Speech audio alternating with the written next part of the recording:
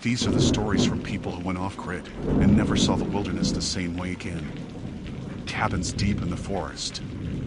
Trails that vanish after sunset. Radios whispering from unplugged walls.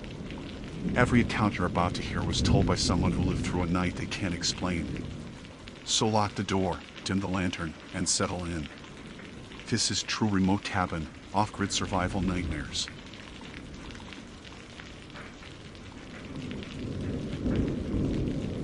My name is Elise Moran. I work as a field cinematographer for an independent wildlife production team based out of Sandpoint, Idaho.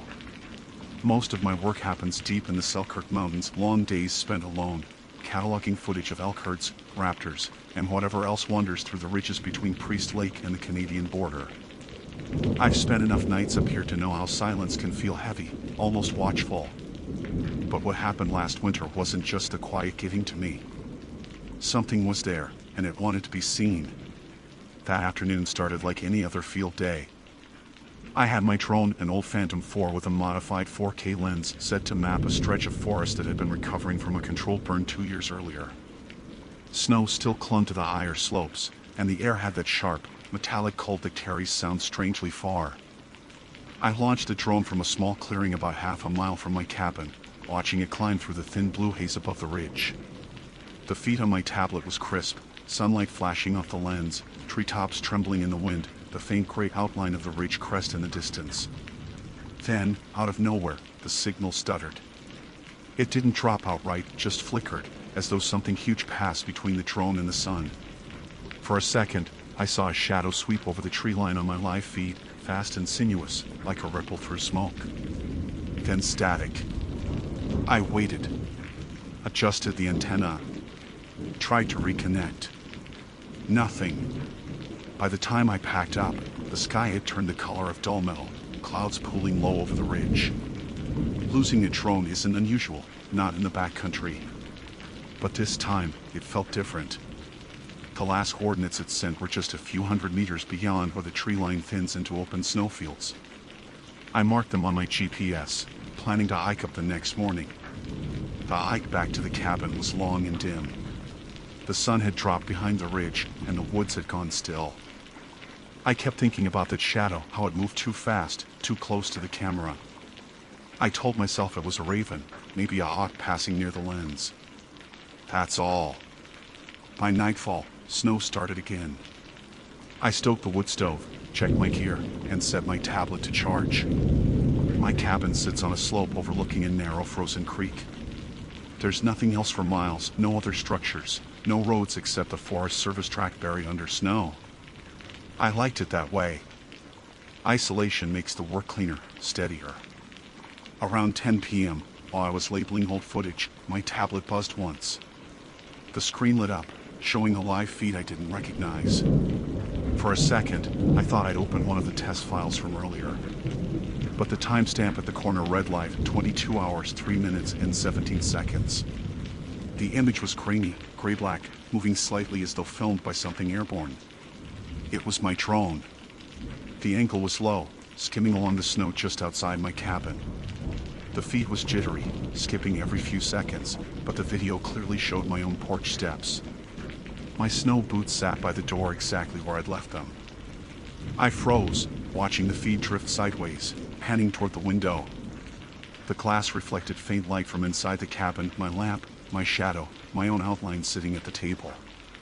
Then the screen blinked to static. I shut the tablet and just sat there, listening. The wood in the stove cracked. Wind rasped along the siding. For a moment, I wondered if the connection was ghosted, some cache data upload lagging from earlier. I reopened the tablet. Nothing. Just no signal. Still, I couldn't shake the feeling of being watched. I turned off the lamp, stood quietly by the wall, and peeked through the curtain. Snow was falling thick now, swallowing the forest into a white blur. No movement. No red drone light. I waited there, breathing shallow. Then, faintly, I heard it, a small mechanical hum, just above the wind. The sound was distinct, rotor blades whirring, hesitating, shifting position.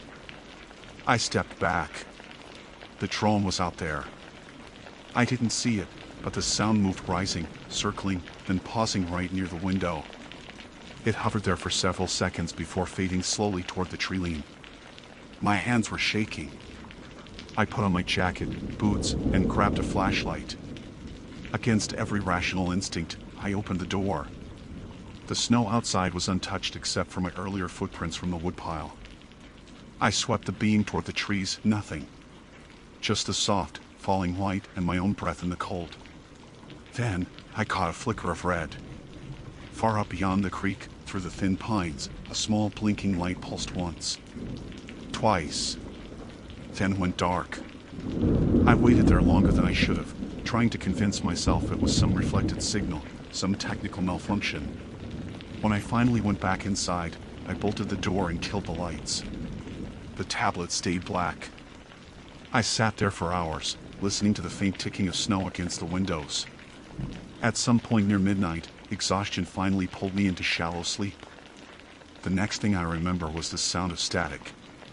It wasn't loud, but it was close. A low, buzzing hiss that made the air feel charged.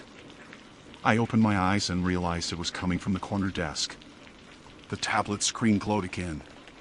This time, the feed showed a fixed shot of the cabin exterior, my window glowing faintly in the dark. I should have turned it off right then. But I didn't. I kept watching, because something in the frame moved. At first, it was just the trees bending under snow.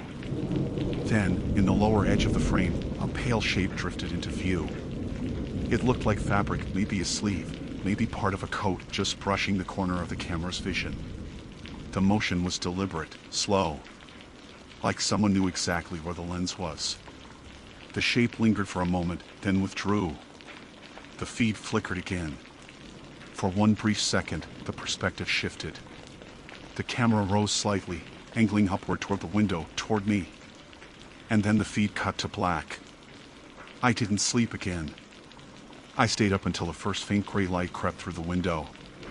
The forest outside was buried in fog and fresh snow, the kind that erases everything. When I finally stepped out, the air was dead still. I scanned the trees, the creek, the slope beyond the ridge. No drone. No tracks. No sound. But when I circled around to the back of the cabin, I saw something half buried beneath the snowdrift near the porch, a small rotor blade, cracked clean down the center. It was mine. One of 4. The rest of the drone was gone. And though I told myself the feed must have been some corrupted data, some glitch of light transmissions and replay caches, when I powered on the controller again, the display didn't show static this time. It showed one line of text. Return signal connected. Then the battery died. I didn't touch the controller for the rest of that morning. I just sat by the stove, staring at the frost collecting on the corners of the window, waiting for the daylight to feel normal again. But it didn't. The air outside had that flat, electric stillness, the kind that makes even birds stay quiet. By noon, I decided to hike toward the ridge and recover whatever was left of the drone. I told myself it was for the data card, the last footage might help explain what happened. But that wasn't the truth. I just needed to know where that signal had really come from. The snow was knee-deep past the creek. My GPS still had the last ping from yesterday, 48.964 degrees north, minus 116.933 degrees west, a spot about half a mile up the western slope. The closer I got, the more the silence pressed in, dense enough that my own breath sounded loud. I expected to see some sign, broken branches, impact marks, but the forest was undisturbed. When I reached the coordinates, the snow there looked smooth, freshly drifted. No crash site, no wreckage. I was kneeling to check my bearings when a sound crackled faintly from my pocket. The controller had turned itself on. Its tiny screen flickered to life, showing the same message as before, return signal connected. I hadn't touched the power button. Then, after a few seconds, a feed appeared grainy and warped, like it was running through interference. The first image was of trees. Then snow. Then a long, slow tilt downward to what looked like a handprint pressed deep into the white. Not mine. The camera drifted sideways, catching glimpses of forest under heavy shadow. Then the feed stuttered and locked on something else, something that made my stomach twist. It was the cabin. My cabin. From the angle, the drone was moving just behind it, sliding low to the ground, almost level with the windows. But this wasn't live. It couldn't be. I was a half-mile away. I turned in place, scanning the tree line, heart hammering so hard it made the strap of my pack tremble. Nothing moved. The feed continued, jerking forward. The image was darker now, edges fraying with static.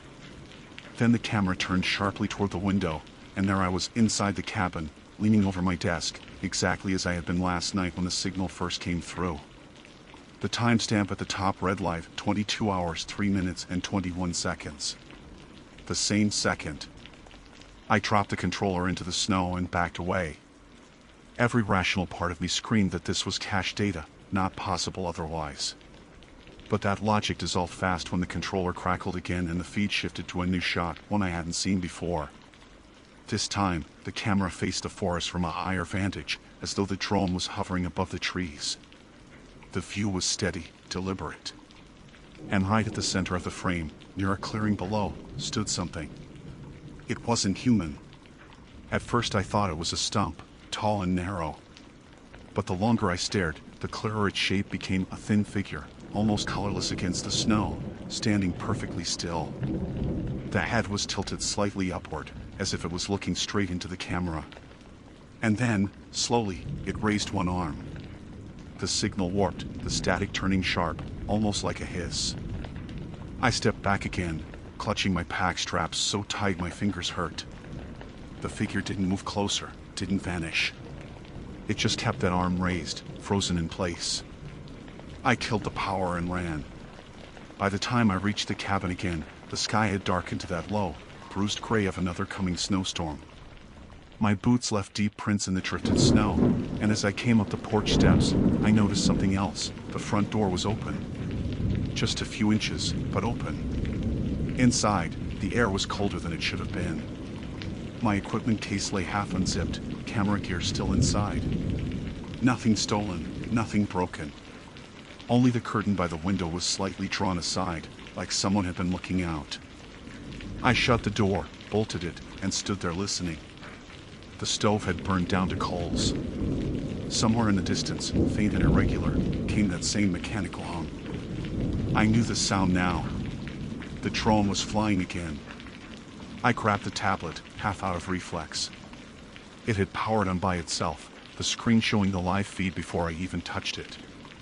My breath caught. The angle was from above, looking down through the trees. My cabin's roof filled the center of the frame. The red glow from the chimney shimmered faintly in the snow. The timestamp read live 16 hours 47 minutes and 9 seconds. It was now. The camera panned slowly, sweeping over the clearing, the frozen creek, the dark woods. Then it stopped. Something stood just at the edge of the frame, half shadowed by trees. Too tall. Too still. The same outline from before. The drone adjusted its position slightly, as if pulled toward it, the motors whirring faintly through the feed. And then, from somewhere outside, I heard it for real. The same whine, close this time, just above the cabin. I ran to the window and yanked the curtain aside. Snow spun through the dimming air, catching what little light was left. The drone was there, hovering maybe 10 feet up, its camera pointed directly at me. The red light blinked slow, steady. I stepped back. The feed on the tablet flickered, matching the exact moment I moved. Then the image zoomed in, the camera focusing on my face through the glass. That's when I saw the reflection behind me. Someone was standing in the doorway. I turned fast, but the space was empty. Just the cold, the crackle of the fire, my heart pounding loud enough to swallow sound. The tablet fell from my hands and hit the floor. The feed didn't stop, it just swung wildly, showing flashes of ceiling, floorboards, firelight. Then it steadied again. The drone was inside the cabin. I didn't see it enter. There was no sound of the door, no gust of air, no motion. It just appeared on the feed, hovering in the far corner, camera tilting slowly left and right. The red light cast a faint glow over the wall. I grabbed the fire poker from beside the stove and stepped forward, every instinct screaming to destroy it. But as I moved, the drone's camera shifted, following my movement with impossible smoothness. I stopped. The feed on the tablet began to glitch, double exposure, overlapping frames. My own face, over and over, from slightly different angles. Then, suddenly, the drone turned toward the window again. There was something outside now. A pale face, pressed against the glass. Expressionless. The same height as me. The drone's light reflected in its eyes, making them gleam red. I swung the poker. Metal struck plastic, sparks and fragments scattering across the floor. The drone crashed, still humming weakly. I stomped it until the light went dark. Silence. I stood there shaking, staring at the broken mess on the floor, waiting for anything to happen next. But the forest outside stayed still. When the storm finally passed that night, I packed what I could and hiked down toward the nearest ranger outpost. It took me until morning to reach the main trail. 2 days later, one of the rangers, a man named Heller, went back up to check the cabin. When he returned, he told me they found the wreckage of a drone about 50 yards behind the building. He said the camera was still intact. When they played the footage back, the last recorded clip showed me standing at the window, staring out into the snow. Behind me, the door was wide open. And just before the video cut to static, a voice whispered through the feed, flat, mechanical, impossible to mistake. Return signal complete.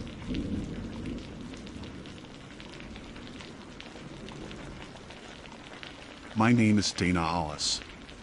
I'm an environmental engineer assigned to monitor permafrost stability in Alberta's northern range, near the Athabasca headwaters.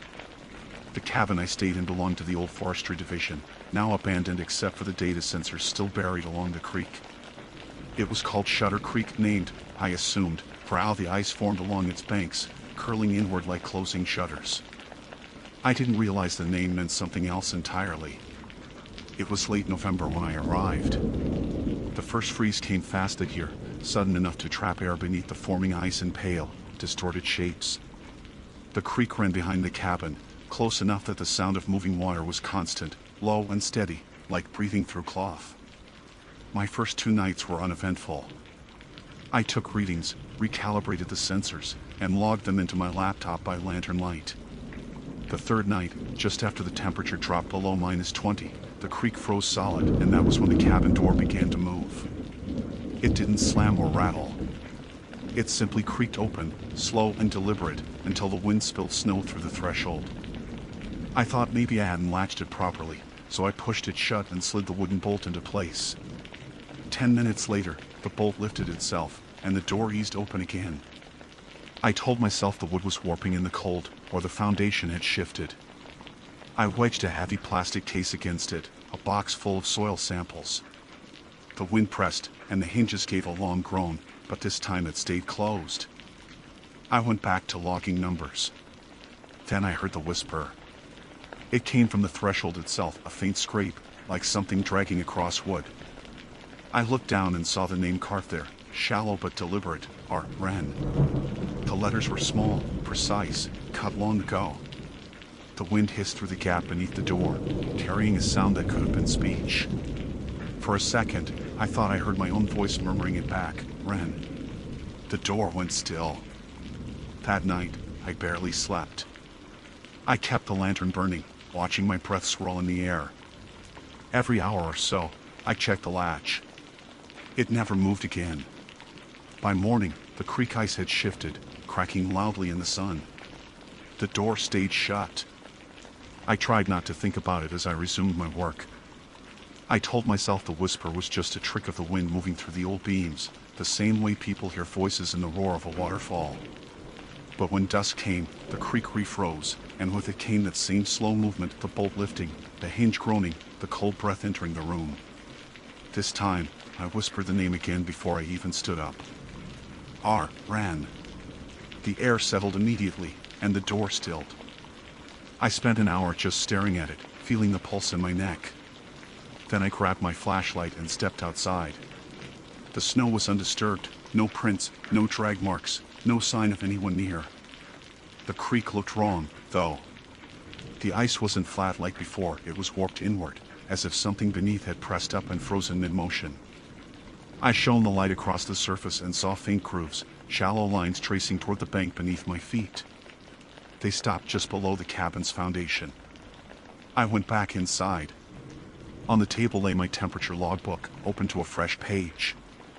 I hadn't left it that way. Across the blank line, someone had written, in faint graphite strokes, "Keep the door shut." I stared at the handwriting. It wasn't mine, though it looked oddly familiar, same blocky lettering as the name carved on the threshold. I checked my pack, my pens, everything. Nothing else had been touched. By the fifth night, I stopped pretending it was anything natural. The pattern was too deliberate. The creek froze, the door opened, and only whispering the name stopped it. I started recording temperature fluctuations during each incident, but the data made no sense. The air inside the cabin would dip 3 degrees colder than outside for about a minute, then normalize as soon as I spoke the name. It wasn't possible. The cabin had no air leaks big enough to cause that kind of shift. When I reported the readings to the agency office in Jasper, the technician on the other end paused and said, "That site's still standing?" I thought it was condemned after the accident. "What accident?" I asked. He hesitated. "Back in the 60s. One of the forestry researchers disappeared. Guy named Raymond Wren. He was last seen doing ice thickness measurements down that creek." The line clicked dead before I could ask more. I didn't want to admit how the name fit, how natural it felt saying it. As if I wasn't just repeating it but returning it. I started avoiding the threshold altogether, stepping over the mark each time without looking down. But it was hard to ignore how the air seemed to tighten whenever I passed. The silence carried weight now, like the space itself was listening. On the 7th night, the door didn't just creak, it slammed open hard enough to shake frost from the rafters. My lantern went out instantly, plunging the room into a suffocating dark. The cold that entered wasn't natural cold, it was thick, damp, like the chill beneath river ice. I felt it pressing against my face, smelling faintly of metal and silt. I whispered the name before I could even think. Wren. The air stilled. The door closed so gently I barely heard it click. I lit the lantern again, my hands trembling so hard the flame nearly died. On the glass, condensation formed a perfect handprint. Not large, maybe the size of mine, but the fingers were slightly longer, more jointed, as if stretched thin by the cold. I slept in fits that night, waking to the faint pop of ice along the creek, each sound carrying like distant knocks. Before dawn, I heard one last noise, a single breath at the door, followed by the softest scrape, like a fingertip tracing wood. I didn't move. When light came, the threshold was clean. The name had vanished. The wood where it had been was smooth, pale, freshly exposed, as if it had never been carved at all. But that night, when the temperature fell again, I felt the door's weight shift. It waited, not for the name, but for me to remember it. And somewhere under the ice, I heard the creek whisper back. By morning, the air had changed. The silence outside wasn't stillness, it was suspension. No birds, no running water, not even the crack of ice. I stepped out into the pale light and looked toward the creek. The ice sheet gleamed dull silver, untouched by snow, smooth as glass. It looked frozen solid, but faint lines ran beneath it, rippling like something shifting just under the surface. I tried to distract myself with work. My data loggers were still active, though half of them had stopped transmitting overnight. When I walked down to reset one by the bank, I noticed small, irregular fractures spiraling outward beneath the ice as if something had risen to press against it. The shape wasn't natural. It was too human. I recorded the coordinates, told myself I'd file a note about structural stress. But when I crouched closer, I saw something glinting through the ice. Metal. I cleared a patch with my glove. Beneath the surface lay a thin brass tag, the kind used on old forestry gear. The letters were corroded, but I could still read it. Wren, Hydro Survey Division. I dropped the glove. My breath fogged the glassy surface. Beneath that tag, in a shadow just deep enough to distort shape, was the outline of a face. Eyes closed. Lips parted, as though caught mid-whisper. The rational part of me screamed to step back, to leave, to pack up and call in the discovery. But another part, the one that had whispered his name for nights, stayed frozen in place. I reached out, fingertips grazing the ice. It was warmer than it should have been. The surface vibrated faintly, like breath pulsing through the frozen layer. When I finally turned back toward the cabin, the door was already open. Inside, the air was colder than outside. My equipment cases had shifted, the soil samples spilled in neat arcs on the floor. On the table, my notebook lay open again. This time, the message wasn't faint pencil marks, it was gouged deep into the page. Keep the door shut. He's under the ice. I slammed the book shut, heart pounding so loud it drowned out thought. I didn't write that. I couldn't have. But my hand ached as if I'd been gripping something hard for hours. The sun fell behind the ridge early that day, and the shadows came faster than usual. I double-checked the latch, bolted it, then dragged both sample crates against the door. Every few minutes, the wind hit the cabin walls, sounding almost like knocking. When the creek froze again that evening, it wasn't gradual this time, it happened all at once. The temperature plummeted 10 degrees in minutes. I heard it, the sharp snap of ice locking across the surface. Then came the sound I'd been dreading, the slow scrape of the bolt lifting. I didn't whisper the name this time. I couldn't bring myself to. The air felt charged, aware. The sound of the creek moved closer, until it wasn't outside anymore, it was inside the wood itself, running through the walls, whispering between the grains. The lantern flickered. The bolt rose halfway, hesitated, then dropped again. The cabinwood groaned, breathing in long, damp exhalations. I backed away, trying not to look at the threshold. That's when I noticed the name had returned, faint but recarved, as if etched from beneath. The letters glowed faintly with frost. "Our Ren," I whispered, voice shaking. "You can last. Please." The reply came from the creek. A deep, cracking moan, followed by a sharp snap. Then silence. When I looked again, the name was gone.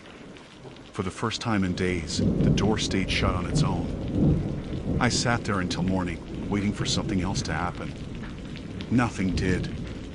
The following day, I packed up. I logged my data, wrote a full report minus everything that wouldn't make sense in an official file, and radioed for pickup. The agency's snowcat arrived at noon. The operator, an older man named Keith, gave me a long look as I loaded my gear. "You stayed in the creek cabin?" he asked. "Shutter Creek, yeah," I said.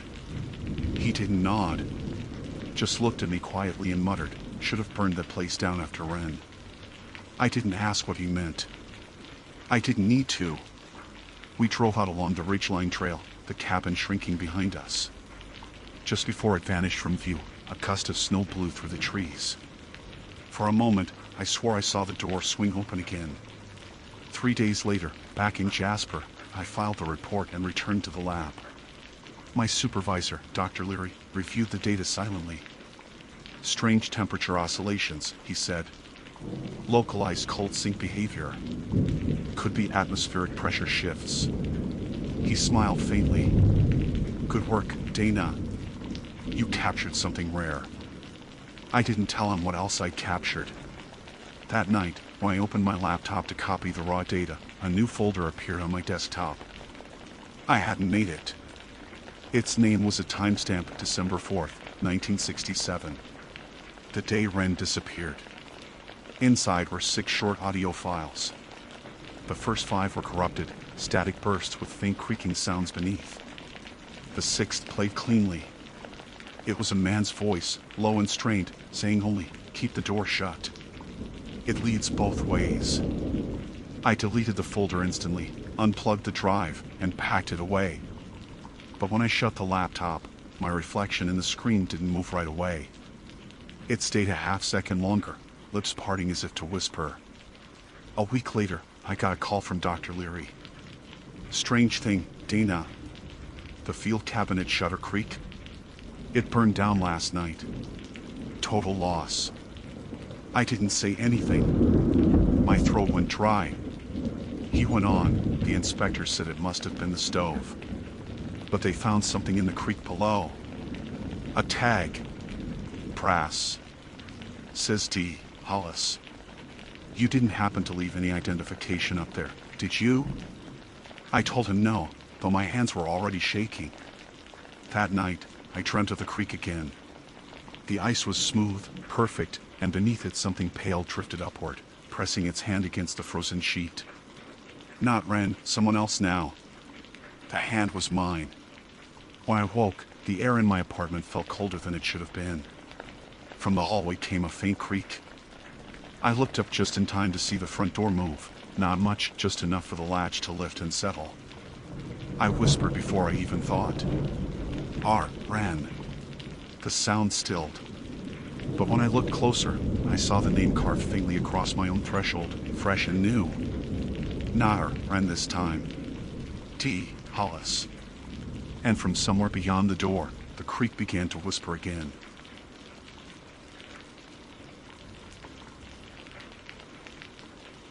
My name is Garrett Ames, and I work as a communications technician for a northern research grid just outside Schefferville, Quebec.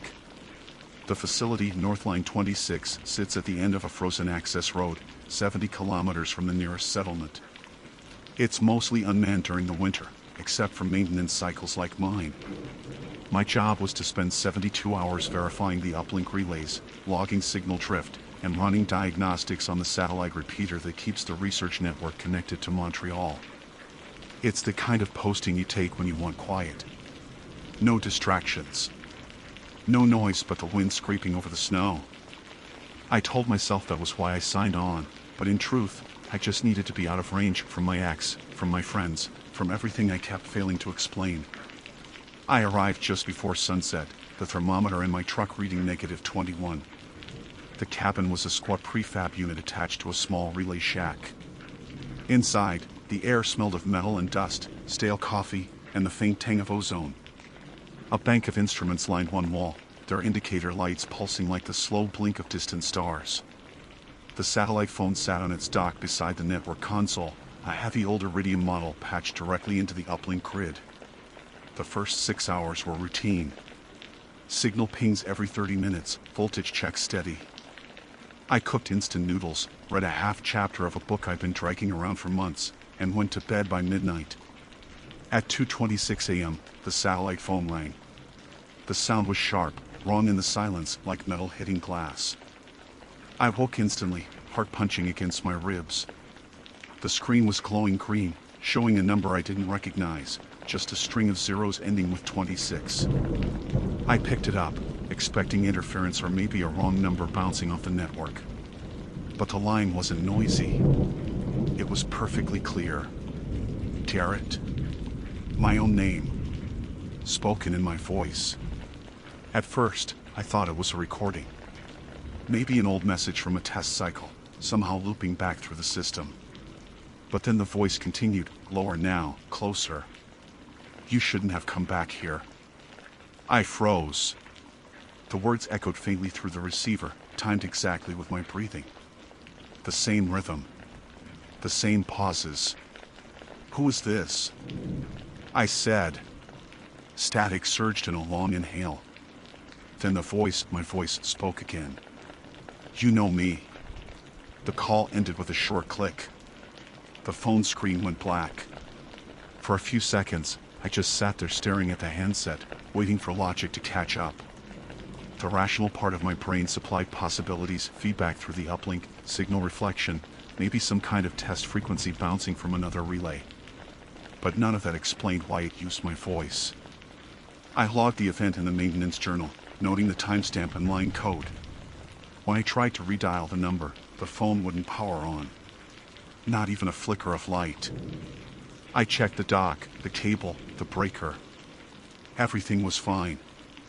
I stayed awake the rest of the night. The wind scraped against the cabin walls, the kind of hollow moaning that makes you swear someone's whispering just outside. I kept glancing at the door, waiting for movement, but the window stayed empty. At 6 a.m., I went out to the relay shack to reset the uplink node.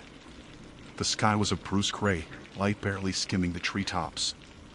Snow crunched under my boots, crisp and loud. The shack door was half frozen, but I managed to pry it open. Inside, the main console was still active, steady green indicators, stable voltage. Everything normal. Except for one thing. The satellite feed log showed an outgoing call at 2:26 a.m. to the same string of zeros that had appeared on the phone. Duration, 2 minutes, 16 seconds. The caller ID matched the Northline 26 station terminal itself. The system had dialed me. I checked the memory logs, expecting to find a fault in the modem or a misfire from the automated test script. Instead, I found a secondary entry, voice capture active. File size, 9.6 megabytes. I played it back through the console speaker. What I heard was the call I just experienced, my own voice talking to me. Only this time, it didn't stop with a real call had cut off. After you know me, the recording continued. Go to the relay mast. Bring the phone. Then a faint metallic click, like a latch turning. I stopped the playback, every nerve buzzing. The mast was 100 yards behind the shack, a steel tower that punched up through the trees, coated with frost. I stared out the window toward it, thinking how absurd this was. It had to be interference, or maybe someone tampering with the system. But Northline 26 was supposed to be offline to the public grid. No one should have been able to reach it remotely. Still, curiosity overruled sense. I grabbed the phone it had mysteriously powered back on and trudged through the snow to the mast. The cold stung my lungs. Ice cracked under each step. When I reached the base of the tower, I saw fresh footprints circling it. Not mine. Too deep, too spaced. The print stopped directly beneath the access ladder. I looked up, expecting to see a loose cable or an animal. But there, halfway up the tower, hung a small object, something metallic swinging lightly from a guy wire. I climbed to reach it, my gloves sticking to the frozen lungs. It was another satellite phone. The same model as mine, same serial series. It looked ancient, weathered, maybe left from a previous technician cycle. I wiped frost from the screen and saw the last call log, 2:26 a.m., to my number. The wind held through the tower's frame, a low animal groan that seemed to carry my name. I shoved the phone into my jacket and climbed down fast. Back inside the cabin, I powered the old device on. The screen blinked once, then lit up with a faint signal. There were only 2 contacts saved, Northline 26 and Garrett A. As I stared, the clock on the console changed to 2:25 a.m., though it was barely noon outside. The digital display flickered once, then twice, and the room went dim. The phone in my hand began to ring. And from the other one on the table, still docked to its charger, came my own voice whispering, quiet, like through clenched teeth. Answer it. I didn't want to, but my hand moved anyway. Some reflex in me, the kind that makes you grab a live wire just to prove it's real, picked up the phone. The line was silent for a moment. Then, you took it. The voice was mine again, but wrong this time, slower, as if the sound had to travel farther than the signal should allow. What are you? I asked, keeping my voice steady though my mouth had gone dry. I'm where the signal ends, it said. You left me here. Static surged, like the air itself was being scraped raw. My hand trembled against the receiver. I never left anything here, I said. Who are you? But the voice didn't answer that. Instead, it whispered, go to the mast again. Look at your reflection. Then the call died.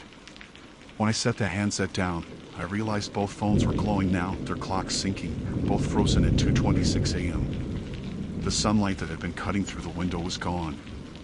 I checked my watch. 12:07 p.m. The time didn't match anymore. I stepped outside into the cold. The air had thickened, even the sound of my boots on the snow seemed muffled. The mast loomed ahead like a dark bone against the sky.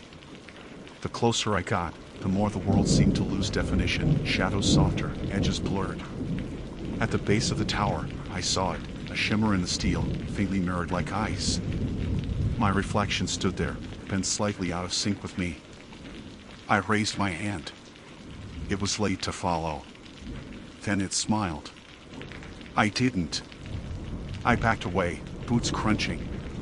The reflection tilted its head, the motion jagged like a skipped frame in a film reel. The faint hum of the tower deepened into a low, rolling tone that I could feel vibrating through my ribs. The satellite phone buzzed again. I looked down, same unknown number, same zeros ending in 26.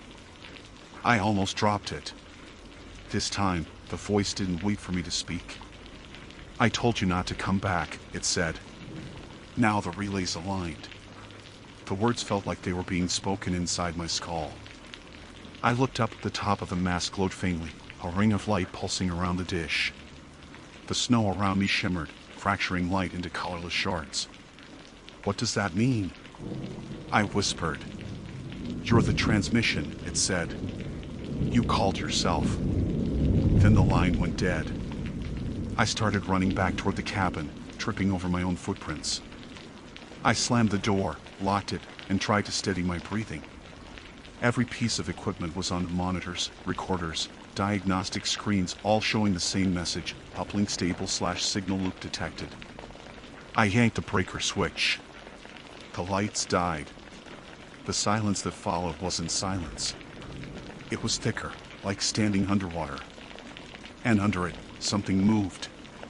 A faint echo of my own footsteps, perfectly timed but coming from behind the wall. I turned toward the sound. The reflection in the window was darker now, clearer than it should have been in the low light. My reflection blinked out of sync. I took one step closer, and it tilted its head again, just like before. Then its mouth moved. No sound came through the glass, but the satellite phone on the table began to ring again. The screen pulsed green. 2:26 a.m.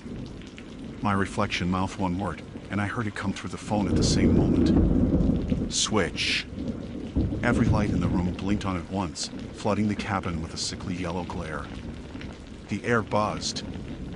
I felt pressure in my ears, like when a plane descends too fast. Then I wasn't alone. There was someone standing in the doorway. Same jacket, same face, same expression down to the scar on my left hand. He was holding the second satellite phone. It was me. He looked calm, almost tired. I told you, he said, voice low and steady, you shouldn't have come back. My mind broke open trying to make sense of it. You're not real, I said. He stepped closer. The air between us shimmered, thick with static. You made the loop, he said. Every time you connect the line, it completes itself. You think it's just data, but the relay carries more than signal. It carries you. I shook my head. That's not possible. Not for long, he said, almost kindly. Not after 2:26. The cabin lights flickered, plunging us in alternating darkness and glare. Each flash showed him closer, until I could see frost crusting his eyelashes, the pale chapping of his lips. He looked like something that had been outside too long. What happens at 2:26? I asked, voice barely a whisper. He smiled, a small, broken thing. The line stabilizes. The phones rang in unison. He reached out and pressed one into my hand. I felt the plastic burn cold against my skin. Answer it, he said. I didn't want to. I wanted to run. But something deep and mechanical in me obeyed. I lifted the phone to my ear. The voice on the other end was frantic, mine again, but this time distorted, terrified. Don't let it take you. Break the line. Derek, break. Static exploded. The other me lunged forward, trying to grab the phone. Instinct took over. I threw it at the console. It shattered, sparks flaring across the floor. The lights blew out. Darkness dropped like a lid. I groped for the breaker, but the room had changed. The walls were closer, the air colder. The faint reflection in the window was gone, replaced by an open black void that showed the mast outside, still pulsing with that faint ring of light. And then, through the glass, I saw myself, another version, climbing the tower, holding the phone against his ear. Each time the ring of light pulsed, the world inside the window shifted a fraction closer to mine. I felt it pressing at the edges of my mind, like feedback building. I ran to the console, typing in the command to sever the uplink. The system resisted, lines of text flickering faster than I could read. Then, just as the signal spiked, the screen went dark. The silence after that was absolute.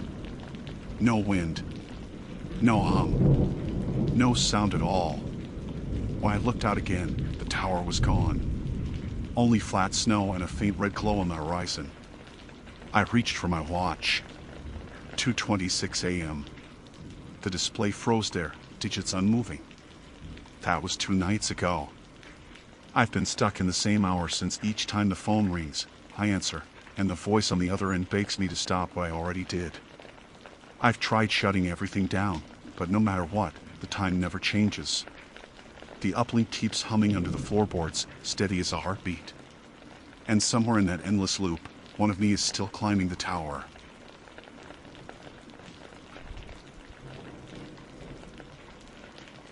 My name is Riley Shaw.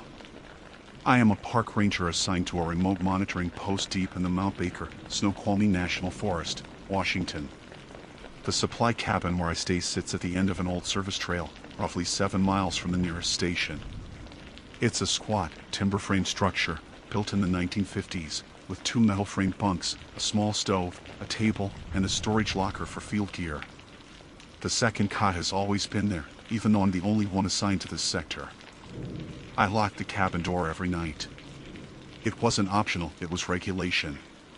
Between black bears, squatters, and the occasional transient hiker, you learn to secure your perimeter early. Still, each morning when I woke, I'd find the second cot in the corner looking freshly disturbed. The blanket would be folded back, as if someone had just rolled out. The pillow always had a shallow indentation, right in the middle, like a head had rested there overnight. At first, I brushed it off. Maybe I'd left the window cracked and a draft had moved the bedding.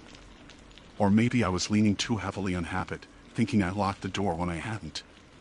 But on the third morning, when I ran my hand along the pillow, I felt the faint lingering warmth. That stopped me cold. The forest up here doesn't forgive carelessness. Everything's damp and heavy with silence, so much so that sound feels like a disturbance rather than comfort. The first night it happened, I convinced myself I must have forgotten to relock the door after stepping out to relieve myself. By the fourth, I triple-checked the latch, wedged the bottom of the door with my pack, and tied paracord around the handle for good measure. I even took a photo on my phone before turning in, just so I'd have proof that it was sealed. When I woke at 5:42 a.m. to the same sight, the blanket rumpled, the pillow dented. I couldn't rationalize it anymore. That morning, fog draped the trees like wet gauze. The air tasted of cedar rot and cold metal. I stepped outside, scanned the moss-soft ground, and found no footprints, just my own from the day before, fossilized in the mud. The cabin sits in a clearing of fir and hemlock, with a small ridge to the north. Nothing had disturbed the underbrush. Not even deer tracks. It was as if the forest had pressed itself flat, waiting. I reported it in my daily log but left a detail vague. Possible intrusion, no sign of entry. I didn't want to sound paranoid. Rangers alone in the backcountry sometimes start seeing patterns in nothing. The isolation toys with your sense of sequence. That night, I set a trap of sorts. I sprinkled flour around the cot, just a thin, even layer, and left my thermal camera running from the supply locker. I sat awake by the stove for hours, notebook in hand, listening to the faint pop of resin in the burning wood. Around 1:18 a.m., I started nodding off. The forest outside was unnervingly still. No wind through the needles, no night birds. The air pressure shifted like before a storm, though the forecast had been clear. The silence pressed so deep I could hear the scrape of my own heartbeat. When I woke again, dawn light had just begun to sift through the window. My first thought was that I'd failed my own test. I must have fallen asleep hard. The flower looked mostly undisturbed from where I sat. But when I stood and leaned closer, I saw it, the faint outline of a handprint on the wooden frame beside the pillow. Long fingers. Too long. The thermal camera had shut off at 2:07 a.m. battery dead. I replayed what footage it had captured, a few hours of static heat maps, the stove's orange glow, my own movement. Then, at 1:53 a.m., something pale appeared in the corner of the frame near the cot. Not a full shape, just a heat signature. The outline of a torso, rising slightly, then vanishing like fog under sunlight. My throat went dry. I replayed that few-second clip again and again until my laptop battery ran low. The shape didn't move like a person, it shimmered, then flattened, dissolving into the cold. By then, I had to radio in my scheduled morning check-in. I debated whether to say anything about the footage, but decided against it. The old-timers at base camp had a habit of turning every odd story into gossip. Instead, I logged it as possible reflection interference. The day passed uneventfully. I hiked the perimeter trail, inspected water gauges, checked wildlife cameras, all while trying not to glance back toward the cabin ridge. Every shadow seemed to move. Every sound, snapping twig, shifting branch, tugged my attention back toward that second cot waiting for me. By dusk, a thin drizzle had started. The kind that isn't really rain, just suspended moisture that coats everything in cold. I made a fire, cooked a packet of instant stew, and left my jacket by the door to dry. The air smelled of smoke and wet wood. Around 9 p.m., I sat at the table, pretending to read by lantern light. My eyes kept drifting to the cot. The blanket lay flat, tucked tight. The pillow smooth. The paracord around the door handle was taut, tied in a ranger's knot. Nothing could have entered without untying it first. At 10:43 p.m., I heard the faintest shift in fabric. The kind of soft sound that doesn't come from wind or settling wood, but from weight, something pressing down lightly, like a body reclining. The lantern flickered. I didn't move. The air in the cabin grew dense, cold enough for my breath to fog. The smell changed to earthy, metallic, faintly sweet, like wet moss mixed with rust. Then came the sound of breathing. Not human, not quite. A slow rhythm, drawn from nowhere, filling the space beside me. I turned my head toward the cot. The blanket had sunk slightly at the center. The dent deepened, the pillow bowing inward. Yet nothing visible lay there. The shape was outlined only by absence and indentation where warmth should be. I whispered, "Who's there?" The breathing stopped. A few seconds later, the stove popped. A small ember spat out, landing on the floor. When I looked back up, the cot was flat again. Smooth. The air slowly warmed. I didn't sleep. I sat there till dawn, watching light crawl down the wall, telling myself I'd imagined it. I knew better. The shape had weight. The air had changed. That cot hadn't just been disturbed, it had been used. By morning, I packed my field kit, hiked out to the nearest signal ridge, and tried to call in a maintenance request. The radio cut out halfway through. Only one phrase came through the static before the line went dead. My own voice, repeated faintly back at me, saying, "Don't stay tonight." And then, nothing. I returned to the cabin anyway. Regulations demanded one more night before transfer rotation. I told myself it would be fine. Just one last night in the woods. But as dusk thickened and I stepped inside, the first thing I saw stopped me cold. The second cot, perfectly made, blanket folded, pillow fluffed, and on top of it, a small note written in graphite on the cabin ledger page. "Thank you for letting me rest." The handwriting was mine. I stared at the note for a long time, waiting for my brain to catch up with what my eyes were telling me. The handwriting wasn't similar to mine, it was mine. Every loop, every slant, the exact way I crossed my T's a little high. The pencil use was the one I kept on the cabin desk. I turned the page over, half expecting some trick, but it was just one sentence, carved slightly deep from pressure. "Thank you for letting me rest." I set it down, trying to steady my breathing. The forest outside had gone quiet again, no wind, no movement, not even the faint chirp of the night insects that usually flickered awake by dusk. I walked to the door, tested the latch. Still locked. Paracord still tight. My radio on the table flashed its low battery light, a single red blink every few seconds like a heartbeat. I don't know why I didn't leave right then. Maybe it was pride. Maybe curiosity. You don't survive long as a ranger if you spook at every strange thing in the woods. Still, something about that note made me feel watched. Like it wasn't left for me, it was left after me. The light outside faded into a dull silver wash, the kind you get when the moon hides behind low clouds. I lit the lantern again, pulled my jacket tighter, and sat at the table facing the bunks. The second cot looked almost peaceful now, like a stage reset after the actor has left.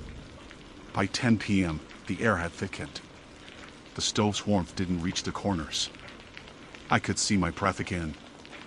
I checked the window, it was fogged from the inside, tiny beads of moisture running down the glass. My reflection looked off somehow, a fraction delayed, like it wasn't keeping time with me. That was when I heard it, a faint creak of the floorboards, coming from behind the storage locker. I froze, listening. The sound came again, slow, deliberate. Like someone shifting their weight, careful not to make noise. I rose, flashlight in hand, and aimed it toward the back wall. The beam caught motes of dust swirling, but nothing else. I stepped closer. The locker door rattled slightly as if something inside had brushed against it. My hand hesitated over the latch. Then the radio crackled. Not static words. My name, faint and dragged out, like someone trying to speak through water. Riley. The flashlight shook in my hand. I turned back to the table. The radio light blinked twice, then died.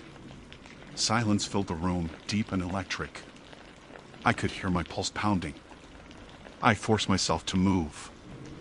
I opened the locker in one swift motion, empty. Just rope, repair tools, a spare battery.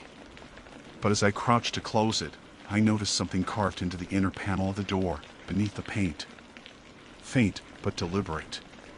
Stay quiet while I sleep. Every hair on my neck stood up. The breathing started again. Slow. Rhythmic. From the cot. I turned toward it, heart hammering. The blanket had sunken slightly, the same way as before. The air shimmered faintly above it, distorting like heat on asphalt. I stepped closer, hand trembling, flashlight beam shaking across the fabric. The dent deepened as if unseen weight pressed into it. The smell came next, that same cold, metallic scent, laced with damp soil. The air temperature dropped fast enough that my breath fogged in clouds. Then, softly, a voice came from nowhere.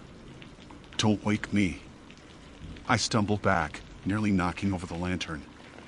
Its flame guttered, shadows leaping across the walls. I could see every flicker, every rough plank of wood, and in the reflection of the lantern glass, something sitting up on the cot. A pale outline, featureless, like the air had thickened into the shape of a person. Its head tilted toward me. For one long, motionless second, neither of us moved. Then the outline lowered itself back down. The cot creaked once. The blanket settled. The air went still.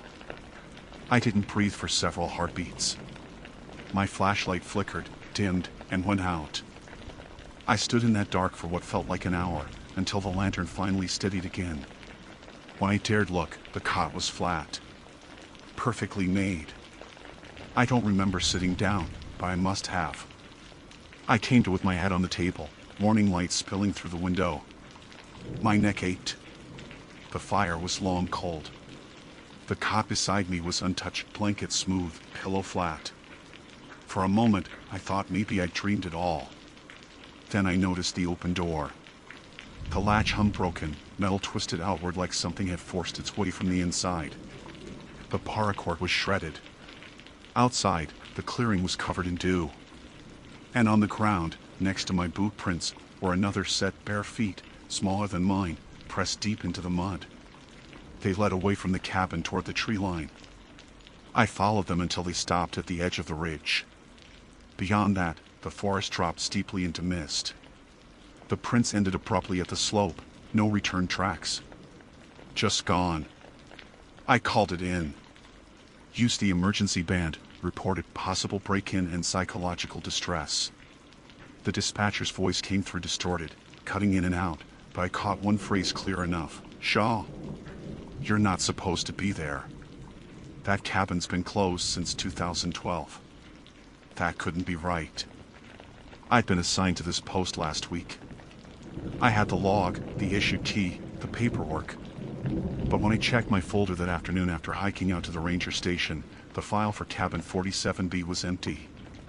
Just a blank record number. No assignment order.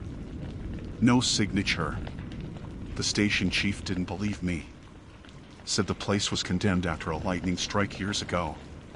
Said no one had been stationed there since.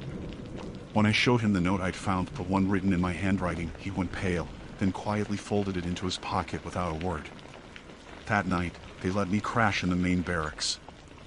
I tried to sleep, but the smell of smoke and wet pine kept dragging me back to that cabin. Around 3 a.m., I sat up, unable to shake the feeling that someone was nearby. There was a cot beside mine, one of the spares used by visiting patrols. The blanket was pulled back, the pillow indented. I reached out, hand trembling, and touched the fabric. Still warm. From across the dark, someone whispered in a voice identical to mine, calm, almost kind. "Thank you for letting me rest." I turned on the light. The cot was empty. I'm back on medical leave now. They told me to write everything down, get it out of my system.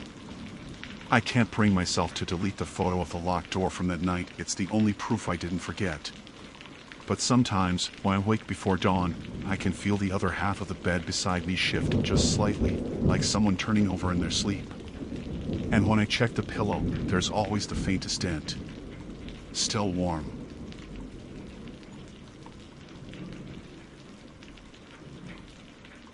My name is Lila Grant. I am an isolation researcher under the Behavioral Response Institute, currently stationed in the northern Maine woods. My work involves studying how prolonged solitude impacts cognition and perception. For this phase, I was assigned to a field station near Chisuncook Lake, an old ranger outpost retrofitted with recording equipment and a data terminal. The cabin sits alone among birch trees, its only window facing east toward the lake. I arrived 3 weeks ago, at the start of winter.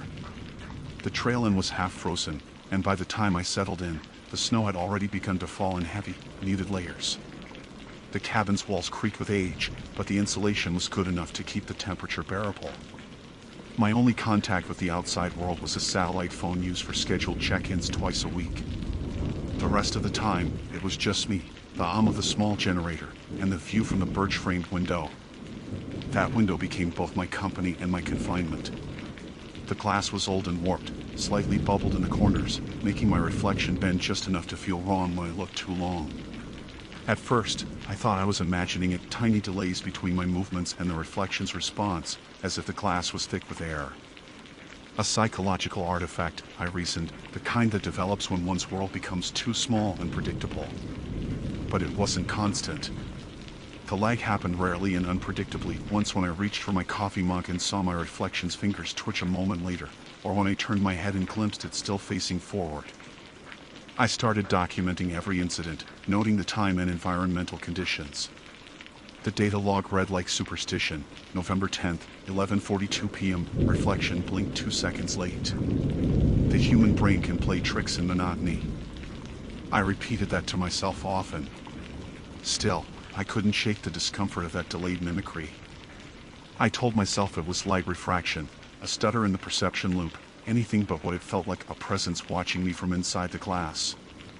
On the 12th night, the wind picked up sharply. The birches swayed like pale skeletons against the black sky, their branches clawing at the siding. I sat by the heater, reading the data on my laptop, when I noticed movement in the reflection of the window. A pale face, mine, looking back. But my hands froze on the keyboard as I realized something subtle yet unbearable. My reflection was smiling faintly, while I was not. It was so small, so slight, that I thought it could have been the distortion of the old glass. But as I leaned closer, my reflection's lips parted wider, stretching into a grin that felt eager. My stomach dropped. I blinked, stepped back, and the smile vanished instantly.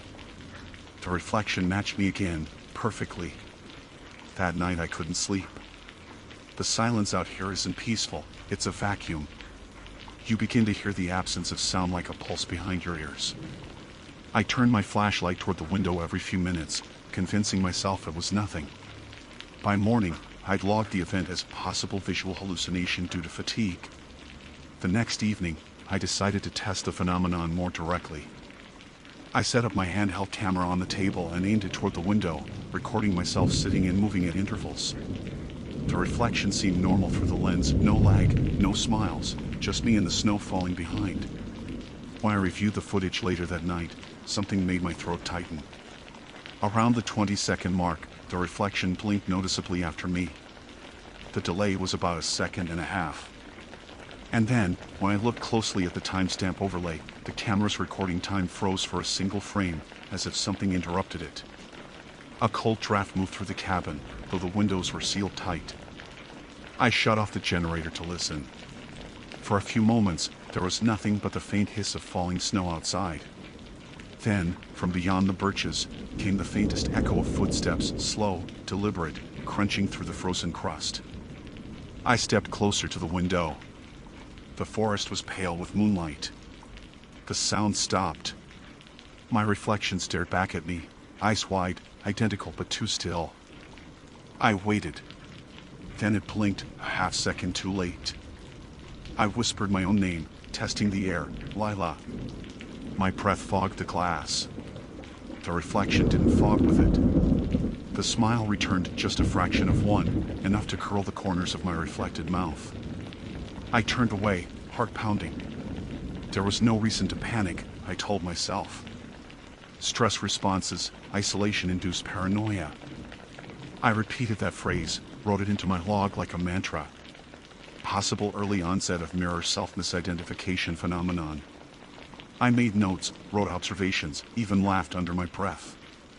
But something deep in my body, something primal, knew it wasn't that simple. When I checked the footage again before bed, the reflection moved slightly before I did. Not after. Before. I stopped watching. I shut the laptop, covered the window with the old flannel blanket, and sat in darkness for a long time. The wind had died down completely. The woods outside were motionless, frozen. Then came a soft, rhythmic tapping from the glass. Not loud, more like fingernails brushing it in a steady, patient beat. I didn't move. My breath felt too loud. The tapping went on for maybe 30 seconds, then stopped. When I finally pulled the blanket aside, the window was empty, just my reflection, pale and trembling. Only then did I notice that the condensation on the glass had smeared from the inside, streaks shaped like fingertips pressed outward. That was when I started locking myself in the back room at night. I tried to sleep without looking at the glass, without thinking about that half smile waiting behind it. But you can't ignore your own reflection forever. The next day, around dusk, I was writing field notes when I caught movement at the edge of my vision again. I turned, slowly this time, keeping my breathing steady. My reflection was facing me, but something about the alignment was wrong. The cabin light hit my cheek from the left, yet the reflection's glow was from the right, as if the illumination came from somewhere deeper inside the glass. It raised its hand to the window. I didn't. And still, the glass creaked under the pressure of something pushing from the other side. I froze, watching my reflection's hand press against the inside of the glass. The birch trees beyond were barely visible through the reflection's outline, its face clearer than it should have been, as if the glass wasn't reflecting anymore but revealing something beneath it. I whispered, "Stop." My voice trembled. My reflection's lips moved a moment later, repeating it like an echo, but its eyes stayed fixed on me. I stumbled backward and reached for the blanket to cover the window again, but before the fabric dropped, I saw my reflection tilt its head too slowly, too far, its grin stretching wide enough to show teeth. My chest tightened, a pressure like deep water closing around me. I shut my eyes and dragged the blanket over the glass, stapling it at the corners with shaking hands. I didn't uncover that window again that night. The power flickered around midnight. The heater cut off, leaving the cabin in a deep, bone-cold stillness. The silence pressed so hard it felt alive.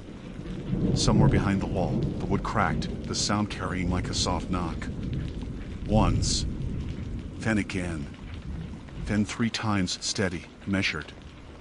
I tried to breathe quietly, lying there in the dark, telling myself it was just a contraction of the wood in the cold. But deep down I already knew the rhythm matched the tapping I'd heard on the glass. When the generator finally caught again, I sat up, my breath visible in the air. The blanket over the window stirred slightly, like a draft moved behind it. Except no draft could do that. It rippled outward, slow and deliberate, like someone brushing the cloth from the other side. I didn't move until daylight filtered through the edges of the blanket. Morning light shouldn't have made me feel safe, but it did, in the way that a thin light can feel like truth for a moment. I told myself I'd finish my last reports early and request a pickup. I could claim a technical malfunction, something that would justify leaving the site. At noon, I heard the phone ring. The sound startled me. It wasn't scheduled check-in day. I picked it up. Static filled the line, faint but rhythmic, like breathing. I said, "This is Dr. Grant." The static thinned for a second. Then a voice, my own voice, came through, clear as if it was being spoken just a few feet away. "Don't turn around." The phone slipped from my hand. The line went dead. Every muscle in me locked. I stood in the middle of the cabin, facing the door, staring at the snow light leaking through the boards. I didn't turn. Not right away. I wanted to believe it was some kind of feedback loop, a misrouted transmission, but the longer I stood there, the more I felt a shape behind me, a shadow stretched wrong by the angle of light. When I finally turned, the blanket over the window was gone. It lay crumpled on the floor. The glass was bare again. My reflection was waiting. It didn't move at first. Neither did I. The air between us felt charged, humming faintly. The reflection blinked, slow and deliberate, and its smile returned, but this time it was whiter, filled with that strange, almost joyful hunger. It lifted its hand again to the glass. This time, I lifted mine too. I don't know why. Maybe instinct, maybe fear masquerading as control. Our palms met through the cold pane. But where I expected smooth glass, I felt texture, something faintly warm, almost skin-like, pulsing beneath my touch. I yanked my hand back and stumbled into the table. The reflection stayed frozen, palm still pressed flat. When I looked down at my own hand, there was moisture on my palm, not condensation, but a slick, translucent film that shimmered faintly before evaporating. That was the first time I realized it wanted out. I packed my gear in a panic: camera, hard drives, logs, everything I could carry. I didn't bother turning off the heater or securing the lab materials. I just wanted to reach the snowmobile and get off site before dark. The trail would be half frozen, but I didn't care. As I sipped my parka, I made the mistake of glancing back one last time. The reflection wasn't mimicking anymore. It was closer to the glass, much closer, its face pressed against it so hard the features distorted. Its mouth opened wide, too wide, the jaw unhinging in a soundless scream that fogged the window from the inside. I ran. The air outside was heavy with falling snow. My boots sank deep, each step swallowed by the hush of the forest. I reached the snowmobile, yanked the cover off, and jammed the key into the ignition. Nothing. Not even a click. The battery had died, though it had been fully charged the day before. I slammed my fist against the handlebar and looked back toward the cabin. The window glowed faintly in the gray daylight. The reflection was still there, barely visible through the storm. But even from a distance, I could tell it wasn't just my shape anymore. There was something behind it now, something darker, taller, leaning over its shoulder like a shadow learning to stand. I left the snowmobile and ran toward the tree line, thinking I could follow the ranger trail on foot until I reached the service road. But the woods here aren't kind. The snow deepens, the light shifts, and the compass never quite points true. Within minutes, I'd lost sight of the cabin and then the trail itself. The forest was utterly still, every sound swallowed. Until I heard it. Footsteps. Crunching, soft but purposeful, pacing me from behind. I stopped. They stopped. I turned slowly, heart hammering, and through the white curtain of snow, I saw a shape moving between the birches. It looked like a person, same height, same parka, but pale, shimmering, as if made of the glass itself. Its face was a blank reflection, and when I moved, it moved in perfect sync. I turned and ran. Branches scraped my arms, snow filled my boots, my lungs burned. I didn't know where I was going anymore, just away. Away from the cabin, that window, that thing wearing my face. When I finally fell, gasping, I realized I was back at the clearing. The cabin loomed in front of me. I don't remember turning back. The window was open. Not broken, open. The glass gone, the frame bare, like a mouth that had just exhaled. Something inside moved, slow and deliberate. I saw my reflection step out onto the snow, exactly as I had imagined it would, smiling, unbothered by the cold. It looked at me with calm familiarity, as if it had been waiting for this exchange all along. It didn't chase me. It just stood there while I backed away, step by shaking step, until the forest swallowed it again. I never made the scheduled check-in. The rescue team found the cabin 2 days later. The window had been repaired, sealed perfectly, no signs of forced entry. My belongings were still inside. The only oddity in the report was a single handprint on the inside of the glass. They said it matched mine.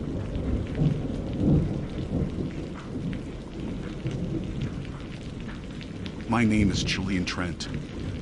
I work as an oil surveyor for a small contracting firm that leases mapping rights in the Alaska interior. Most of my assignments are quiet, mark coordinates, log temperatures, send data through the uplink. I'm not supposed to dig too deep into what happened at any particular outpost. Those things are handled by corporate or the state. But that winter, I drew Outpost 9. The location was near the Kuskokwim River, 70 miles from the nearest airstrip. The company had set up a cluster of prefabricated modules years ago, meant for alternating 2-week rotations of engineers and surveyors. But for reasons that were never explained clearly, the site had been shut down since last winter. I was told to check the condition of the structures and see if the communication systems could be salvaged. I didn't think much of it then. Remote cleanups were common. When I landed, the pilot refused to cut the engine. He leaned out and yelled over the roar, "You've got a single night. Weather's rolling in fast. I'll come back tomorrow if I can." Then he pushed my duffel out onto the snow, nodded once, and took off. The helicopter dwindled into the white, swallowed whole by the wind. It was early afternoon, but the light already had that thin, strained look that mid-evening wasn't far away. The outpost sat in a shallow depression, 6 squat units connected by steel walkways. A windsock hung stiff and frozen. The temperature gauge by the door blinked minus 38 degrees Fahrenheit. No footprints, no tire marks, just a flat skin of snow stretching in every direction. The first thing that struck me when I entered the main module wasn't the cold, it was the smell. Not rot exactly, but a dry, metallic scent, like old blood on iron. The air was stale and quiet. I pulled off my gloves, flicked the switch for the generator. It caught on the second try, and the lights hummed back to life, flickering weakly. And that's when I saw the boots. A dozen pairs, neatly lined against the wall near the door. Thick rubber and leather, thawed and dry. Their inner linings were stiff but not frozen like they'd been worn recently, then left to warm overnight. Each pair had a tag stenciled with initials. Team B. According to the logbook on the wall, Team B had checked in last March and never checked out. The record simply ended mid-entry, or returned by dawn. I sat at the work table and powered the radio console. Static filled the speakers, a soft, endless hiss. Then, faintly beneath it, I caught a repeating signal, 5 seconds of silence, followed by a familiar phrase in a man's voice, "We're almost home." It looped again. "We're almost home." The timestamp on the console was from 11 months ago. At first, I assumed it was a playback glitch, a corrupted loop from a saved transmission. I toggled the frequency settings, cycled through channels, even disconnected the power for a few seconds. When the radio rebooted, the message returned, exactly the same. The same tone, same pause, same grain of exhaustion in the man's breath. "We're almost home." The phrase carried a strange pull, like something intimate spoken to no one in particular. I leaned closer to the speaker and noticed another faint detail. In the background, there was wind, but not the howl of an exterior mic. It sounded muffled, as though the voice had been recorded indoors. I looked around the empty outpost, the humming lights, the boots lying neatly by the wall, the faint scuff marks near the bunks. The longer I listened, the more I began to hear small irregularities in the loop. Once, the man's breathing cut off early. Another time, there was a dull thump just before he spoke. I replayed it again and again, trying to isolate the sound until my skin started crawling from the repetition. I shut the radio off. The silence that followed was thicker than before, as if the room itself were waiting for me to turn it back on. I forced myself to get back to work, checking storage, inspecting the structural seals, photographing any damage. The routine kept my mind grounded. But in every module I entered, there were traces that didn't belong. Unrolled sleeping bags with fresh creases, coffee rings on the table, a pair of gloves half folded beside a thermos that still smelled faintly of grounds. Everything appeared lived in, but not abandoned long enough to explain 11 months. Around 6 p.m., twilight sank in fast. I decided to stay the night inside the main module, near the generator controls. The air vents rattled occasionally as the metal expanded in the cold. I heated a can of stew, recorded my field notes, and tried not to look at the line of boots near the wall. At some point, I heard a faint knock from the adjoining module, 3 dull, precise taps, spaced evenly apart. I froze, spoon halfway to my mouth. The sound came again, slightly louder. I told myself it was thermal contraction, maybe ice shifting along the frame. I tried to focus on the rhythm, to find the mechanical cause, but it was too deliberate. I stood up, grabbed my flashlight, and crossed into the connecting hallway. The air there was sharper, colder. Frost had formed along the edges of the inner window panes. I swept the beam around, nothing but the sheen of frozen condensation. When I reached the second module, I found the door half ajar. The log said this unit had been for communication support. Inside were 2 desks, a rack of radio equipment, and a cracked laptop still plugged into the wall. A faint green light blinked on its side. The battery shouldn't have held a charge after so long. The knock came again, this time from the far end of the corridor, 3 taps, perfectly spaced. I swung the light toward it, heart pounding, but saw only the sealed bulkhead door leading to the next module. The sound hadn't come through the wall. It had come from inside the hall, just beyond the edge of the light. For a long moment, I didn't move. Then I stepped backward, slowly, and reached for the latch to shut the door. But before I could, the radio crackled to life again through the open channel in the other room. "We're almost home," the voice said. Louder now, closer, as if the speaker had leaned toward the mic. The background wind was gone. Just breathing. Then, after a pause, "Julian, open the door." My name, spoken in my own voice. The flashlight trembled in my hand. The corridor beyond the door was empty, but the frost on the inner windows began to melt in slow, trickling lines, as though something warm had passed on the other side of the glass. And from down the hall, 1 pair of boots scraped faintly against the metal floor. I don't remember dropping the flashlight, only the sound it made when it hit the floor, 1 sharp clatter that echoed far too long. The scrape stopped immediately after. My reflection stared back from the narrow window beside the door, distorted by the frost. For a second, I thought it moved when I didn't.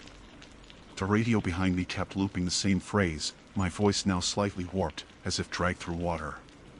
"Julian, open the door." Then back to the older line again, "We're almost home." The alternation continued, smooth as breath. I forced myself to move.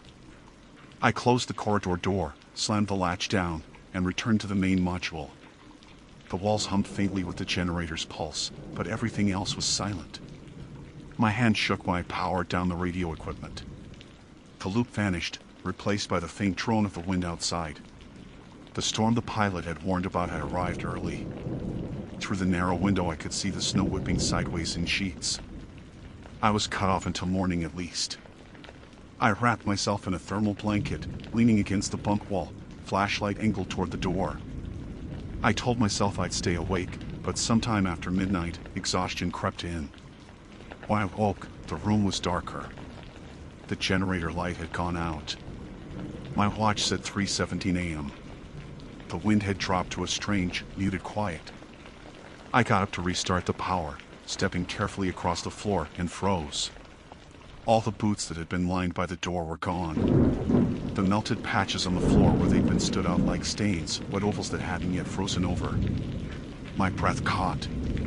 The air felt warmer than before, carrying a faint human smell, sweat, old canvas. My first instinct was to check the door latch, but it was still locked from the inside. Then, from somewhere in the connecting module, I heard footsteps. Soft, unhurried, heavy. I turned toward the sound. They moved in a pattern, not pacing but crossing steadily from one end to the other. I whispered out loud, maybe to ground myself, "Team B." No answer. The floor creaked once, directly on the other side of the thin wall. Then came a muffled voice, distorted as though filtered through old tape. "We're almost home." The voice wasn't coming from a speaker anymore. It was in the air. I reached for my radio handset on instinct and keyed the mic. "This is Outpost 9, Surveyor Trent, calling any aircraft or base receiving." "Copy?" Only static answered, but within the static came something faint breathing. It rose and fell in perfect time with mine. I turned the dial sharply, but the sound persisted no matter the frequency. The door to the next module creaked open on its own. For a long moment, I couldn't move. Every survival instinct screamed to stay inside, to wait for daylight, but the thought of someone or something walking between the modules while I sat still was worse. I grabbed my headlamp, knife, and recorder, then stepped into the hall. The temperature dropped instantly. My breath fogged into thick plumes. The walkway between modules had new footprints bare, what impressions of feet larger than mine. Each print melted slightly into the frost, steaming at the edges as though pressed by something warm. They led from one door to another, doubling back, circling. I followed cautiously, light trembling across the frost-slick metal. The footprint stopped at the communications module where I'd first heard the knocks. The interior lights were flickering again, though the generator was still down. On the far desk, the cracked laptop was open, its screen glowing faintly. Lines of text scrolled by on the display, repeating the same phrase over and over. "We're almost home. We're almost home. We're almost home." Then, at the bottom of the screen, a new line appeared, typing itself letter by letter. "Julian, you brought us back." I stumbled backward, nearly slipping on the frost. The typing continued. "We thawed because you called the power. We walked because you listened." The room felt smaller, as if the walls had crept inward. I backed toward the door, heart hammering so hard my ribs hurt. Behind me, the radio sparked to life again. The same male voice, mine, came through clearly, almost calm this time.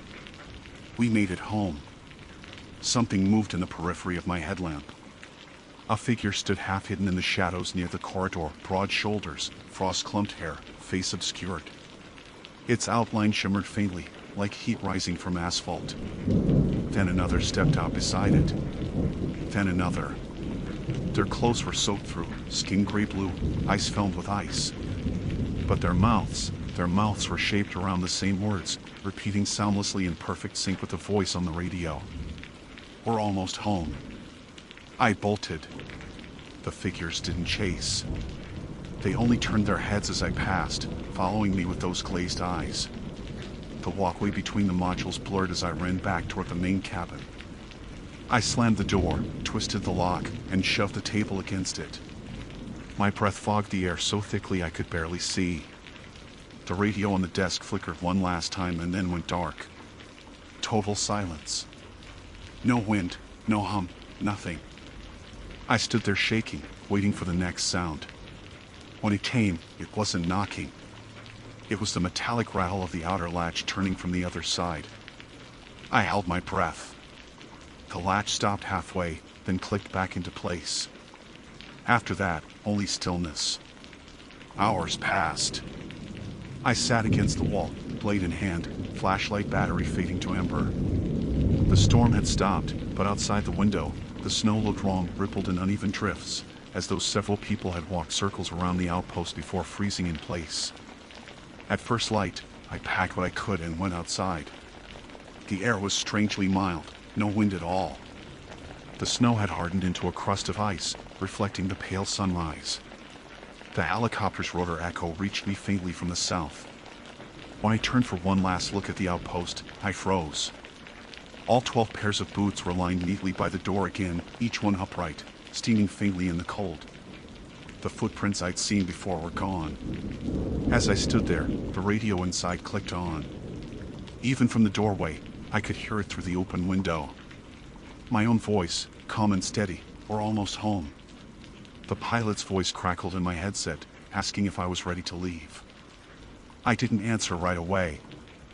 I just stared at those boots, at the faint vapor rising from their openings like breath. When I finally climbed aboard and the helicopter lifted off, I looked down at Outpost 9 shrinking below. For a moment, I thought I saw movement, figures stepping out one by one, lining up in the snow to watch me go. They didn't wave. They just stood there until the white swallowed them. Back at base, the tech team confirmed what I already suspected. The radio log from Outpost 9 hadn't transmitted anything since last March. The recording I'd made on my handheld didn't match any frequency. My own voice wasn't in their archive. Still, some nights when I can't sleep, I power on my receiver. It always finds the same channel. The same loop. A quiet breath, then my voice saying gently, "We're almost home."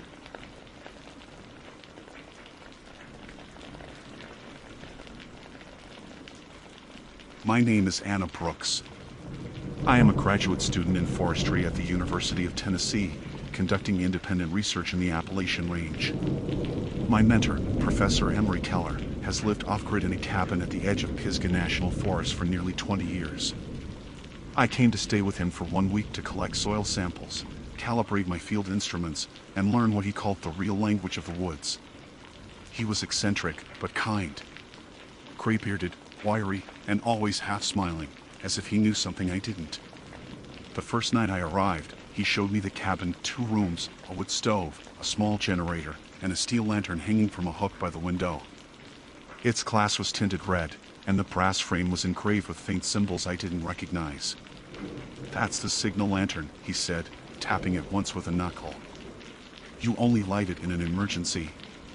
"Ever?" I asked what counted as an emergency. He didn't answer, just stared at the window for a long moment before changing the subject. The next morning, the forest felt endless. Bare oaks stood in frost, their roots coiling into the steep slopes. I followed Keller down the trail to his soil plots, small, numbered clearings marked with stakes and flags. He made notes on his clipboard, muttering to himself about moisture gradients and fungal blooms. The air smelled faintly metallic, like ozone before a storm. By evening, he had me logging samples by headlamp. "Out here," he said, "you'll hear things that don't match the trees. Don't chase them." When I asked what he meant, he smiled again and said, "You'll understand when the woods start speaking back." That night, after dinner, Keller left to check his traps down by the creek. He told me not to wait up. I worked on my field notes until midnight. The lantern by the window caught my eye again. It seemed to hum softly, though the generator was off. When I leaned closer, the glass felt faintly warm, like someone had held a flame inside just minutes earlier. By 2 a.m., Keller still wasn't back. I tried not to worry. He'd warned me about losing track of time out here. I read a few pages of my field manual, but then I heard something, a distant metallic clink, like chain against metal. I went to the window. Down past the ridge, in the black web of trees, a light flickered. Red, steady, moving uphill. It was the signal lantern. At least, it looked exactly like it, same red tint, same swing of a handheld weight. I thought maybe Keller had lit it, but he'd been so firm about the rule. My pulse climbed. I grabbed my jacket, stepped outside, and called his name. No answer. The forest was utterly silent. Not even the wind stirred. The light moved closer, the color deepening from faint ember to bright crimson. "Keller?" I called again. "Are you okay?" The glow paused mid-slope. Then it blinked twice. I froze. That wasn't a motion of someone waving, it was too exact, like a signal. I took a step forward, meaning to meet him halfway, but then something odd happened. The light moved again, but instead of continuing up the slope, it shifted sideways, sliding between trees without dipping or bobbing as a handheld lantern would. It was gliding. My throat went dry. Every instinct said to retreat, so I did, back inside, bolting the door. I waited for Teller until dawn. He never came back. When sunlight finally broke, I went down the slope, following where I'd seen the light. The snow was disturbed, flattened in a long, narrow path, but there were no footprints, no tire tracks, nothing that could have carried a lantern. The trail ended near a creek bend where the water had frozen into rippled glass. Teller's hat lay half frozen on the ice. I turned it over and found a smear of soot across the inside brim, the same red tint as the lantern glass. I ran back to the cabin. The lantern by the window was gone. I stood there for a long time, not knowing what to do. There was a note pinned to the table, written in Teller's hand.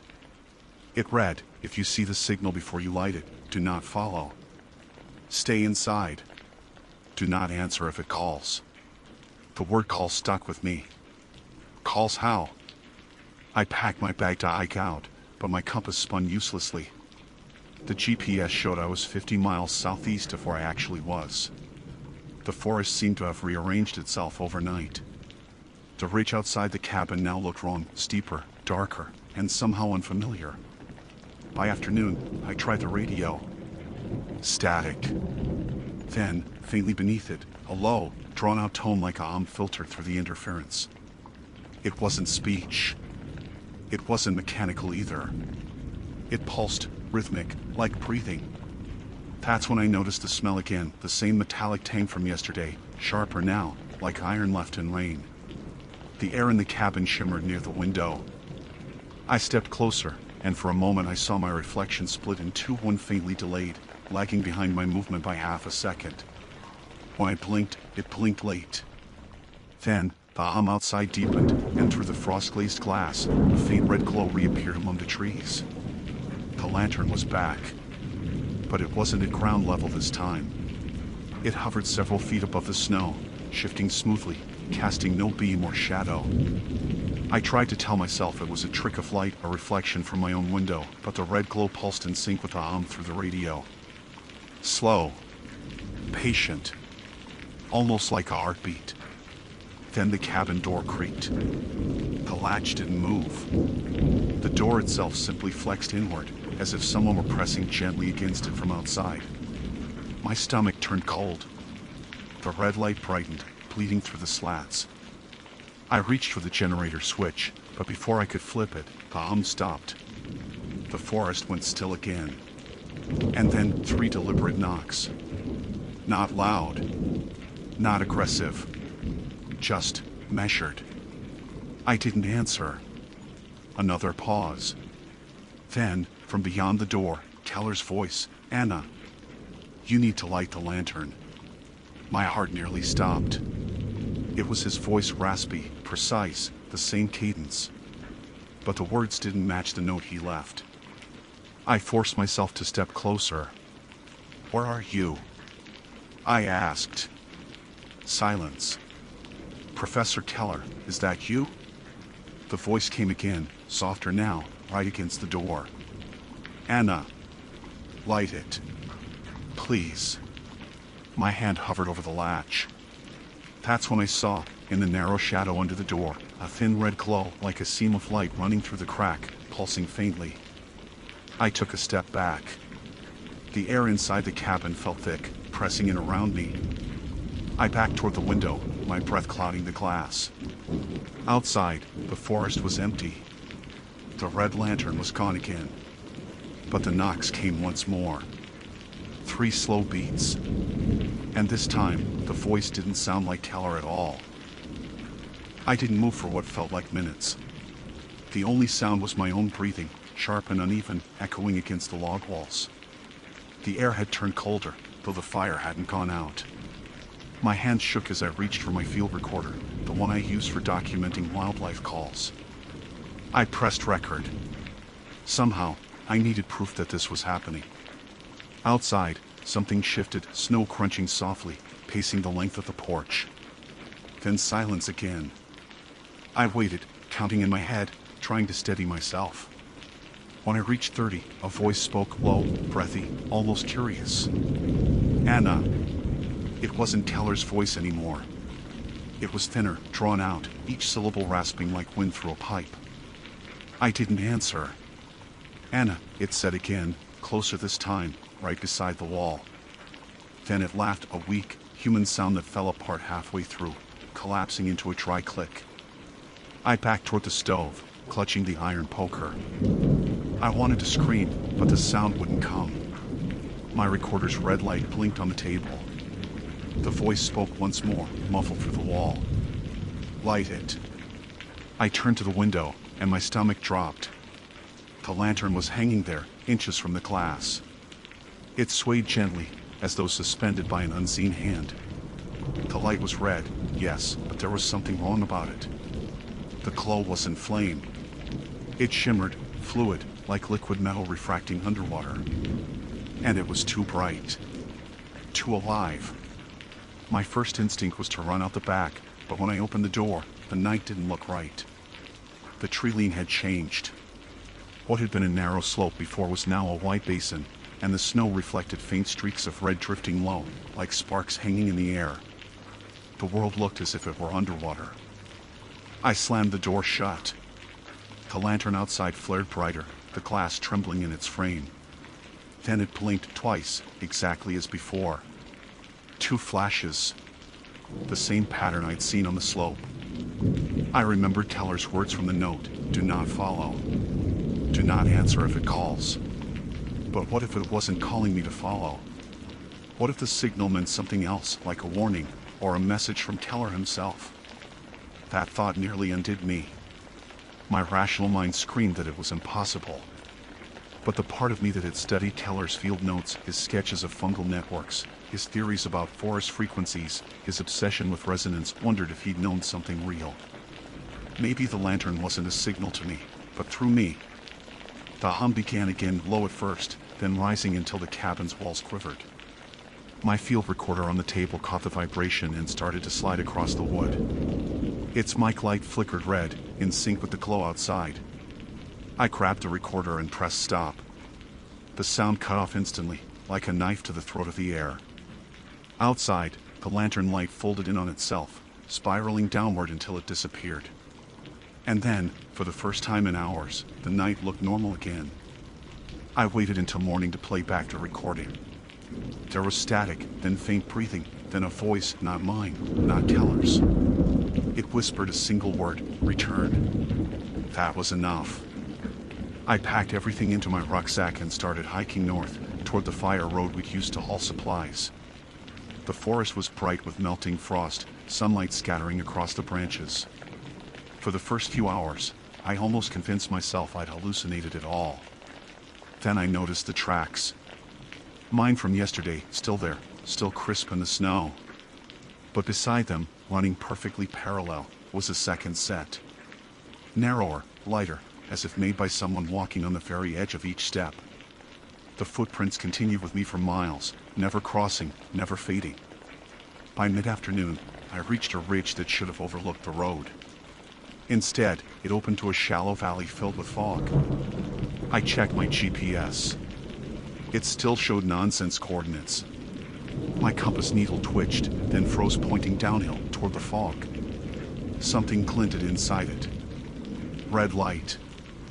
I almost turned back, but I saw something move within that fog, something human-shaped, stooped, carrying what looked like the signal lantern. Teller? I shouted. My voice cracked from cold and fear. The figure turned. The red light spilled over its face, and for an instant, I saw him. Teller. Pale, soaked through, eyes reflecting the lantern's glow like glass marbles. He lifted his free hand, slow, deliberate, as if to wave me back. Then the fog rolled upward, swallowing him. I ran after it. The air inside the fog was thick and sour, tasting of rust and ozone. My ears rang. I saw shapes, trunks bending long, roots rising like ribs. Then the light appeared again, much closer, hovering just above eye level. When I reached for it, the glow dimmed and the forest changed. The snow was gone. The ground was dry, the trees bare and gray. It was dusk again. My breath misted in front of me even though I couldn't feel the cold. And from somewhere behind me, Keller's voice whispered, "You weren't supposed to see it move." I spun around, but there was no one there. Only the faint now, receding through the trees like a pulse disappearing into distance. The lantern flickered once more and fell. When I picked it up, it was cold dead metal, no flame, no glow. The symbols on the brass rim had changed. Where before they'd been scratches, now they formed letters. Do not return. That was 3 days ago.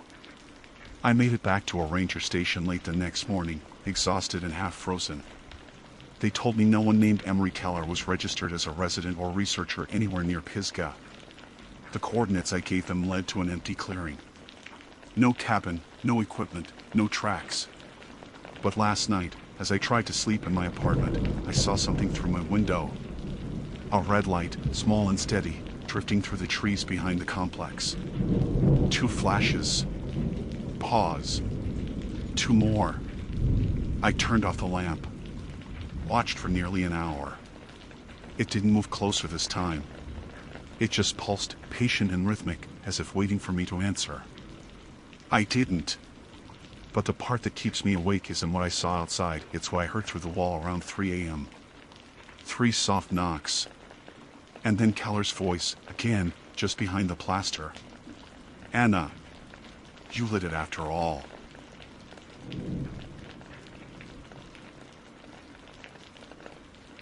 My name is Daniel Keene, and I am a weekend hiker with a preference for quiet trails and low-drama landscapes. That's why I picked Echo Valley Spur, a narrow feeder trail cutting off from the main canyon route in the Utah backcountry. The ranger at the desk had looked up when I mentioned it, one eyebrow raised, and told me no one had used the trail in 10 years. The record showed it unmaintained, overgrown, washed out in several places. I told him that was fine. He said, "It's your call," and slid the map across the counter. That was the entire exchange. No warnings, no folklore. Just numbers on a sheet and a trail no one cared about anymore. I drove out early, reaching the lot just after sunrise.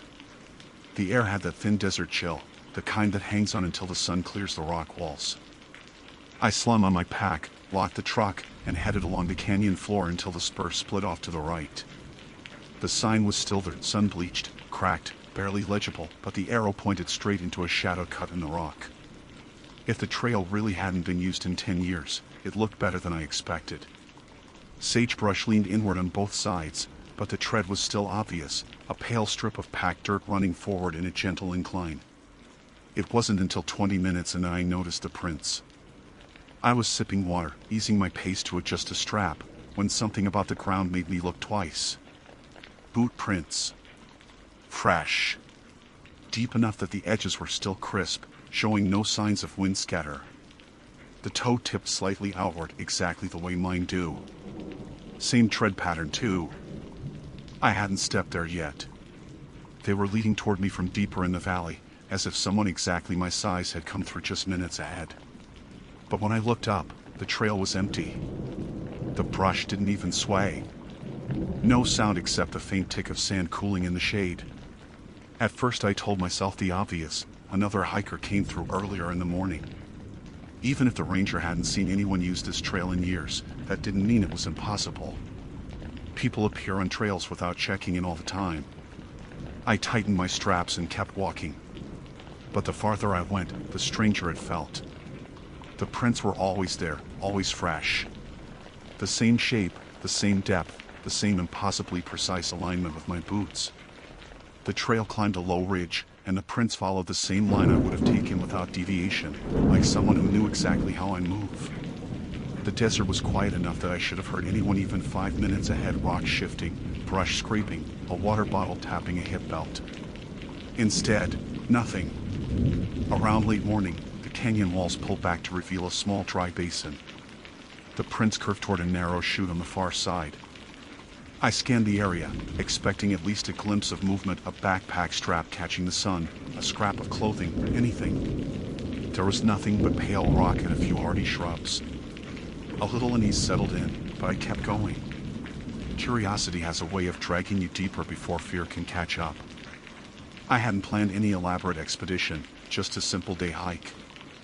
I had enough water, enough food, a decent map, and perfect weather. The trail was rougher now, but still walkable. I stepped carefully, adjusting my weight on loose gravel, and the thought kept nudging me. Those prints were the same weight as mine. Same stride. Same habit of rolling slightly inward on the right foot. By early afternoon, the sun had climbed high enough to flatten every shadow, turning the basin into a pale, glowing bowl of heat. I took a break near a rock outcrop and listened again. Nothing. No wind, no insects, no distant echo of hikers on other trails. The stillness was so total it felt staged. When I finally stood, slinging my pack again, something felt off. I couldn't pin it down at first. The rocks were the same. The slope was the same. The switchback scars in the hillside were the same. But something in the geometry of the basin felt wrong, like I was looking at a scene that had been set up again after someone moved it. I backed up a step, then realized what it was.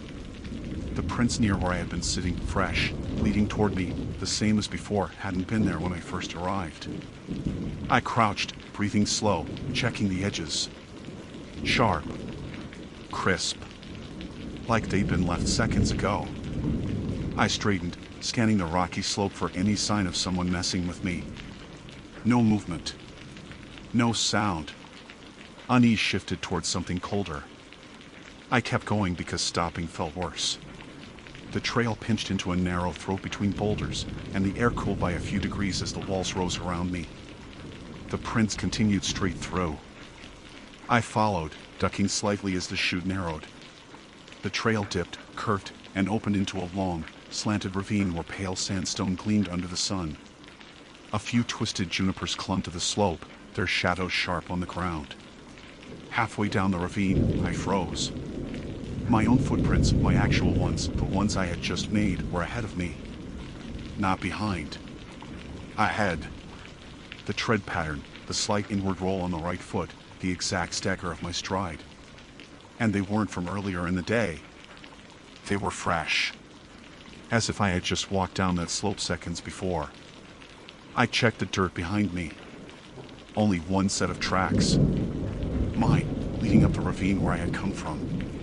But ahead of me was the same set, heading down, perfectly continuous. Like I had split, and one version of me was 20 steps ahead. My legs felt unsteady, and for the first time since seeing the prints, I stopped moving. Everything in me wanted to understand, to check the map, to confirm I hadn't looped without realizing it. But the ravine was straight. There were no side trails. No way down except the path in front of me. A flicker of movement snapped my attention to the far end of the ravine. A shadow, maybe, or a distortion in the heat shimmer. Too fast to catch details. But it moved downward, following the direction of the prints. I swallowed, the dry air scratching my throat. The sun felt thinner suddenly, like it had slipped behind an invisible cloud. Then, faintly, bouncing off the stone walls, I heard something that made my skin go tight. Footsteps. My own cadence. My own rhythm. From just out of sight, moving at a calm, steady pace, like someone who wasn't in a hurry, because they already knew where I was going. I tightened my pack straps and started after them, although every instinct screamed not to. Not because I wanted to catch whoever it was. Because I needed to know if I was following someone. Or if something was walking ahead of me wearing my path before I could. I eased forward into the ravine, each step deliberate, my boots landing in the same faint depressions my double had supposedly made before me. The sound of the footsteps I'd heard, my cadence, my rhythm had faded, leaving only the thin rasp of dry wind against sandstone. The air felt different here, heavier somehow, like the ravine walls were holding their breath around me. I ran through every plausible explanation I could think of. Boot prints can look similar. Shadows distort shape. Heat plays tricks. Maybe I'd looped and didn't notice. But the problem with that theory was simple. The ground behind me held only a single set of tracks. Mine. The ones ahead weren't old, weren't weathered, weren't even partially collapsed. They were fresh in a way that made the hair on my neck stand up. The ravine narrowed again near the bottom, pinching into another rock throat. I stepped through carefully, brushing against sandstone walls that were smooth, almost polished. A beam of sunlight broke through from above, illuminating a short stretch of trail that opened into a shallow, rocky shelf. The shelf ended abruptly at a ledge overlooking a dry wash below, an old riverbed carved smooth by a flood that probably hadn't come in decades. And across that dusty wash, maybe 30 feet away, I saw movement. I froze, my breath catching halfway up my throat. For a second I thought I saw the back of a person, broad-shouldered, wearing a dark pack, slipping between two boulders. The figure moved with the same lazy stride I used on downhill grades, weight settling on the right foot just a little heavier than the left. The silhouette matched my height. The pack straps hung the same way mine did. And then the figure passed behind one of the boulders and didn't come out the other side. Not walked. Not ran. Just vanished into the rock. I waited, listening for any sign of footsteps or gravel shifts. Nothing. The wash below was quiet, a flat pale stretch of sand with only a few scrubby plants breaking the surface. If someone had climbed down there, I would have heard it. There was nowhere to go that didn't make noise. I stayed on the shelf for a full minute, barely breathing, my eyes scanning every shadow. The sun overhead was sharp, bright enough that there weren't many places to hide. And yet no one appeared. Eventually I made myself move. Staying still felt worse. I scrambled carefully down the ledge into the wash. The sand was loose but walkable. The prints were everywhere down here, far more than I expected. Multiple sets. All going the same direction. All with the same tread pattern as mine. Some deeper, some lighter, some crossing each other like someone had paced back and forth dozens of times. My chest tightened. This wasn't a loop. This wasn't heat tricks. Something or someone had been walking this wash in tracks identical to my own. I crouched to touch one of the deeper prints, brushing sand from its edge. The shape was perfect. The weight distribution was mine. Same slight roll inward on the right. Same toe splay. If I hadn't known the truth, I would have assumed I'd made them myself. But I hadn't been here yet.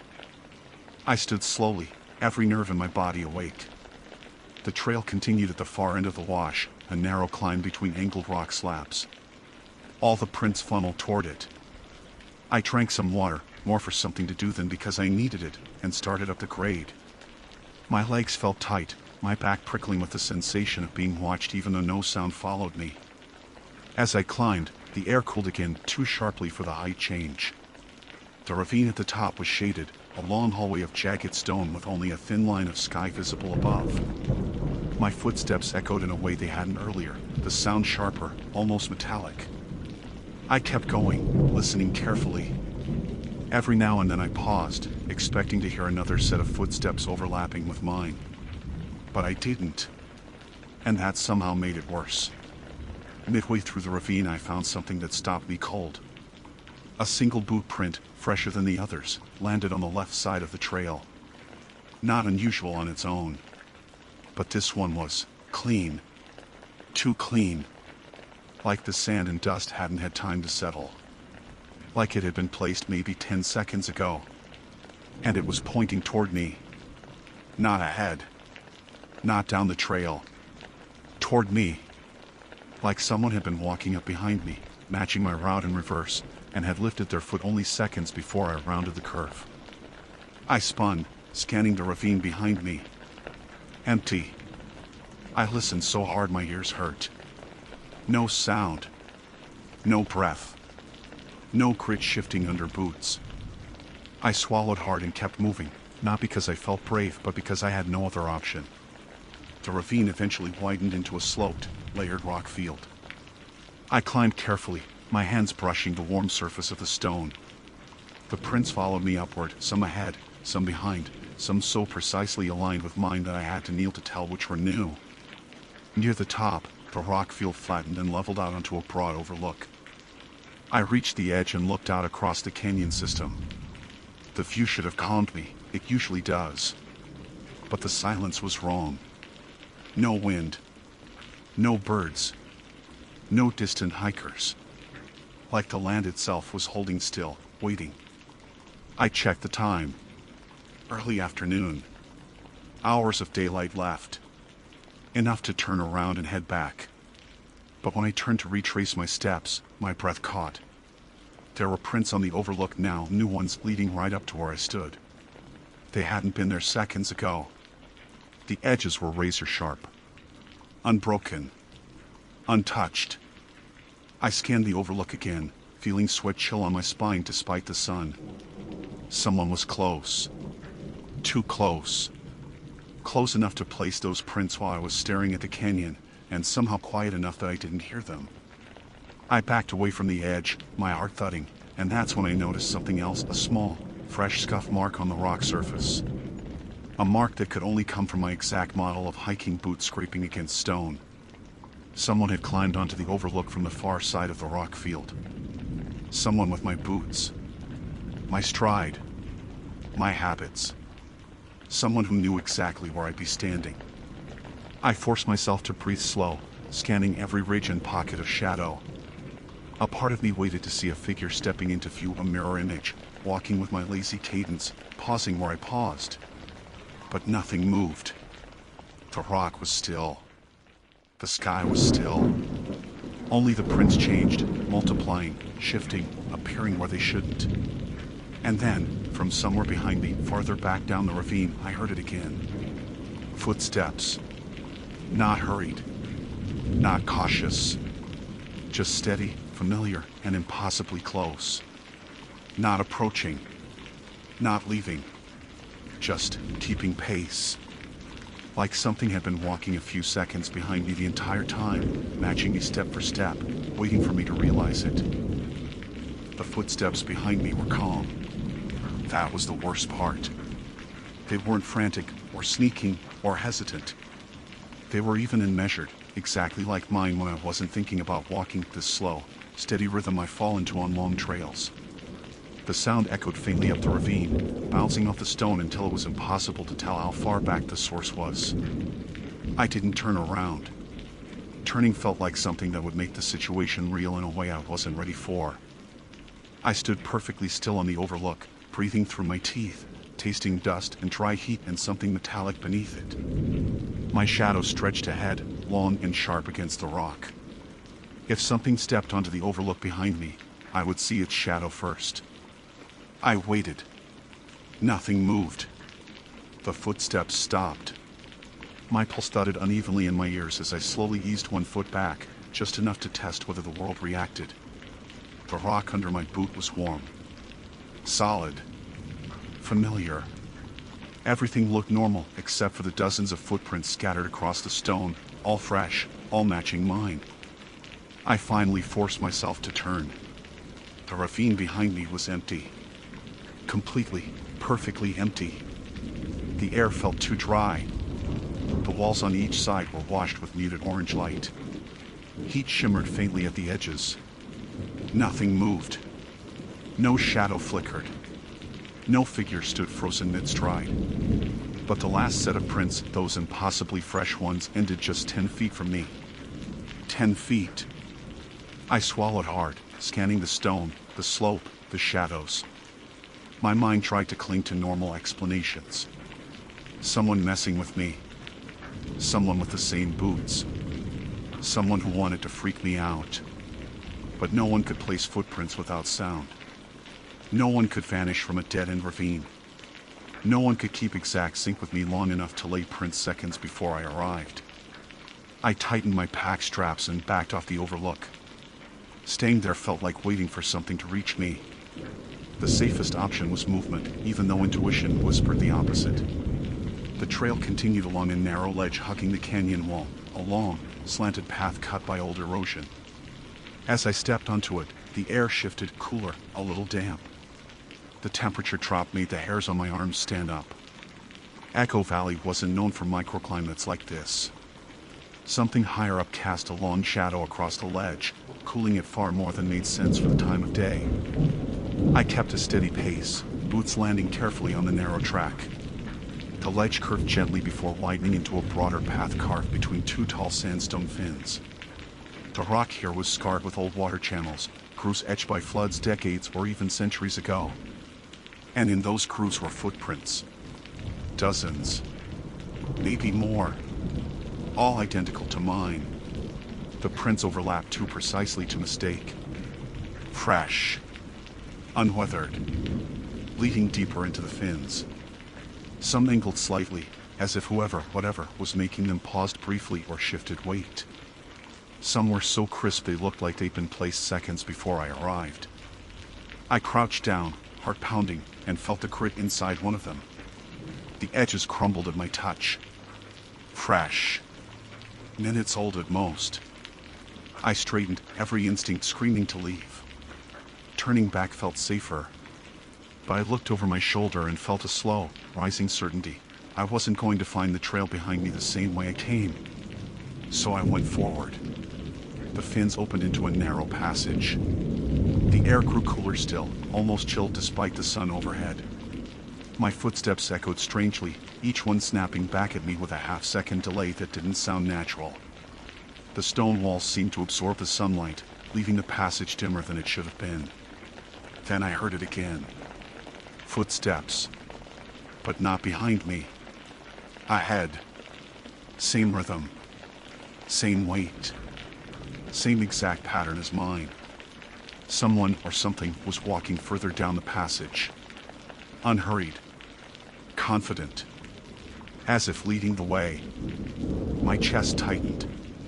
Every part of me wanted to shout, to break the silence and prove to myself that something real was there. But something deeper insisted, if you call out, something will answer.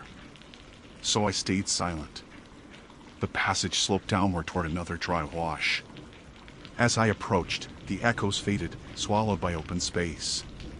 When I stepped out into the wash, my breath caught in my throat. Right in front of me, no more than 20 feet away, was a single fresh footprint. Pressed deep.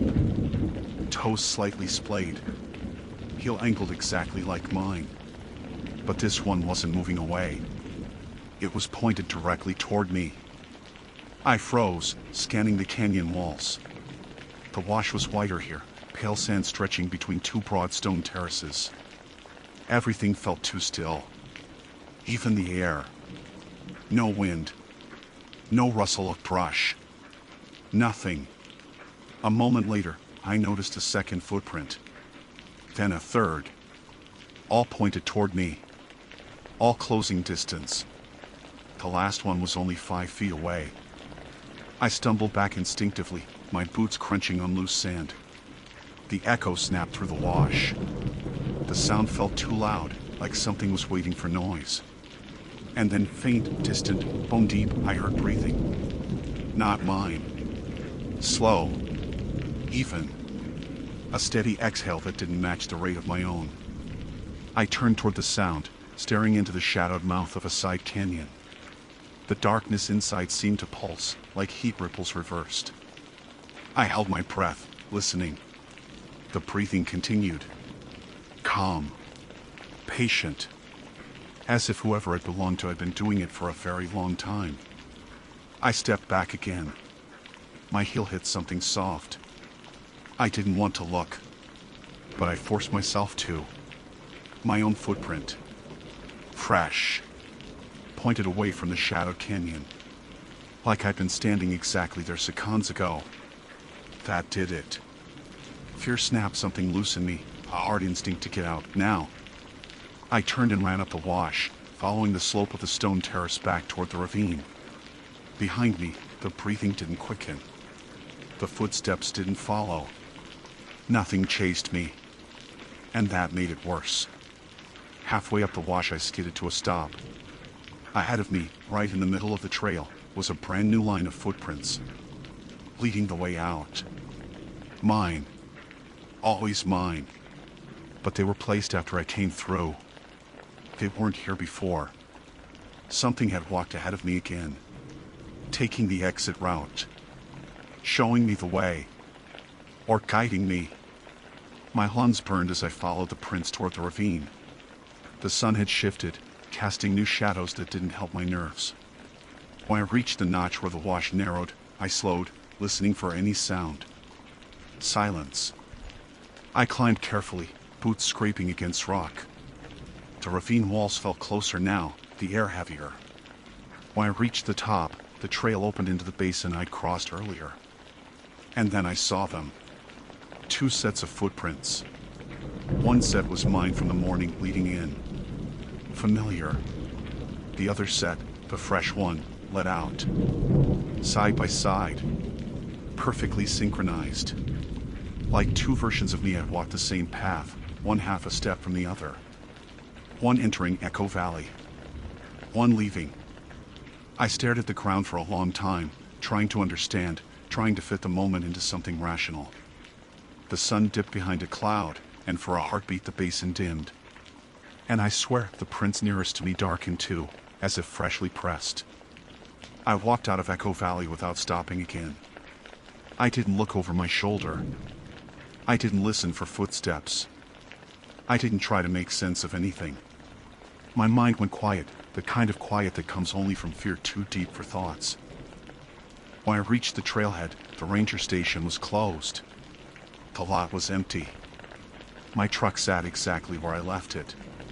But as I unlocked the door, something made me glance at the dirt beside the driver's side. A single boot print. Fresh. My size. Pointed toward the trail I had just escaped.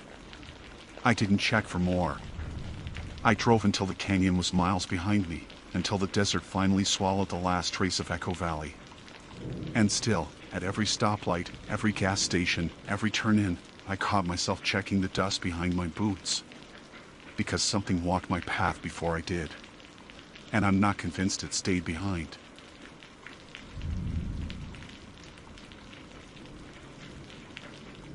My name is Isabel Crow, and I am a long-distance backpacker who documents solo routes across the Sierra Nevada. This account contains approximately 1,000 words and describes the events of a single day that I have not been able to explain in any rational way since they occurred. I am writing this in the same straightforward manner I keep in my field journals, with no embellishment and no speculation, only what I saw and what happened to me. I began that morning on a lesser-used connector spur outside the western boundary of Kings Canyon, the stretch that threads between lodgepole clusters before climbing into the granite shelves. I planned a long push that would take me from my campsite near Roaring River up toward Avalanche Pass by evening. The forecast showed clean skies, and I had packed light, just the essentials for a fast ascent. Everything about that day should have been simple, predictable, the kind of route I had done 100 times before. But the moment the sun dipped behind the ridge and that bluish twilight bled across the trail, something in the air shifted, like the silent snap taut around me. I noticed the light first, just a dim pulse ahead of me, maybe 200 feet up the switchbacks. At first I thought it was nothing unusual. Another hiker finishing their day, maybe stopping to adjust something or check their map.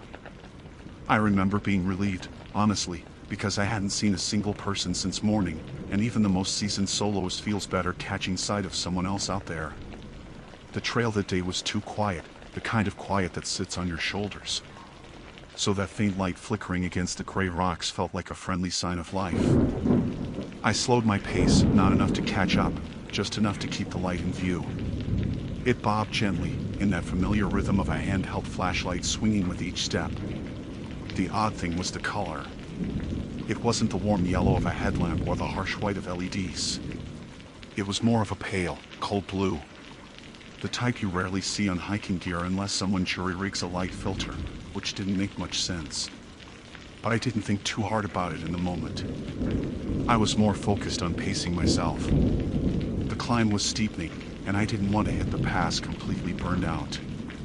After several minutes I realized something strange. The light hadn't gained any elevation. I had been climbing steadily, and whoever was ahead should have been switching back, rising above me, disappearing behind boulders. But the light stayed fixed, not in brightness, not in distance, not in angle. It was always the same height, the same faint shimmer in the same spot on the trail.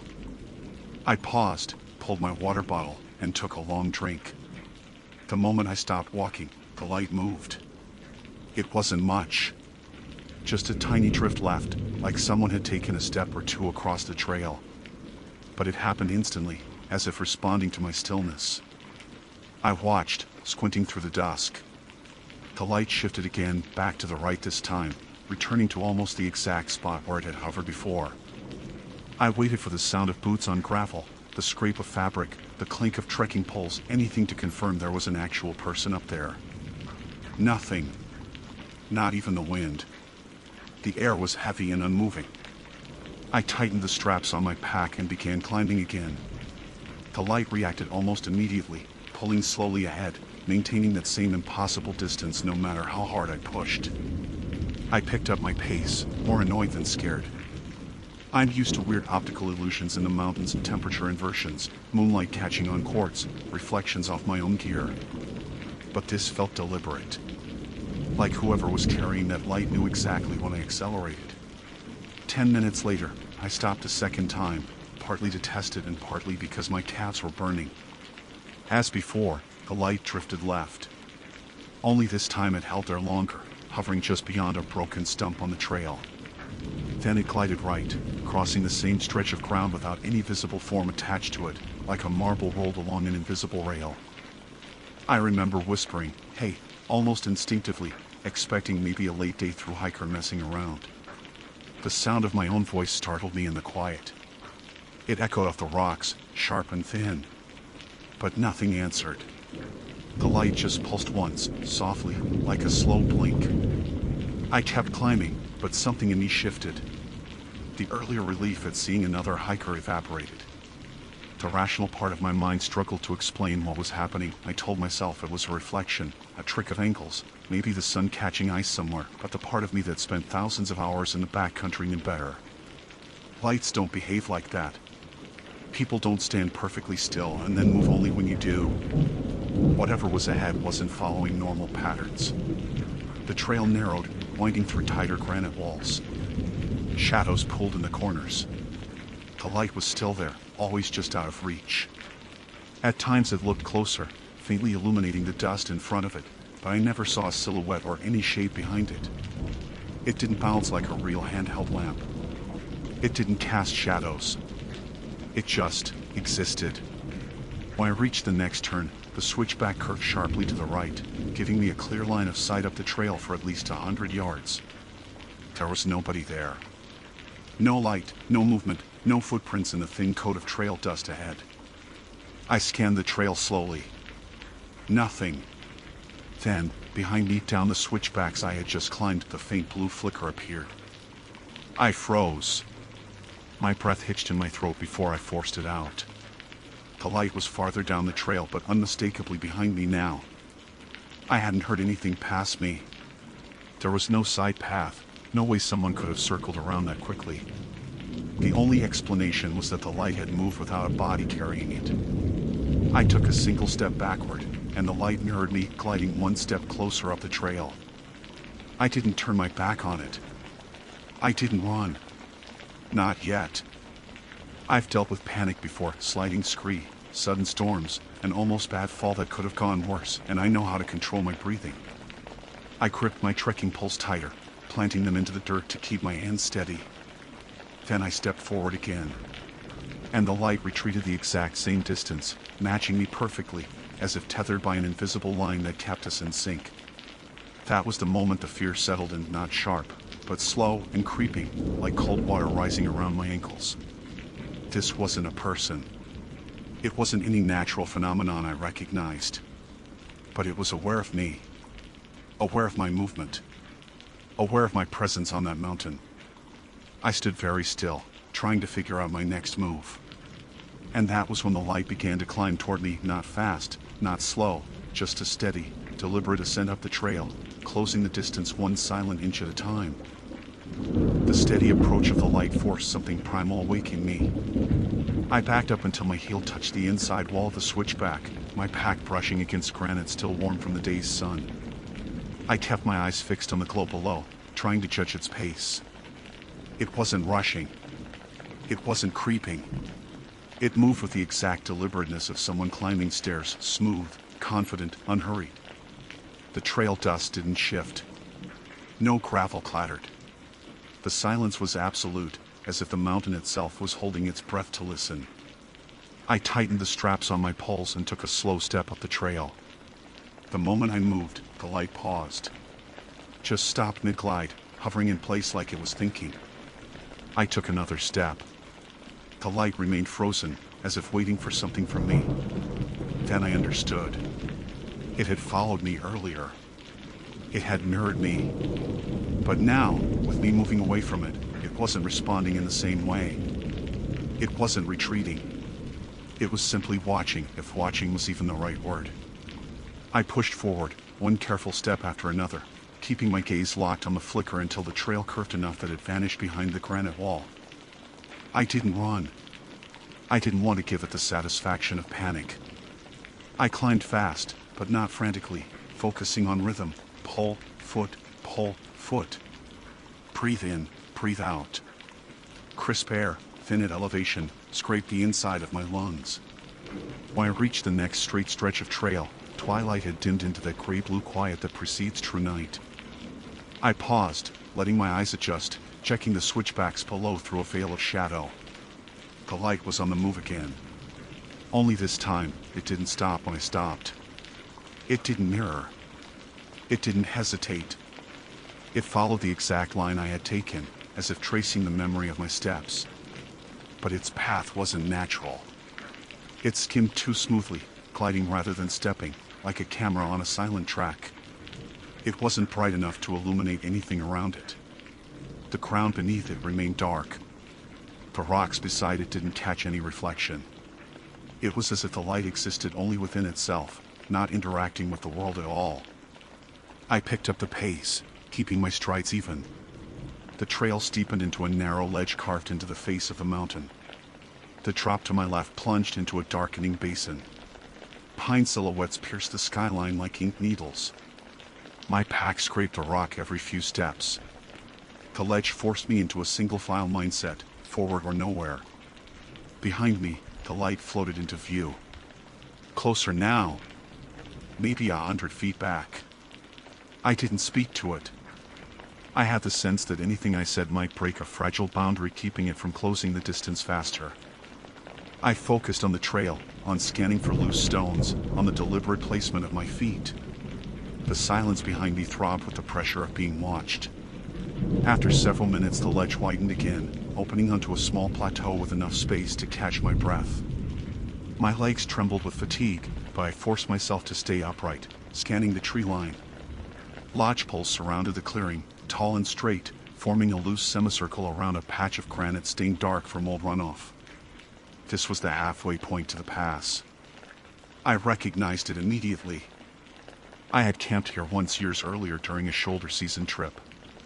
Back then, it had felt peaceful, safe. Right now it felt like a stage, and every tree stood like an audience member waiting for something to happen. I turned to look at the trail. The light had reached the beginning of the plateau, still hovering just above the dirt, unwavering. Without the trail's angle to distort perspective, I could see it clearly, an orb more than a beam, perhaps the size of a fist. It pulsed gently, like a heartbeat seen through fabric. I raised one hand, not waving, just lifting it slightly, a tentative gesture meant to communicate. I don't know. Not fear, exactly. More like acknowledgement. The light responded. The pulse slowed, its glow dimming for a moment before brightening again. A strange, fragile rhythm. I took a step sideways. This time, the light didn't mirror or follow the path of my movement. It rotated. Not the light itself, but its orientation, as if it turned to face me, aligning its glow with my position. It wasn't tracking where I was going. It was tracking me. A cool wind dragged across the clearing, bending the treetops with a low groan. Finally, sound. Something ordinary. Something that made sense. But the relief lasted only a second, because the light reacted to the wind too. Not by moving, but by brightening sharply, almost like a flare. Then it dimmed again, settling into the same soft pulse as before. I backed slowly toward the tree line. My plan was simple. Put something solid at my back and decide whether to keep climbing toward Avalanche Pass or break off the trail and bushwhack down into the basin. Neither option was good, especially this close to full nightfall, but staying still felt like an invitation for something worse. My boot brushed a fallen branch, snapping it under my heel. The crack of breaking wood echoed like a warning shot. The light flared again, bright, intense, almost white. And then it moved. Not toward me. Past me. Straight up the slope behind the clearing. It climbed through the trees, through them, not between them, because the branches never swayed, never snapped, never resisted. The light passed through solid wood like mist sliding over stone. It rose until it hovered among the highest branches, pulsing quickly now, like it was searching for something. My breath caught in my throat as I watched it sweep across the canopy. Left, right, back again. Each movement was smooth, controlled. It was scanning, evaluating, making choices. I felt the sensation of being dismissed, as though it had inspected me and was now looking for something else, something specific. Then it stilled. And lowered. Slowly. Carefully. Purposefully. Descending through the branches until it reached eye level again, returning to the ground between two staggered trunks. It stopped there, almost exactly where a person might stand if they were watching me from the dark. I didn't hear footsteps. I didn't hear breathing. I didn't hear anything except my own pulse pounding in my ears. But I felt something shift in the air even before I saw the light drift forward. This time, it didn't come along the trail. It came straight toward me. I stumbled back, my pack catching on a low branch. The light moved faster now, closing the distance with smooth intention. Every instinct screamed at me to run, to abandon the trail, to forget the pass entirely and plunge downhill into the basin regardless of the risk. I turned, ready to bolt. But the moment I pivoted, another light flickered to life ahead of me. A second one. Same color. Same pulse. Blocking the only exit from the clearing. The second light hovered at the far edge of the clearing, low to the ground, the same pale blue that didn't illuminate anything around it. It appeared the way a star appears in deep night, sudden, fixed, silent. My legs locked as if my body was trying to root itself into the earth. I didn't have room to think. Instinct moved first. I pivoted back toward the original light, but it had already closed half the clearing, drifting with that same unnatural steadiness. Both lights pulsed in offset rhythms, alternating like two beacons signaling to each other across a dark channel. I backed toward the tree line until my pack thudded against bark. I fumbled for the zipper of my side pocket and ripped out my headlamp, thumbing it on in a burst of white. The beam sliced the clearing, cutting through the dimness, and for the first time since the lights appeared that evening, I felt like I had thrown something real into the air, something that should force the world to behave normally. But nothing reacted the way it should have. My headlamp shone directly onto the nearest blue light, and passed straight through it, like it was a projection with no surface to strike. The beam hit the trees behind it, illuminating their trunks, but the light itself remained unaffected, floating in the exact same place, as bright as before. No shadow. No reflection. No interference at all. I took a single step sideways, edging along the inside curve of the tree line. The two blue lights adjusted with me. Not smoothly now. Not gliding. They darted small, sharp movements, like the twitch of an eye tracking something too close to ignore. My breath quickened. My knees softened. The clearing felt tighter, like the trees had inched inward while I wasn't looking. I aimed my headlamp back and forth between the two orbs, hoping irrationally that one would flicker, fade, glitch, anything. But they held steady, pulsing in that same steady heartbeat rhythm, locked onto my position. Then, in the smallest motion imaginable, the closer light dipped. Just a few inches downward. Like someone shifting their weight from one foot to another. I almost stopped breathing. The dip wasn't random. It wasn't drifting like before. It was intentional, the kind of tiny adjustment people make when they prepare to move towards something. I didn't wait. I bolted toward the tree line gap behind me, the only sliver of darkness not occupied by a blue glow. Branches slapped my arms and scraped my pack, but I forced myself through, ducking past a fallen log and plunging into the lodgepole stand. Needles brushed my cheeks. The forest floor cushioned my steps with the thick, muted softness of old duff. I didn't look back.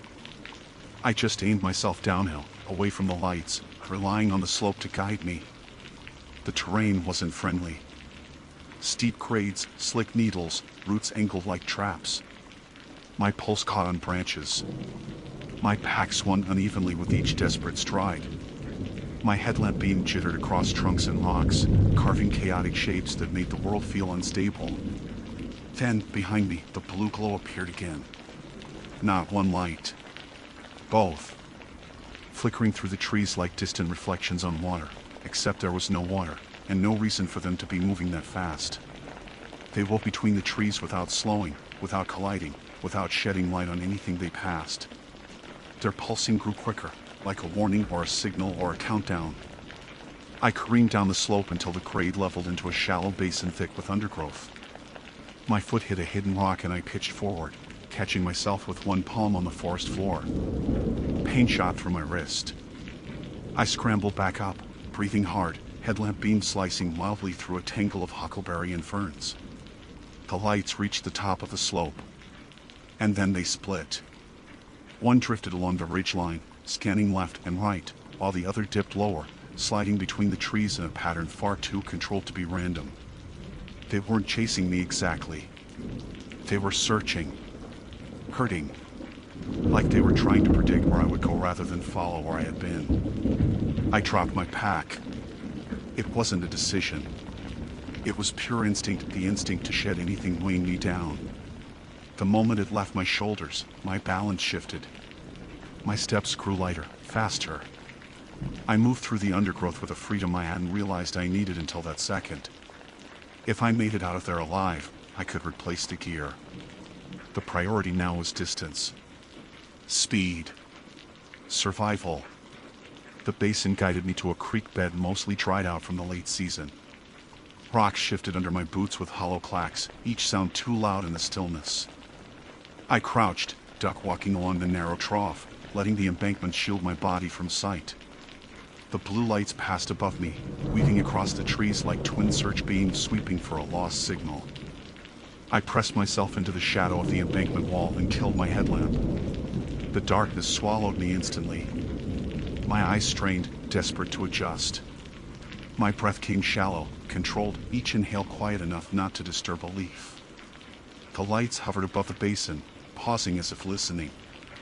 I could feel the thrum of adrenaline in my fingertips. I pressed my hand to the cold dirt, grounding myself, trying to distinguish reality from panic. Everything that had happened so far was real, too real.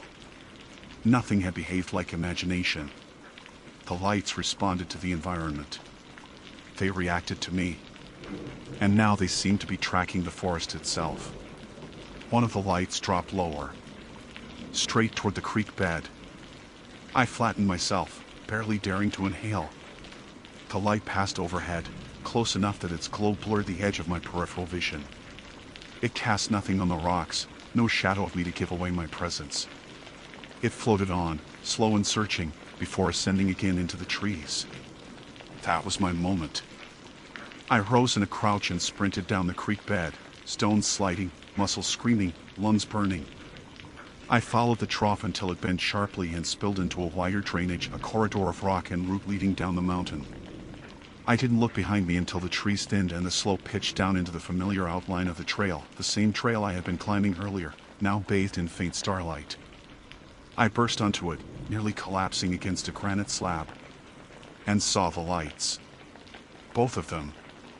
Not in the forest. Not weaving through trees. Not sweeping the basin. They were on the trail, blocking it. One stood exactly at the point where the switchbacks climbed toward Avalanche Pass. The other hovered directly above my discarded pack, which now lay neatly upright in the dust, like someone had set it there deliberately after retrieving it. They didn't move. They didn't pulse. For one suspended moment, they simply existed, waiting. And then, at the exact same time, they drifted backward, retreating slowly up the trail toward the higher elevation, as if expecting me to follow. As if guiding me. As if leading me somewhere I did not want to go. I didn't follow. I turned downhill and ran until my knees nearly buckled, until the trail blurred, until the first hint of morning light reached the far rim of the mountains. The lights never appeared again. But I haven't gone back for my pack.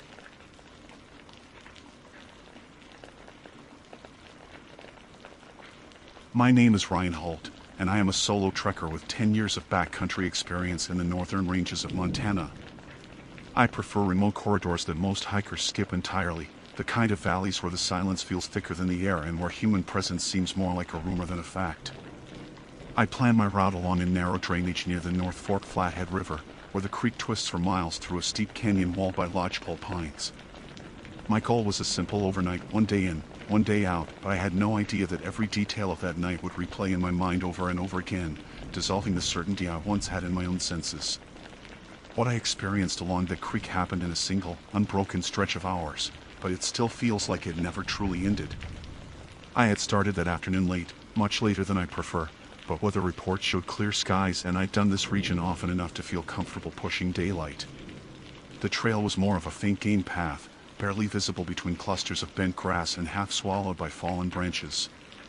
My pack felt lighter than usual, just a single night loadout, but the air had that early autumn bite, the kind that sinks into the layers of your clothes whether you're moving or not.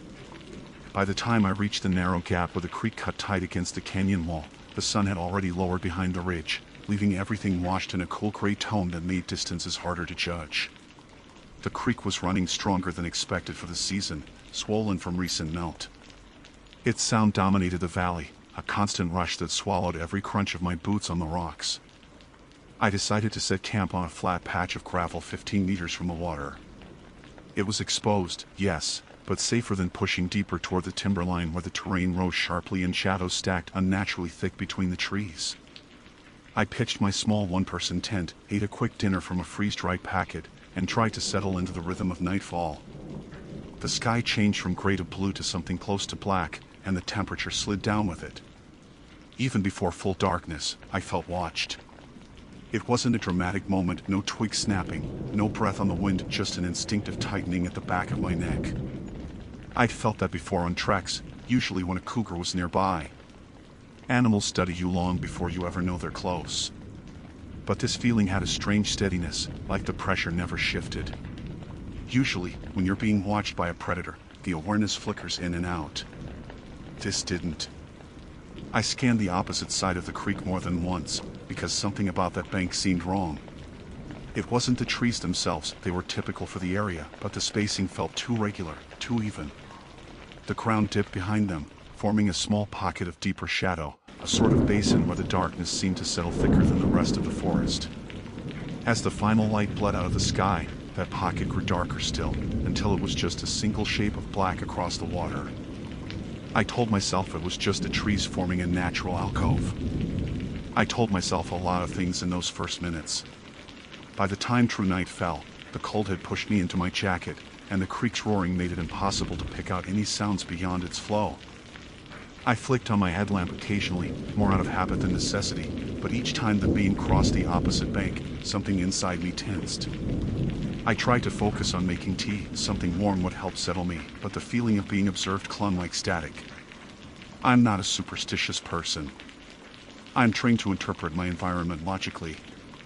But the longer I stood there on the gravel bar, the more I realized that every instinct I had was telling me there was someone on the other side of the creek. At around 9, I finally aimed my headlamp directly across. The beam cut through mist rising from the water, illuminated the rocks, the base of the trees, the slope of the forest floor. That pocket of darkness appeared empty, but the shape of the shadows looked like they had shifted slightly compared to before. I told myself it was just a difference in angle, but my breath caught anyway, the kind of small involuntary breath you take when your body anticipates something it can't name. Then the light caught a shape. It was subtle. A vertical outline. Faint. Just a little darker than everything around it. My heart ticked hard once, then twice, before I steadied the beam and tried to bring detail into focus. I took a step backward without meaning to, my boots scraping loudly on the gravel. The shape didn't move. It didn't react. It stood completely still, framed by the narrow cluster of lodgepoles like a gap where a person might stand to look straight across the creek at me. I blinked hard, telling myself it was a stump. It had to be a stump. Maybe an oddly charred trunk. But its symmetry felt too deliberate. Too human. The proportions were all wrong for a piece of wood too narrow at the top, too even along its length, like shoulders sloping into a torso. My beam trembled slightly with my hand, and each vibration of light made the shape appear as if it might step forward at any second. I turned my lamp off. The darkness swallowed everything instantly. The creek surged louder without the interference of artificial noise, and I realized I'd been holding my breath. My mind raced through possibilities: wandering hunter, lost hiker, someone who needed help but didn't call out. But the figure had refused to move when illuminated, and nothing about its presence felt natural or normal. After several long minutes, I dared to turn the lamp back on. The shape was still there, exactly as before, unchanged, motionless. The realization hit me then: if someone wanted to approach me, they'd shout over the creek. Wave. Signal. But this thing, whoever or whatever it was, stood unmoving with a patience that didn't belong to any human I'd ever known. My hands had gone numb from the cold, but I barely noticed. I scanned the surrounding forest for any sign of movement, any animal eye shine, any flash of color. Nothing. Just that shape anchoring the entire view like a weight. Minutes passed. Maybe more. I couldn't judge time accurately anymore. The night had turned the valley into a kind of sensory vacuum. Eventually, I forced myself into my tent, though the thin nylon walls made me feel exposed rather than sheltered. I zipped the door shut and switched off my lamp, trying to convince myself that nothing would cross the creek. The current was strong. Too strong. But a part of my mind whispered that I didn't know that for sure, not in the dark. I lay awake for a long time, listening to the creek drone on, an endless roar that drowned everything else. My heart wouldn't slow down. My body refused to relax. Every few minutes, I thought I heard something new layered beneath the water, something faint, like shifting gravel or a footstep disguised in the flow. When I finally drifted into a shallow half-sleep, it happened. A single, sharp splash. Not from my side. From across the creek. And much closer than before. The splash snapped me fully awake, ripping me out of that fragile, exhausted drift I'd only barely fallen into. I didn't move at first. I lay perfectly still, my breath locked in my throat, every nerve in my body suddenly electric and listening. The creek had been a constant, a wall of white noise that blurred any distinction between near and far. But this sound cut through it cleanly, an impact, not a ripple. Something heavy had broken the surface. I waited for a second splash. A follow-up step. A shift in weight. Anything. Nothing came. The silence inside the tent sharpened into something painful, like it was pressing against my eardrums. My mind dragged through every possible explanation. A branch falling in. A rock sliding from the hillside. A deer crossing, though deer tended to splash repeatedly, their hosts skipping unevenly across the shallows. This sound had been singular, deliberate, as if a single foot had broken the water's surface and then paused. After a minute that felt like much longer, I unzipped my sleeping bag just enough to reach for my headlamp. The familiar rubber grip steadied me a little. I hesitated with my thumb over the switch, because turning it on meant whatever was out there would see exactly where I was looking, and turning it on meant confirming whether the figure across the creek had moved. I pushed the tent flap open a few inches and clicked the lamp on. The beam shot across the water, slicing through the night, and caught nothing. The spot where the silhouette had been standing was empty. There was only the pale run of moonlight on wet stones, the crooked line of trees behind them, and the shifting reflections of the creek. The dark alcove was still there, but it looked like just forest again. No vertical outline. No human shape. The cold air hit my face as I leaned forward, scanning hard, my heart pounding fast enough to make the lamp tremble. My mind tried to rationalize immediately. Maybe it really had been nothing. A shadow. A trick of depth. But the splash had come from the water. And something had to have made it. I swept the beam left, then right, then down the creek. The surface glinted, but nothing broke it. The night was utterly still aside from the water's roar. Even the air felt suspended, as if the valley was waiting on something. I aimed the beam closer to camp. Gravel. Driftwood. 2 on the canvas of my tent. And then, something subtle, a wet streak glimmering on a stone just at the edge of the creek on the opposite side. A darker patch, maybe a few inches across, reflecting the light differently from the rest. It could have been splashed back from the water, but it was farther from the edge than splashback should have reached. Against every instinct telling me to stay exactly where I was, I stepped out of the tent. The cold stabbed instantly through my socks, but I didn't dare lace my boots yet. I didn't want to look away. I kept the beam locked across the water as I stood. The wet mark was there. Motionless. Drying slowly in the night air. I told myself again that it meant nothing. That dew settles fast and uneven. That a stray drop could have carried farther than expected. But the reasoning didn't land. My pulse wouldn't slow. I backed toward the tent to pull on my boots, actual boots, not socks, not bare feet, because if something on two legs had splashed closer to the creek, it could cross again, and the idea of standing there exposed made every instinct flare white hot. That was when I heard the second sound. It was faint. Not a splash this time, but a shift. A small cascade of pebbles tumbling down something solid. A footstep on loose rock. And it came from upstream. I swung the headlamp instantly toward the sound. The beam wavered, then steadied. A series of boulders jutted out from the creek bank where the canyon pinched tighter. Trees crowded that stretch, and the shadows pulled in thick overlapping shapes that my light couldn't fully pierce. I waited for movement. The pebbles had fallen from somewhere just out of sight, right behind a large boulder that sat half in the water, half on shore. I stared at it long enough for my eyes to ache, long enough for a thin film of moisture to gather in the corners from the cold. Nothing moved. I took one slow step back toward my tent, maintaining the beam on the boulder. Then something else shifted, much closer this time. Not upstream.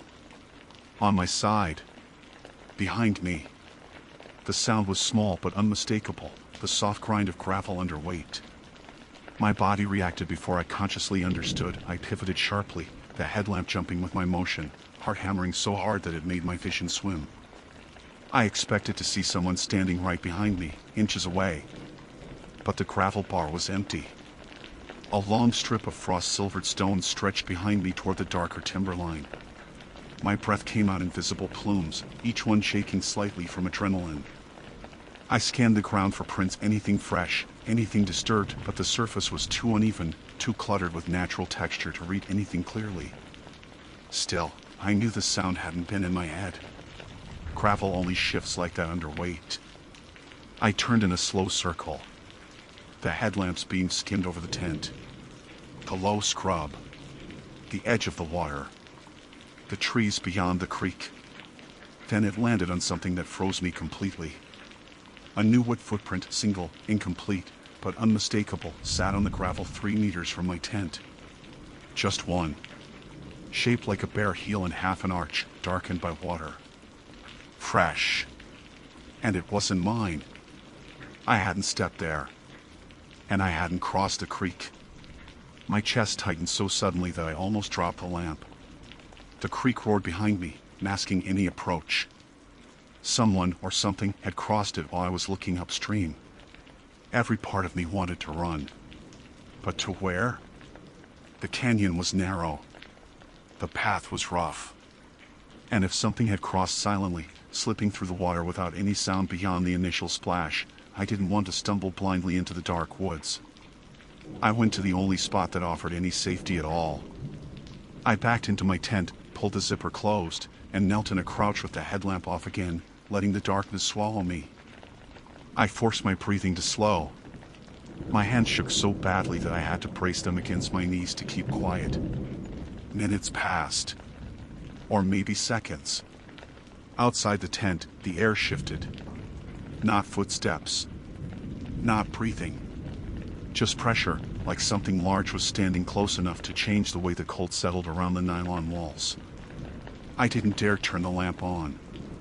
I didn't dare move at all. Then a single droplet of water hit the roof of my tent, followed by another. Not rain.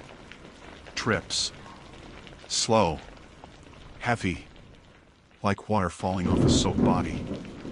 And it was standing only a few feet away. The first drop was soft, barely a tap on the nylon, but it carried a weight that made my entire body tense. The second drop landed a few inches from the first, heavier this time, like it had fallen from a greater height. I stared at the roof of the tent, watching the faint circular impression each droplet made, and I forced myself not to move, not to breathe too loudly, not to signal in any way that I was aware something stood just outside. Water continued to fall in irregular intervals, slow enough to feel intentional, spaced enough to feel like they came from the shifting posture of something living. I listened hard for breathing, but the creek took everything. Its roar blurred the world into one continuous, rushing hiss. Whatever was out there could have been inches away, and I wouldn't have heard it inhale. I tightened my grip on the headlamp. If it tore open the tent, shining the light would be my only chance to identify what I was dealing with. Not that I wanted to. Every instinct begged me not to turn it on, not to see the shape that belonged to those damp footprints. The drops continued. 1, 2. Silence. Another. Then something touched the tent. It wasn't a push. It wasn't forceful. Just the faintest brush, like a finger tracing lightly across the fabric inches above my shoulder. The nylon indented a millimeter inward, barely enough to notice, then eased back out again. My jaw clenched so tight that my teeth hurt. My throat felt raw from holding my breath the wrong way. The brush came again. Lower this time. Then I realized it wasn't a finger. It sounded like water rolling off a sleeve or a piece of soaked cloth brushing against the tent as something shifted its weight. The realization chilled me deeper than the night air ever could. Whoever had crossed the creek was drenched. And they were close enough to touch me. I swallowed, barely. My mind tried to compute the logistics.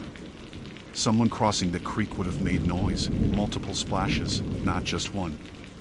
And they would have had to move fast to get from the opposite bank to my tent in the time between sounds. But I hadn't heard a thing, not footsteps, not breathing, not the rustle of clothing. The tent wall dimpled again, this time directly beside my ear. It felt like someone tapping a single knuckle lightly against the nylon. I jerked backward involuntarily, a tiny motion, but enough to make the fabric rustle. The tapping stopped. The silence stretched. Then the zipper moved. Not enough to open. Just enough to test it. A slow, almost experimental tug downward, maybe 1 centimeter, before stopping again. My chest seized. The zipper was on the outside. There was no reason for it to move unless someone was gripping it. For a moment, nothing else happened. Then a faint, slow slide. Another centimeter. I snapped. My instinct took over, loud and clumsy, and I turned the headlamp on full brightness while slamming both hands against the zipper from the inside, forcing it upward. The beam punched through the nylon, casting pale light into the dark and sending warped shadows across the creek side. I shoved so hard that I toppled forward, half crawling out of the tent with a shout that got swallowed instantly by the creek's roar. I staggered to my feet, headlamp slicing wildly across the gravel bar. Nothing was there. No person crouched by the tent. No footprints leading away. No movement retreating into the trees. The entire area was empty, except for my scattered gear and the shimmering wet stones along the water. My breathing was a mess of quick, uneven gasps. My hands shook so violently I had to grip the lamp with both fists just to steady the light. The zipper hung half open where I'd shoved it back up. I swept the beam across the gravel again, searching for any fresh prints. That was when I saw it.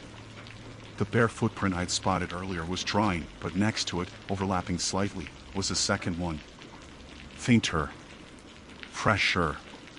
Formed by water dripping off a foot that had stood there minutes ago. And there was a third one closer to my tent. I pivoted sharply, scanning the creek. The beam bounced on the surface, catching the spray of the current, the slick round stones, the opposite bank. I aimed the light at the place where the silhouette had first stood. Still empty. Still just trees. Still just shadows. But something glimmered on the rocks there. A narrow trail of water droplets reflecting the headlamp in pinpoints, leading from the alcove to the bank. Trip by trip by trip. A trail of something that had walked into the water. My stomach dropped. If something had crossed once, it could cross again. And if it had been standing by my tent seconds ago, then the silence didn't mean safety, it meant it had moved again without making a sound. I spun, training the light upstream, then downstream, then into the tree line behind me. Nothing. But the air around me felt wrong. Thick. Charged. Like the moment after lightning hits nearby, the way the world holds its breath. I made a decision I hadn't made in 10 years of backcountry trekking.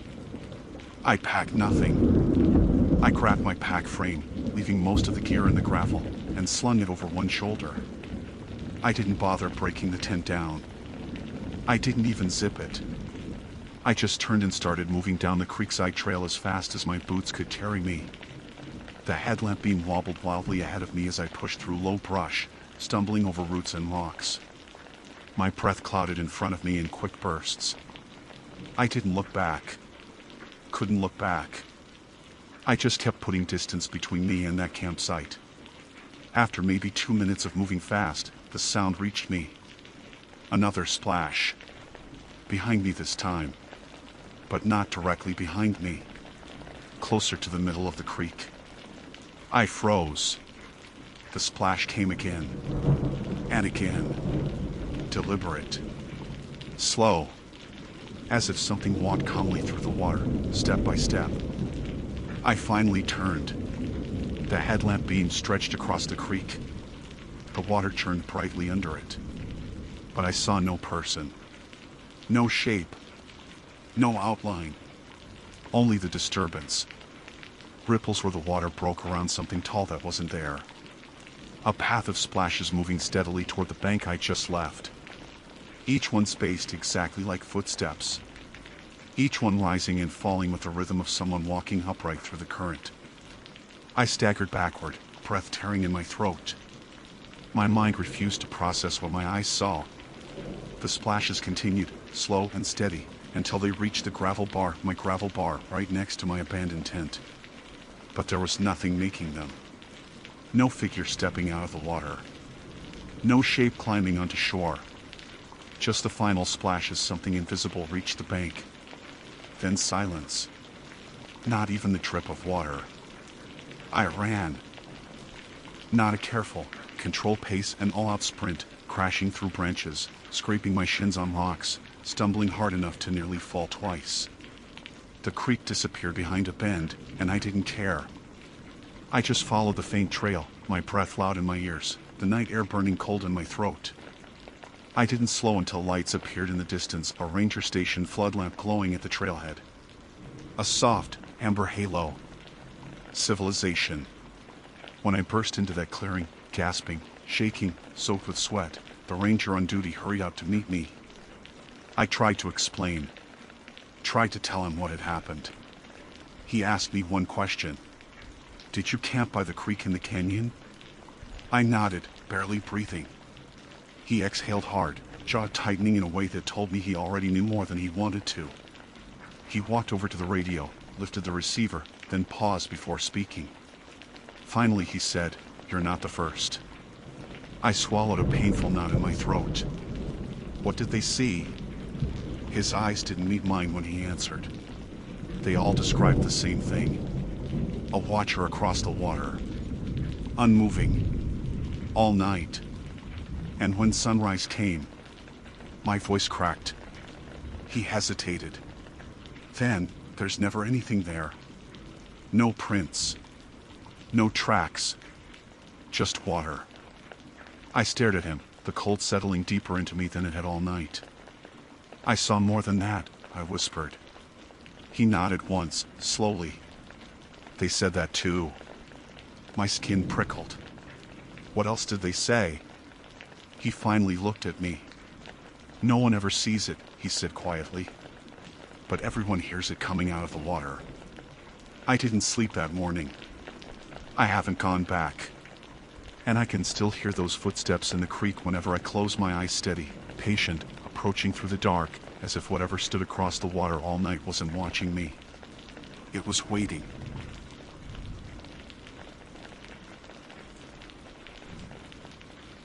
My name is Marin Ellis, and I am a long-distance hiker with 12 years of backcountry experience. I'm writing this account with full awareness of how implausible it sounds, but the events described occurred exactly as stated. The total word count for this introductory statement is 43 words. I began my hike just after dawn, stepping onto a trail in the interior of British Columbia that was supposed to cut cleanly through a forested valley before rising toward a ridge where the tree line broke open into alpine rock. I had studied the topographical maps the night before, tracing my finger along contour lines I practically knew by heart. Everything looked straightforward, 6 hours to the ridge if I took it easy, maybe 5 if I pushed. The weather was perfect: cold air, high visibility, and a faint wind that carried the smell of cedar and something deeper, darker, older. I chalked that last part up to morning imagination. When you start before breakfast, your brain fills in shadows where they don't belong. The first few hours passed exactly as expected. The trail was soft with old needles, the light filtered in thin golden planks through the canopy, and the forest sounded like it should: birds, branches ticking, distant water running somewhere I couldn't see. Everything felt normal until the moment I checked my altimeter around mid-morning. I'd been climbing steadily uphill, but the reading showed I'd gained only 60 meters since leaving the trailhead. That made no sense. My legs burned, my breath was coming faster. I felt that climb. I knew that climb. I slowed down, trying not to let irritation creep in. Devices glitch. Weather pressure shifts. I reset it manually and kept going. The trail stayed narrow and rooted, like it hadn't seen much maintenance lately, but it matched the map well enough that I didn't think anything strange was happening. I kept expecting the trees to thin, the way forests always do when you get close to the ridge. Instead, they thickened. Trunks rose taller, branches tangled tighter overhead, and the light shifted into something dimmer than it should have been for that hour. It wasn't cloud cover. The sky I glimpsed through the gaps was still bright. It was the forest choking the sunlight out.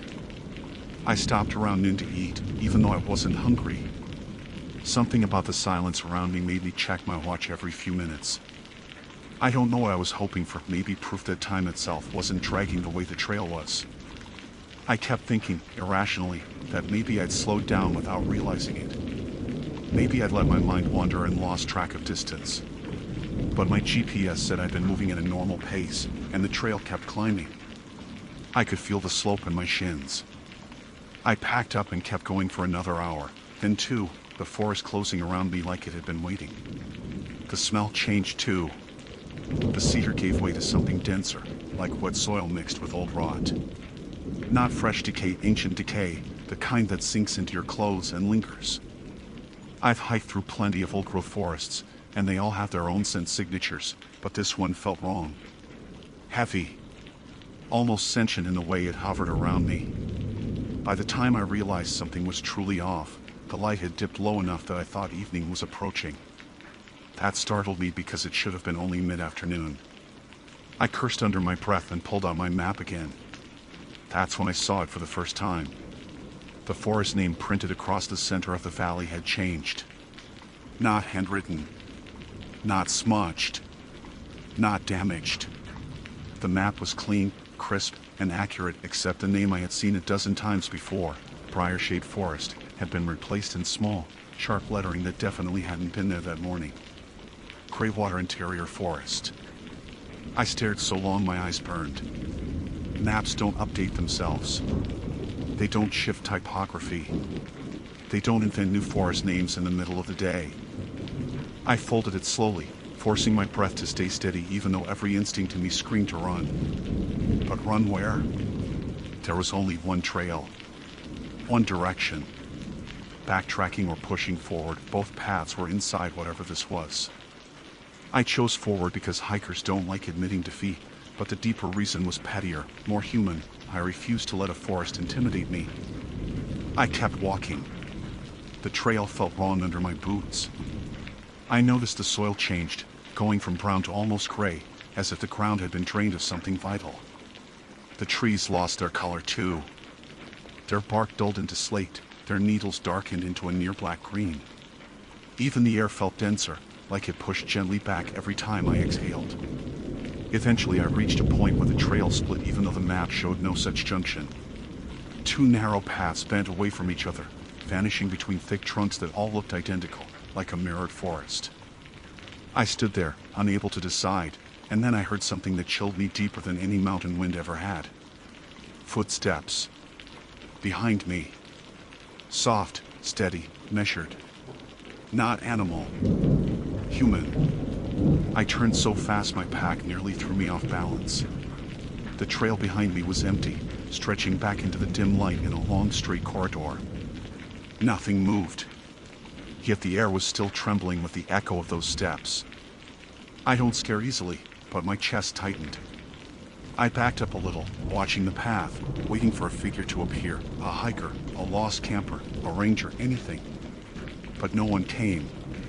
The footsteps faded as if they had stopped the moment I turned. I forced myself to breathe slowly. I told myself I'd imagined it, that the forest was playing tricks, that my brain was tired and I needed to reach the ridgeline before panic took over. So I chose the left path, not because it looked safer, but because choosing something felt better than standing still. Within minutes, the forest changed again. The slope steepened, but not in a natural way. The incline stretched forward longer than it should have. My calves burned instantly, and I kept expecting the sensation of cresting the top. Instead, the hill kept going. Every time the ground leveled for a second, it immediately tilted upward again as if the earth were unfolding under my feet, extending the climb. I whispered, no, under my breath because denial felt safer than terror. But the truth settled in my bones. I had walked from dawn to what felt like dusk without reaching the tree line. I was trapped inside a forest that should have ended hours ago. And then something happened that broke whatever remained of my calm. My watch buzzed. I glanced at it automatically. It said 7:14 a.m. The same time I'd started my hike. The same minute. The same second. The forest around me exhaled like it had been waiting for me to notice. For several seconds I just stared at my watch, waiting for it to catch up, to correct itself, to snap back into the afternoon light that should have surrounded me. But the display kept shining that small, impossible number, 7:14 a.m. I tapped the glass. I held the side button. I even lifted it to my ear like it might tick differently if I listened close enough. Nothing changed. No shifting seconds. No battery warning. Just a perfect loop of the moment I'd started my hike. A sick, electric fear crawled along my spine. I told myself it was a malfunction, cold weather glitching the system, but the air wasn't that cold, and the watch was less than 6 months old. It had never failed me before. I lifted my head, expecting maybe the angle of the light would tell me the truth. Instead I saw nothing helpful. The canopy had thickened to the point where sunlight barely touched the forest floor. Shadows lay in strips like old cloth, stretching long in every direction. The color of the sky didn't match morning or afternoon.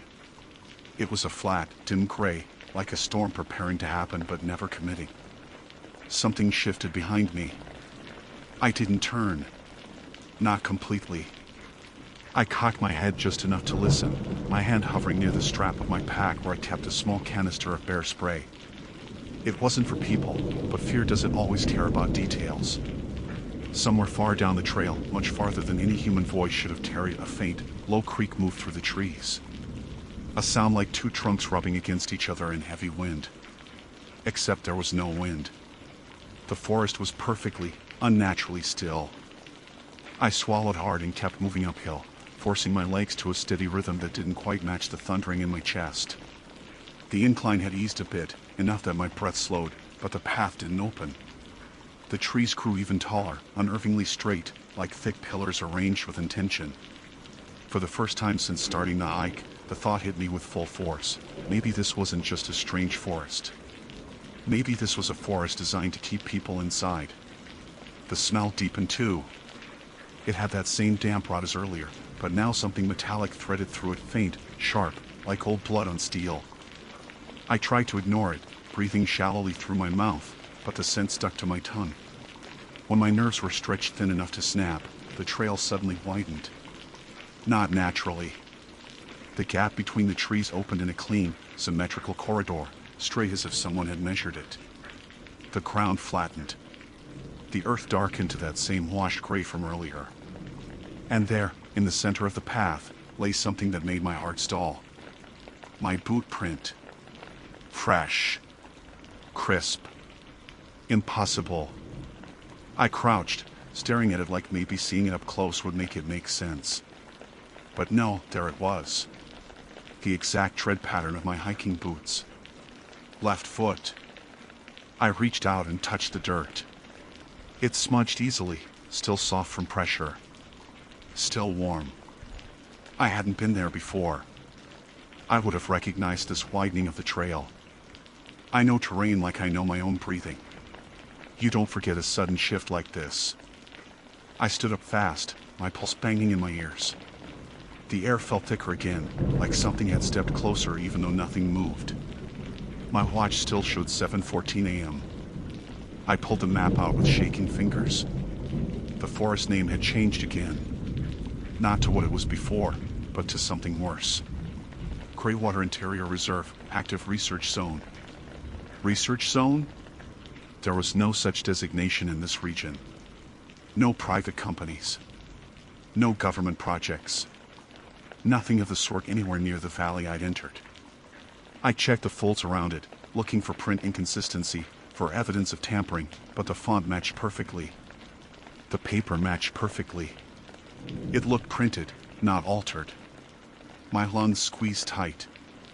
I don't know why I turned around. Maybe instinct. Maybe fear. Maybe because part of me needed proof I wasn't completely losing my mind. But when I looked back down the trail, there were two sets of boot prints now. My original set leading forward, disappearing into the trees. And a second set coming toward me from behind. Same size. Same tread. Exact match. I took a slow step back without meaning to. The forest swallowed the sound instantly. My breathing suddenly seemed too loud, like it echoed in the hollow between trunks. I tried to tell myself maybe another hiker owned the same brand of boots. Maybe someone else had walked this trail today. But the prints overlapped perfectly with mine. Same stride length. Same depth. Same tiny imperfection on the right heel where my boot rubber dipped from wear. They were mine. Prints from a version of me that shouldn't exist. I forced myself to follow the original trail forward. My throat had gone dry, swallowing felt like pushing gravel down. Every step I took, I checked the soil. The path remained unnervingly smooth, like it had been brushed clean. My prints didn't stay long. The next time I looked back, they were fading. Not covered by wind. Not disturbed by animals. Just fading. Becoming shallower. Losing definition. As though the forest didn't want them. Somewhere far off, a rhythmic tapping echoed through the trees. At first I thought woodpecker. But it wasn't sharp enough. It sounded more like knuckles on hollow wood. Slow, deliberate taps. A pattern, maybe. 3 taps. Pause. 2 taps. Pause. I held my breath, listening harder. 3 taps. Too far away to pinpoint direction. Then silence. Then 2 taps, slightly closer. I tightened the shoulder straps on my pack and moved faster. Every instinct screamed danger, that primal warning no amount of wilderness experience can override. I kept walking until the tapping stopped entirely. That scared me more than the sound itself. The trail shifted downhill unexpectedly, dropping sharply. My knees nearly buckled under the sudden gradient change. I caught myself on a tree trunk, fingers digging into the bark. It was wet. Not too wet. Sticky wet. When I pulled my hand back, it glistened darker than water. I wiped my palm on my pants and didn't look closely. Some details keep you moving only if you don't examine them. My watch buzzed again. I almost didn't look. But when I did, the display froze my breath in my throat. 7:14 a.m. Then it flickered. 7:14 a.m. Flicker. 7:14 a.m. No movement in the seconds. Not even a blink. Just the same time looping, like the device was trapped inside a single moment. Something shifted in the tree line ahead. This time I saw it. Not clearly, more like a dark outline moving just beyond visibility. Tall, thin, upright, human-shaped but stretched wrong, like someone had drawn a person and pulled the top upward. It moved between two trunks without making a sound. I froze. Every muscle locked. The figure paused, half hidden behind a tree. Not in a predatory way. Not stalking. Just watching. Like it expected me. The tapping sound returned, but now it came from behind me. 3 taps. 2 taps. The pattern again. The figure ahead tilted its head, barely visible. I realized both sounds, the watcher and the tapping, were coordinating. Waiting. Responding to each other. And I was standing in the center. I didn't think. I ran uphill, toward the ridge that never came, toward the thinning trees that refused to thin. The forest blurred as I pushed forward, branches clawing my clothes, roots grabbing at my boots. The tapping pursued in a steady rhythm. Then, without warning, I burst into a clearing. A perfect circle. Dirt packed tight. Trees forming an almost exact ring around it. In the center stood a wooden trail marker. New. Clean. Sharp lettering. Welcome to Greywater Interior Reserve. Beneath it, in smaller text, you have reached the beginning of the trail. My stomach dropped. I looked behind me. My boot print started at the sign. For a long moment I couldn't move. My brain kept trying to rebuild reality, brick by brick, but every piece slid off the next like nothing wanted to hold together. The clearing was too still. Not peaceful still. Vacuum still. No wind. No insects. No shifting branches. Just air so heavy it felt like it was pressing the forest against my ribs. My boot prints, fresh, deep, pointed straight from the sign, told a story I hadn't lived yet. I crouched and laid my fingers over the nearest impression. The soil was soft exactly where my heel had sunk in, the tread pattern crisp. I hadn't stepped there. I knew I hadn't. But the print held the heat of a living body, like the forest had stamped it for me. I stood slowly, forcing my breathing to stay quiet. The trees around the clearing looked taller than the ones I'd passed, like giants leaning inward to listen. Their trunks formed a perfect circle, not natural, not random. I'd seen managed forests before, areas logged or planted in patterns. This was too symmetrical. Too intentional. Like a doorway or a snare. My watch flickered against my wrist again. 7:14 a.m. And then, for the first time, the seconds ticked forward. 01. 02. 03. Just 3. Then it froze again. A tremor ran through me. It wasn't relief. It was worse, hope twitching before dying. Like the forest wanted me to see that escape was technically possible, conceptually possible, but not for me. I forced my eyes up to the sign again. You have reached the beginning of the trail. The letters looked freshly carved, almost damp around the edges. Below them, small wooden pegs marked distances: 5 kilometers, 10 kilometers, 15 kilometers, just like a normal trailhead board. But none of the numbers matched anything from my map. My map. My fingers tightened around the folded paper as I took it out again. The forest name at the top had changed once more. I didn't even need to look closely to feel the wrongness radiating from the letters. Greywater Interior System, Loop Route. Loop. The word turned something cold in me. The map didn't show any region of British Columbia I knew. The mountains were wrong, too rounded, too shadowed, like old bones. The rivers twisted in angles rivers don't take. And the trail I'd walked all day was a single unbroken ring circling a blotched, empty area in the center. The clearing.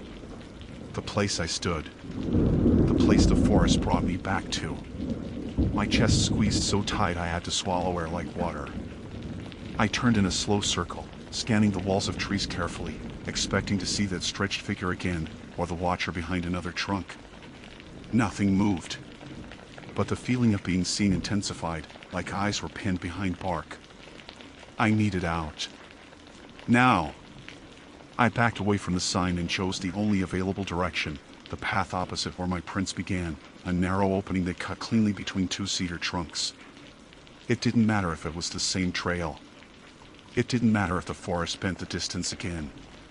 Forward was better than staying in that clearing waiting for something to step into it. My boots hit the trail hard, my breath ragged. The soil felt firmer here, like the ground had packed itself tight to funnel me. I kept watching for my own prints, old ones, new ones, fading ones, but the dirt was undisturbed. Maybe the forest wanted me to think this path was different. The trees closed in faster than before.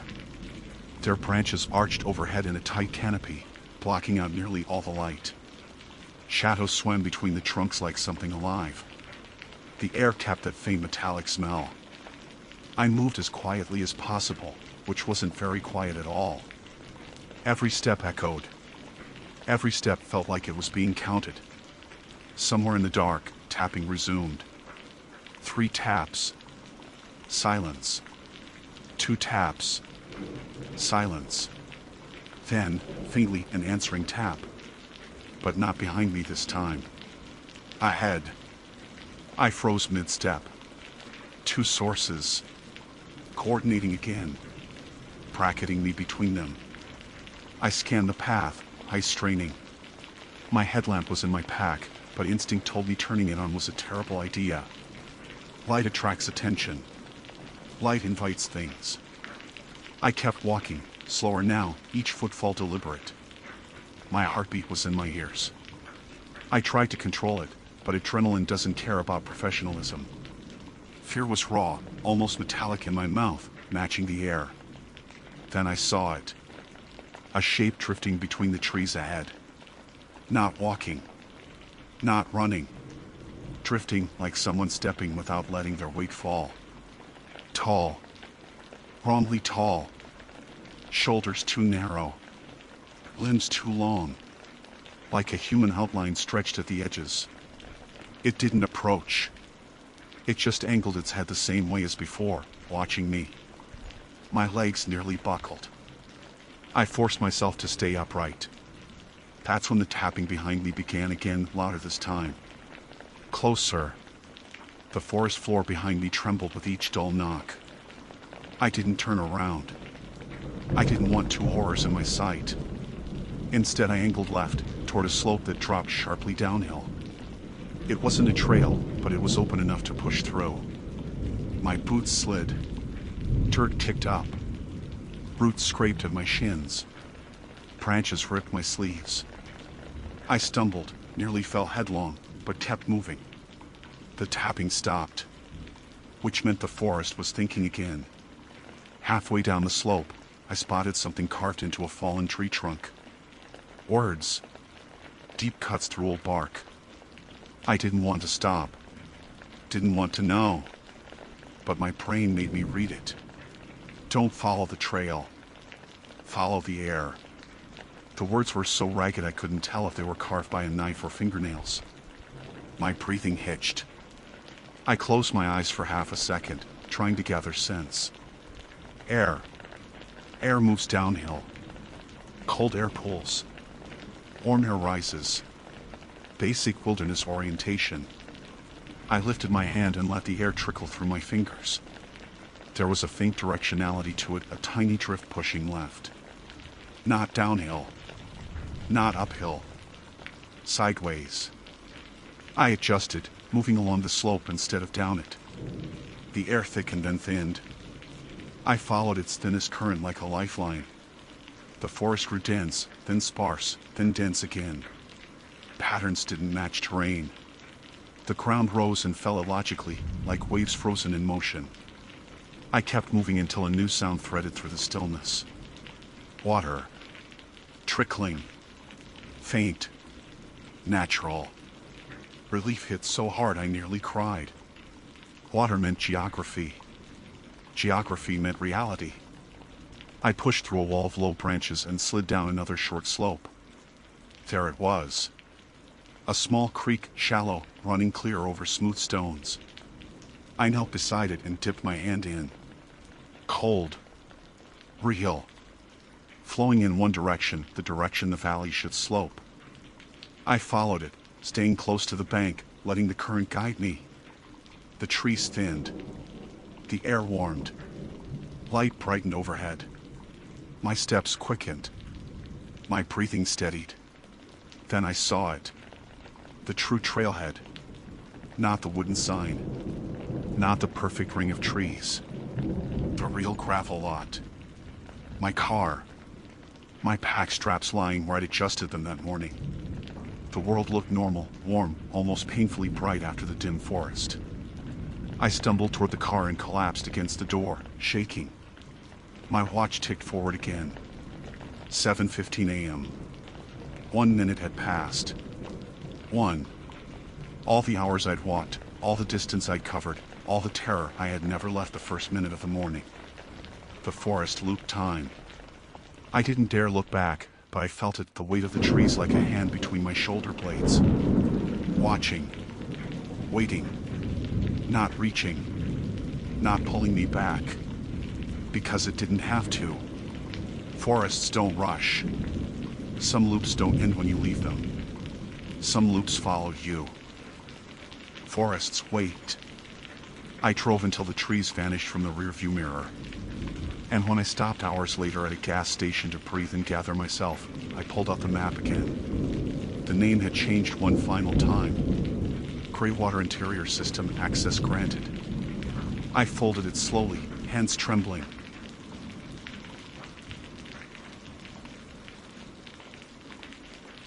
My name is Evan Mercer, a 34-year-old freelance field surveyor, and everything I'm about to recount occurred within a single day during what was supposed to be a simple solo hike when I ruined by letting impulse nudge me off a marked trail. The total word count of this section is approximately 1,000 words, and I'm presenting it exactly as it unfolded. I started the morning with that restless itch I get sometimes, the kind that makes sitting still feel like wearing clothes a size too small. The weather was crisp, clear, and deceptively calm. Perfect conditions. Perfect visibility. The kind of day that tricks you into thinking nothing bad could possibly happen. I drove up to Coldwater Ridge, a place I'd hiked many times for work, though today's trip was purely personal. The main loop was familiar, predictable, almost comforting. Maybe too comforting, because I felt that itch even stronger as I walked past the same bends and switchbacks I'd walked a dozen times. I told myself the hike would ground me, reset my brain. But I think a darker, quieter part of me was looking for something else, something that wasn't routine. 2.5 miles in, I reached a fork. The left path, the official one, was marked with a bright green sign and a mileage marker hammered into the dirt. The right path wasn't really a path at all, just a faint depression between trees, a suggestion of direction rather than an actual trail.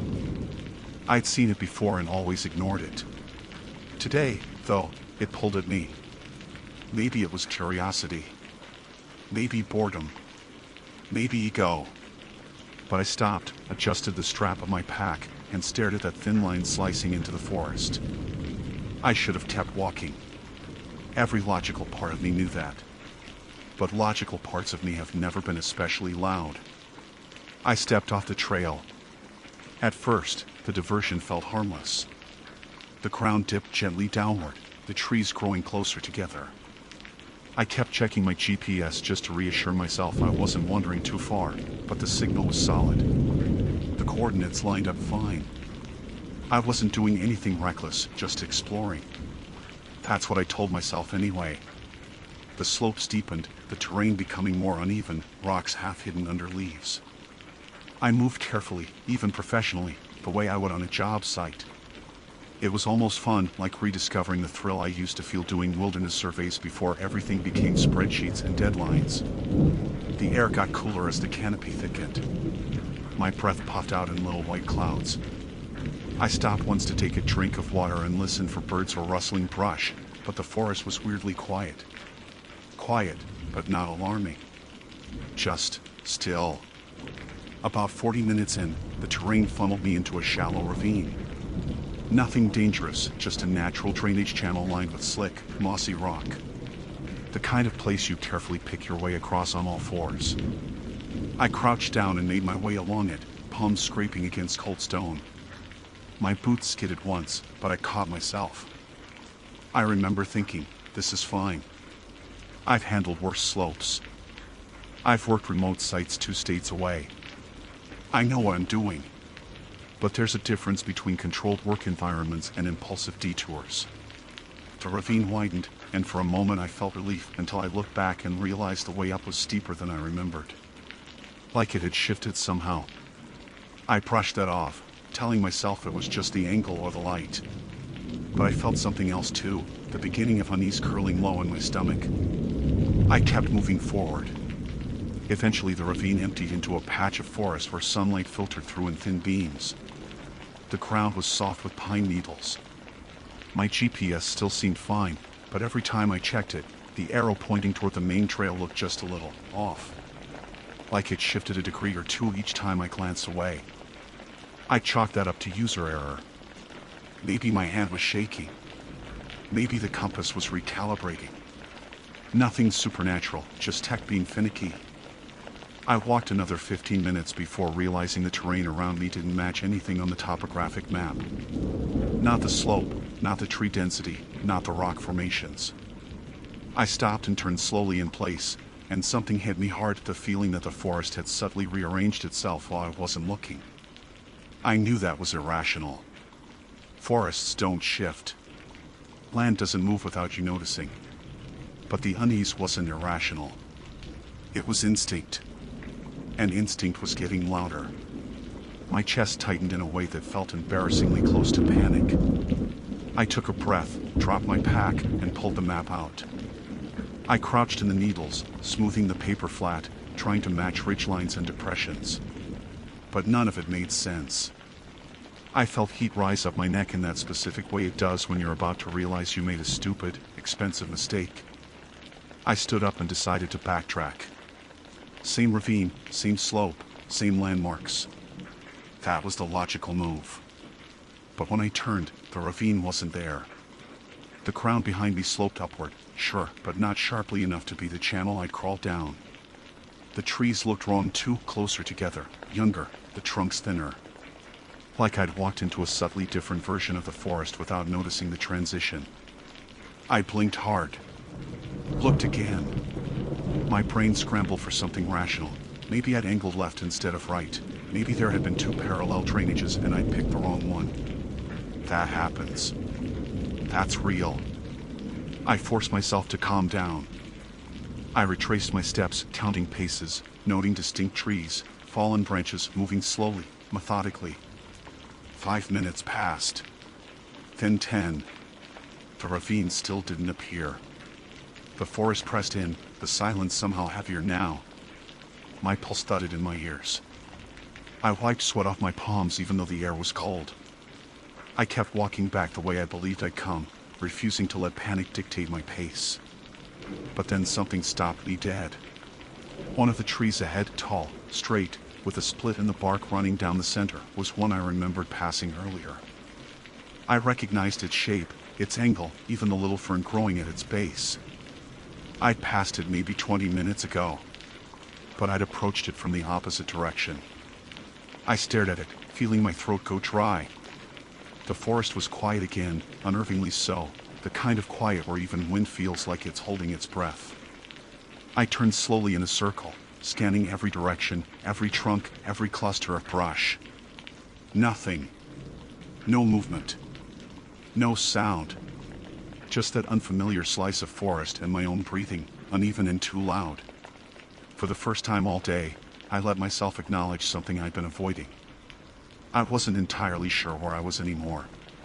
And worse, I didn't understand how I'd gotten here. I stood there staring at that tree like it was some kind of accusation carved into the landscape. The split in the bark ran like a crooked seam straight down the trunk, the edges darkened, almost charred looking. I'd passed it once. I knew I had. I'm not the type of hiker who imagines landmarks. I don't romanticize nature. I notice things because noticing things keeps you alive in the field. But this time, recognizing it didn't reassure me. If anything, it twisted the fear tighter.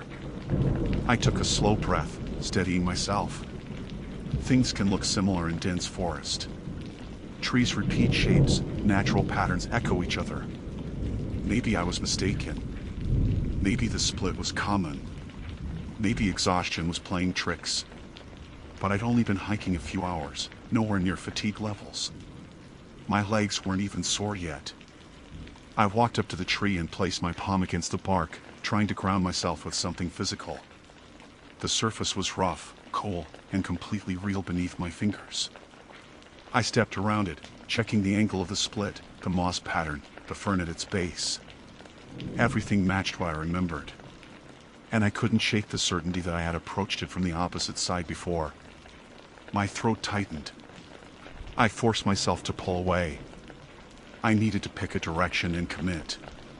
Wandering around in circles is how solo hikers disappear. I knew the basics: stay calm, choose one direction, follow it until you hit a landmark road, ridge, river. Something. But the forest ahead looked repetitive in a way that didn't match this region's usual terrain. Coldwater Ridge had a lot of variation: undergrowth, exposed rock, occasional clearings. Here, the trees grew tall and evenly spaced, forming straight corridors that felt unnatural in a place untouched by logging. I checked my GPS again. The signal flickered once, the little arrow spinning. Then it caught, stabilizing, but pointing me northeast, the direction I didn't trust. Still, the coordinates didn't look wildly off. The device wasn't screaming error. So I swallowed my anxiety and followed it. For the next 10 minutes, the ground sloped gradually upward. My boots crunched through layers of needles and dry leaves. I tried counting my steps, marking my breathing, keeping everything rhythmic so my thoughts wouldn't spiral. The air grew colder as I climbed. And then, out of nowhere, a faint breeze stirred the branches overhead, breaking the oppressive stillness. The movement startled me because it came with a sound, something subtle but distinct. Not wind. More like a single, sharp crack. A twig snapping under weight. I stopped so fast my pack swung into the back of my ribs. My pulse hammered in my neck. I turned slowly, watching for movement across the trees. Nothing. The breeze died again, sealing the forest back into silence. I forced myself to breathe. Animals snapped twigs all the time. Deer, elk, even squirrels. The sound meant I wasn't alone out here, and the rational part of me clung to that. Other life is good. Other life means the environment is behaving the way it should. I kept walking. The slope leveled out and the trees parted just slightly, giving me a wider view. I scanned for anything familiar: a ridge contour, a cluster of boulders, a down log, anything. The GPS said I should be trending toward the contour lines that would lead back to the main loop. But the terrain wasn't matching the digital topography. That uneasy mismatch crawled up my spine again. And then I saw it. A footprint. Not mine. It was pressed deep in the soft earth just ahead of me, crisp around the edges, fresh. Too fresh. My breath shortened as I crouched to look closer. The tread pattern didn't match my boots. The size was larger, maybe a men's 11 or 12. The stride angle pointed downhill, toward a darker patch of forest. Someone else had come through here recently. Relief flickered through me for a moment. Another hiker meant routes, paths, maybe even help. But then something else crept in. The footprint was alone. No partner prints. No overlapping marks. Just one deep, solitary step, like something or someone had landed there but forgotten to take another step. I straightened slowly, forcing my eyes to scan the area for more impressions. I found none. Maybe the ground was firmer nearby. Maybe the person had stepped onto a patch of root. Maybe. Every explanation felt stretched thin, but I needed one to stick, so I clung to it and followed the direction the footprint faced. Downhill. The temperature dropped as I descended. I zipped up my jacket and rubbed my hands together through the fabric. A faint ache settled into my knuckles. The sun, which had been filtering through the canopy earlier, seemed more distant now, as if the forest here was thicker, the branches knotted tighter. Shadows pulled between the trunks in long, narrow strips. My footsteps sounded too loud. And then I saw another landmark that shouldn't have been there. A shallow trench cutting across the forest floor. Not natural. Not at all. The dirt was piled on one side in a neat berm, and the walls were straight, sharp-edged.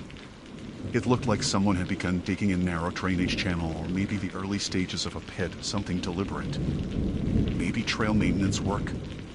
But not here. Not off trail, not this deep. I crouched again, touching the disturbed soil. It was cold but dry. Recently moved, but not today. The trench stretched about 10 feet before stopping abruptly, as if whoever dug it had simply abandoned the task. My stomach twisted. I knew better than to keep going.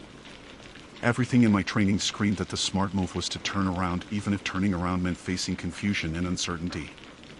But something about the trench tugged at me, the way an unfinished sentence demands you read the next one. I stepped over it, following the downhill slope. The forest grew darker still.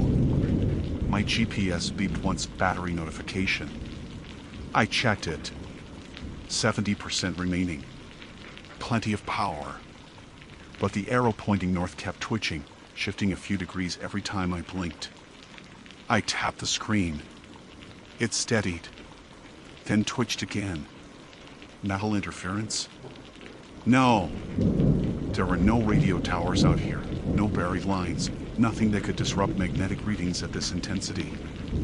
My chest tightened again. I stopped walking when I realized the trees ahead weren't spaced normally anymore. They formed a kind of narrowing funnel, like two lines gradually converging. The forest was shaping a corridor, guiding me whether I wanted to follow it or not. I hesitated, staring into the narrowing gap. My breath fogged out. My knees felt stiff, locked in place. Another twig snapped. This time closer. Much closer. Right behind me. I spun around so fast the motion pulled at my shoulder. My boot slipped slightly on the loose needles. My eyes scanned every surface, every shadow. Nothing moved. No animals. No breeze. Just trees and silence. But I knew the sound hadn't been imagined. I felt it. The way the air shifted. The way instinct leapt in my chest like it recognized something before I consciously did. I swallowed, my throat dry and tight. I turned back toward the narrowing corridor. And froze. There was another footprint. Directly ahead of me. The same size, the same tread. Fresh. And this one hadn't been there 30 seconds ago.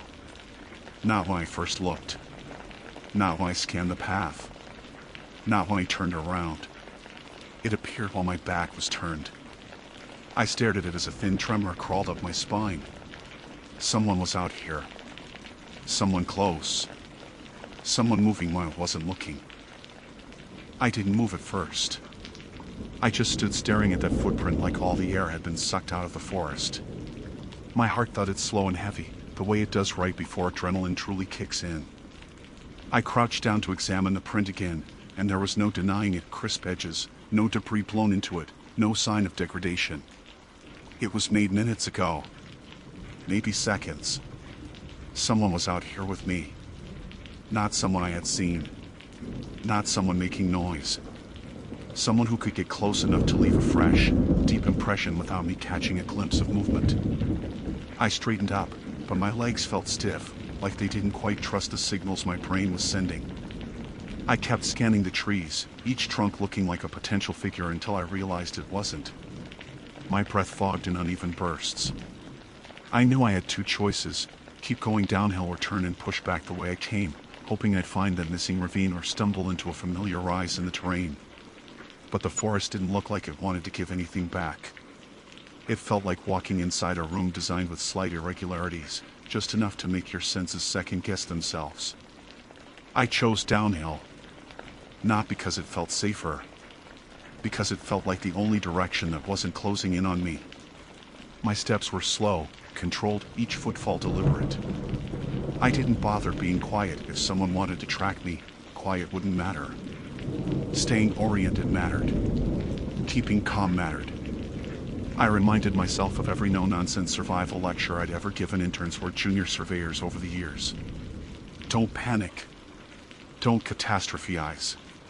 Don't assume you're being hunted. Except I kind of did assume that last one. The forest floor angled steeper until I had to brace myself against tree trunks to avoid sliding. The earth felt looser here, softer, as if I were moving toward a wetland or creek bed. But I didn't hear running water. I didn't hear anything. Then the trees suddenly thinned, and the slope leveled out into a clearing. A clearing I didn't recognize. Coldwater Ridge wasn't known for natural clearings. The soil composition and tree density usually produce tight, clustered stands with only small gaps. But this spot, maybe 40 feet across, was empty. Not bare, exactly. Just stripped. The ground was flat, packed down, almost like it had been tamped by machinery. I stopped at the tree line and scanned the surface. No tire tracks. No boot prints. No tools. Just an unnaturally smooth patch of earth surrounded by perfectly normal forest. And then I noticed something at the far edge. A rope. Just a few feet of it, frayed at one end, half buried under disturbed soil. Tan nylon. The kind used for outdoor gear, but not common for this area. Campers usually carry cordage, not thick rope. I approached slowly, every nerve on high alert. My boots pressed into the packed dirt with a muted crunch. I crouched and pulled gently at the rope. It wasn't tied to anything. No knots. No anchor point. Just loose.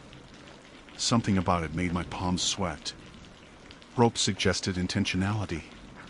And intentionality meant someone had been here, not months ago, but recently. The fray end didn't look weathered. It looked torn. I stood up fast, too fast, and dizziness flickered at the edges of my vision. I wiped my hands on my pants. I told myself the rope didn't mean anything sinister. It could have been anything. An old staging area. A forgotten campsite. A marker. But then I saw something else, half hidden in the dirt to my left. A second footprint. Not mine. Not the same tread as the earlier prints. Smaller. And this one had something else, a faint drag mark behind the heel, like whoever made it had been pulling their foot slightly, or stumbling. I stared at it until my eyes watered. A nasty chill leaked down my spine. Something was wrong here. Deeply wrong. I stepped back, not bothering to hide the panic rising in my throat now. My mind raced through every rational explanation trail workers, researchers, surveyors like me, any of them might have passed through. But two different sets of recent prints.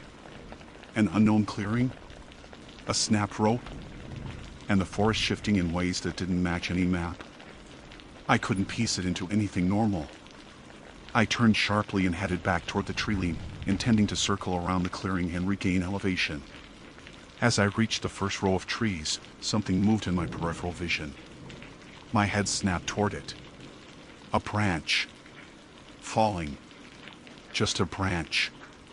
It hit the ground with a soft thump. But no wind had blown through. Not a single breath of air. The canopy was still. Branches don't just fall like that without cause. Unless something was up there.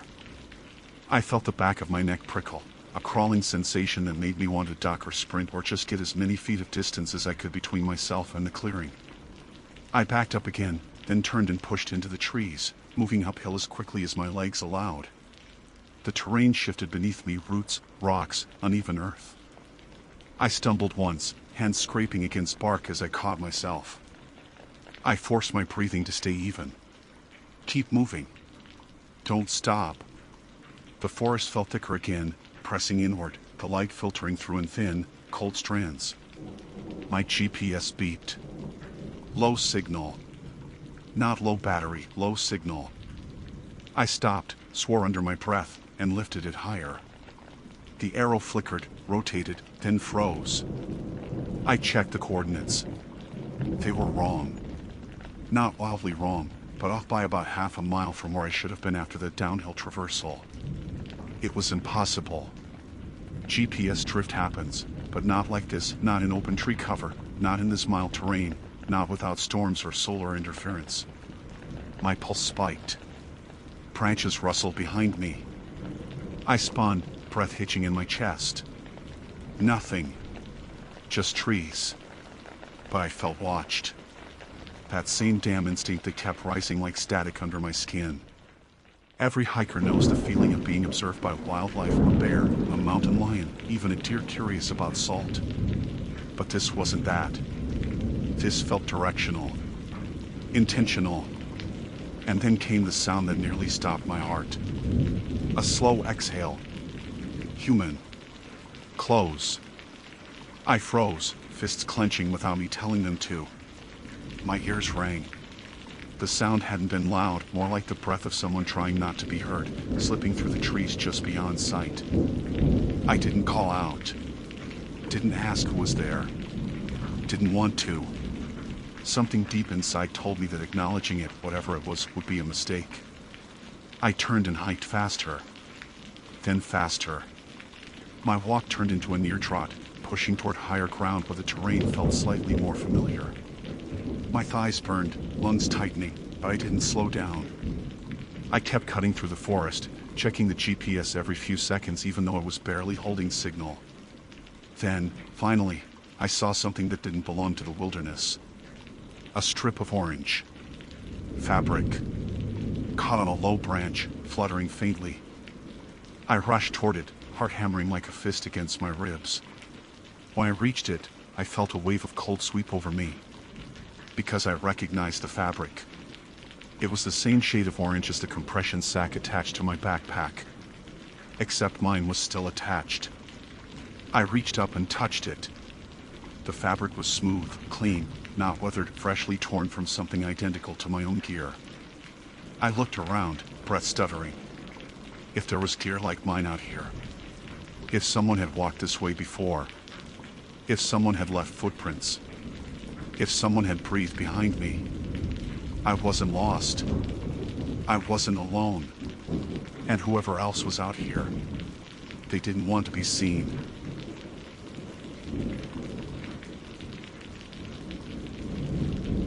My name is Nolan Price, and this account is written in 1008 words, composed to provide a clear and accurate record of what occurred on the morning I chose to leave the designated loop trail in the Front Range and take the ridge shortcut instead. I am 33 years old, a Colorado resident for most of my life, and an experienced day hiker familiar with the region's terrain. I include these details only because I know what I saw, and I know how it will sound to someone who wasn't standing where I stood. The day began normally enough, the kind of morning where the air feels too thin but pleasantly cold, and the sunlight comes in sideways through the lodgepole pines. The trailhead parking lot had only 2 other vehicles. I recognized one of them, an older Subaru with a faded avalanche dog sticker that I'd seen on this trail before, usually belonging to a man in his 50s who hikes aggressively fast. I didn't see him that morning, but that wasn't unusual. Some people slip onto trails like ghosts. I set off on the main loop, the established route that circles around the basin before climbing toward the western ridge. My plan had been a simple 4-hour outing, nothing technical. I carried only a hydration pack, a lightweight wind shell, and a personal locator beacon I'd never needed to use. The sky was fully clear, no storms forecast, no early warnings, nothing that should have complicated the day. About 45 minutes into the hike, I reached the small sign for the ridge cutoff, though sign is generous.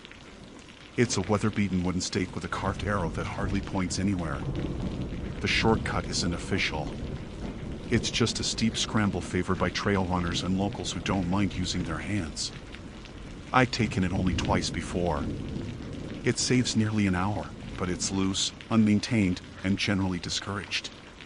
That morning, I stopped at the split and looked up toward it.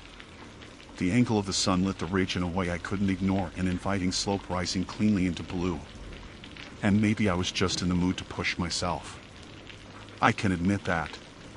Sometimes, on a quiet morning, the idea of shaving the longer route into something sharper feels like permission to be a little reckless. So I stepped off the official trail and started toward the scree slope. The gravel shifted under my boots in that familiar, unpleasant way, like hiking up a tilted pan of marbles. I kept my weight low, leaning forward, taking deliberate steps. At the lower third of the ascent, the slope narrows into a loose funnel between two slabs of broken sandstone. That's when I saw it. A flash of movement under the scree. Not an animal. Not the slither of a snake or the quick dig of a marmot. This was different, slow, deliberate. Something pale pushing upward, shifting the top layer of stones from below. I froze mid-step, one foot wedged against a flat rock, the other half buried in loose gravel. I thought it must be a trick of light, a glint off quartz, something like that. It wasn't. A hand, human-shaped, or at least close enough that my brain labeled it instantly, emerged from beneath the surface. Fingers pale and dusty, knuckles rigid, joints moving with a stiff, unnatural precision. It reached upward, pushing through the scree, the way someone trapped under debris might try to free themselves. The fingers curled once, then extended. Not toward the sky, but toward me. Directly at me. I didn't scream. I didn't move. My mind snapped into this strange, mechanical awareness. Count details, assess hazards, act rationally. The hand wasn't decomposed. It wasn't skeletal. It looked fresh, but dry, like it had been entombed without moisture. The skin had a grayish cast, dust matted. The fingernails were packed with grit. I blinked once, just once, and when my eyes opened, the hand had withdrawn an inch. Not disappearing, just sliding slightly back into the stones like something had tugged it downward from beneath. I remember saying out loud, "No. No way." My voice sounded too calm for what I felt. I took a step backward, slow and deliberate so the scree wouldn't collapse. The entire slope suddenly looked unstable, like any wrong movement could send the whole thing sliding. And as I watched, the patch where the hand had been rose slightly, just a subtle swell beneath the rocks. Another shift, barely perceptible, like a slow exhale. I knew I had to get off that slope. The problem was, turning around meant risking a slide. And staying meant standing over whatever had just reached out. So I chose the least stupid option. I angled sideways, moving with tiny steps until I reached a more solid line of exposed rock. It took longer than it should have. Every sound made me flinch, the grind of gravel, my own breath, the faint ticking of pebbles settling down the slope. I didn't dare look back until my boots hit firmer ground near one of the sandstone ribs. When I finally turned, the scree patch was still again. Flat. Unbroken. Not even a gap where the fingers had surfaced. I swallowed hard, trying to steady myself. There were explanations, had to be. Maybe a buried animal shifting around, maybe a section of the slope settling. But animals don't have human fingers. And settling scree doesn't reach upward. I kept telling myself it had to be something natural, something mechanical, anything but what it looked like. I resumed climbing because going down would have meant crossing that same patch again, and every instinct screamed not to do that. The rest of the ascent felt agonizingly long. Every step made my heart hammer. Every sound behind me felt wrong. Near the top, where the ridge flattens into a narrow spine, I stopped to catch my breath and look back at the slope from above. The scree wasn't moving. Nothing was visible.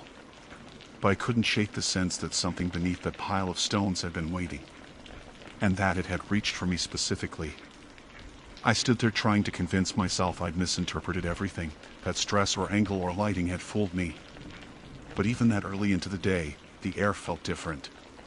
Charged. Like something was following the rhythm of my movements.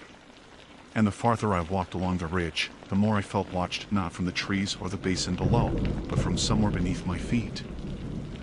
The ridge felt narrower than I remembered, like the earth had pinched itself tighter while I climbed. I kept moving along the uneven spine, trying to convince myself that the dragging sound behind me had just been shifting rock, the kind that settles long after you've already stepped past it. But the thought wouldn't stick. Every time I paused, even for a sip of water, the silence around me rearranged itself, tightening into something unnatural. A quiet that waited. I forced my legs to pick up the pace, boots scraping over chipped sandstone, until the ridge bent toward the outcrop that marked the shortcut's highest point. Once I reached that outcrop, I dropped down the backside and rejoined the main loop. A half-mile more. Maybe less. I kept repeating that like a mantra. But the wind had a strange way of cutting off suddenly, as if it was catching its breath. That's when I heard the scraping again, this time not distant, not buried, but somewhere behind me on exposed rock. A slow shift, like fingers dragging lightly across stone. I didn't turn. Not at first. I just stood still, breathing through my teeth, trying to separate real sound from fear. The noise came again. A little closer. I spun around fast. Empty ridge. Just the slanted path I'd climbed, sunlight hitting the loose rock in sharp angles. No movement. No person. No animal. Nothing that could have made a sound that deliberate. The slope below showed no disturbance except the faint depression I'd seen earlier, longer now, stretching higher up the scree than before. I told myself I needed to keep moving. Staying still was the only thing that felt worse than climbing or descending. I turned back toward the outcrop and pushed forward, boots landing more loudly than I meant them to, as if announcing my presence to something that already knew too much. The outcrop came into view a minute later, a flat patch of dusty sand surrounded by broken granite. I stepped onto it 2 strides, 3, and that's when I noticed the boot prints. They cut through the dust in clean, fresh impressions. Heavy tread. Deep set. Not mine. My stomach tightened. There was no one ahead of me on the ridge. I would have seen them. This stretch was too exposed, too open. But the prints were sharp-edged, like they'd been laid down only moments before. I followed them with my eyes. They led straight across the outcrop to the ledge and stopped. Not angled away. Not scattered like someone pacing. Just a set of steps, purposeful and straight, ending at a sheer drop. I walked toward the edge slowly, careful not to smear any of the prints. The last 2 were planted firmly, toes pointed outward over the void. Not the stance of someone tripping or slipping. More like someone had walked to the edge on purpose. I peered over. 50 feet of broken rock below. If someone had fallen, they'd still be down there. But the granite surface was undisturbed. No dust scuffed away. No fragments displaced. No sign of a body. No tear. Nothing. The print simply ended at the ledge, as if the person had vanished mid-step.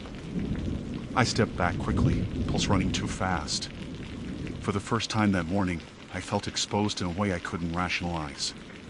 The ridge was too open, too still, and now there was proof, fresh proof, that someone else had come through here in the past hour without ever appearing. I needed to get down. The descent route picked its way down toward the basin in a tight series of switchbacks carved between boulders. I dropped into it quickly, grateful for the cover of taller rocks even if they blocked my view. The trail underfoot was firmer than the scree slope but narrow enough that every sound echoed strangely, ricocheting between the slabs of granite. I rounded the first switchback and froze. More boot prints. Same tread. Same depth. Same unnerving precision. Each footprint was placed neatly in the center of the trail, like whoever made them had walked with mechanical accuracy. They were pointed downhill. And they weren't there earlier. My mouth went dry. The descent trail wasn't visible from above for more than a few yards. You couldn't see the whole thing at once. Someone could have moved ahead of me. But I never heard anyone. No rock falls. No footfalls. Nothing but that dragging noise on the ridge. I crouched and brushed the dust lightly around one of the prints. The edges crumbled under my touch, fresh. Very fresh. I climbed down another switchback, boots landing carefully. New prints appeared again. Always ahead. Always exactly centered on the trail. As if someone was descending just seconds before me, unseen but leaving perfect evidence.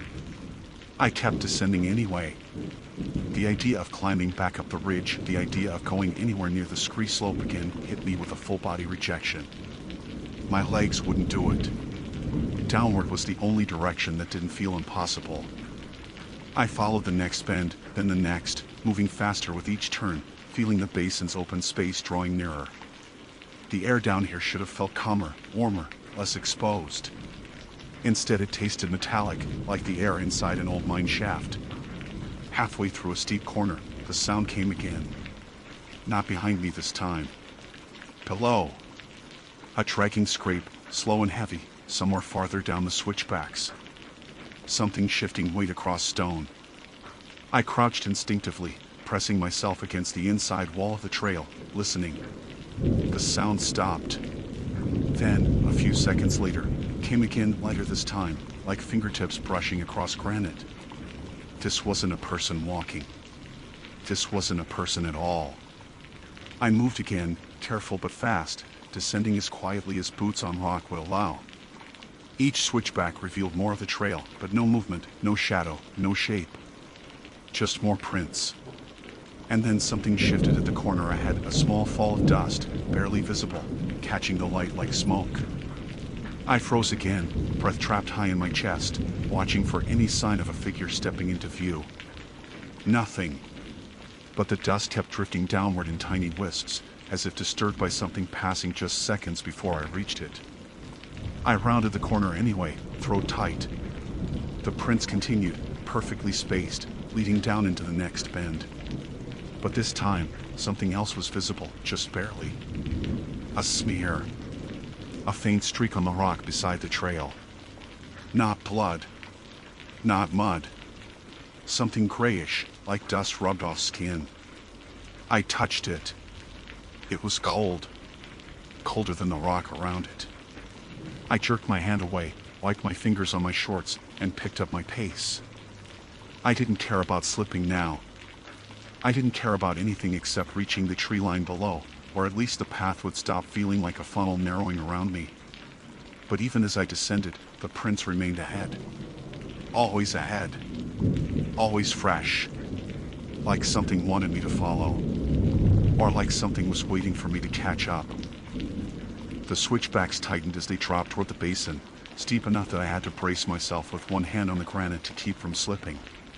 The prints kept appearing ahead of me, every one perfectly centered on the trail, as if the person or whatever made them walked without hesitation, without fatigue, without weight shifts or missteps.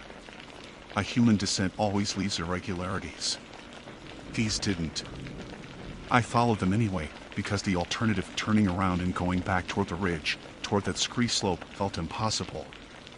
Every instinct in me recoiled at the thought of going upward again. So I took the next turn, boots grinding against stone, and the wind shifted hard against my left side, carrying with it a faint smell of dust and something like dried earth after a cave-in. I paused, holding the rock wall, listening. Nothing. Then another soft scrape. Not behind. Not ahead. Beside me. It came from the rock wall itself, as if something inside the granite shifted just a few inches beneath the surface. I stepped away from the wall quickly, nearly losing my balance. The scrape stopped immediately, like whatever made it had stilled the moment I moved. I didn't wait. I descended another switchback, faster now, letting gravity pull me down more aggressively than I normally would. The trail widened slightly, enough for two people to stand side by side, and for a moment I let myself believe I was nearing safety. The basin floor was only a few minutes below. I could see patches of open meadow through the trees. Only a handful of turns left. But the prints changed. The next set wasn't centered. They were angled just slightly toward the right edge of the trail. The dust there was scuffed, gently disturbed, like something had stepped off the path and then stopped. I slowed, peering ahead, squinting through the bright reflection of the rock. The prints continued for a few steps, then veered again. Another footstep. Another angled mark in the dust. Then they stopped. Just ended. Not in a way that suggested the person had jumped off the trail or to the side. They simply stopped mid-step, a final boot impression with the toe pointing toward the slope, and nothing beyond that. No scuffs. No sliding dust. No broken vegetation. Nothing that indicated movement away from the path. It looked exactly like someone had taken a step and ceased to exist. My heartbeat rose into my throat. The air around me felt suddenly thick, like the pressure inside a sealed room. I turned slowly, scanning the rock walls, the slope above, the switchbacks below. And then I saw it. Not movement. Not a figure. Just a disturbance. A tiny shift. A single pebble rolled down from the slope to my right. It bounced once. Twice. Then stopped on the trail beside my boot. The slope was stable. Solid. No loose scree here. Nothing that should have dislodged on its own. Something had moved up there. Something unseen. I backed away from the slope, stepping toward the inside wall of the switchback, trying to keep every possible angle in sight at once. The sun was still bright overhead, but the ridge blocked half its light now, casting sharp shadows across the trail.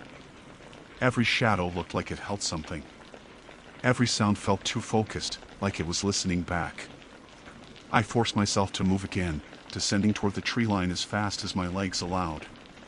The trail began to level out, transitioning from rock to hard-packed dirt. The basin opened ahead, pines, meadows, sunlight flickering through the branches. Civilization. Relative safety.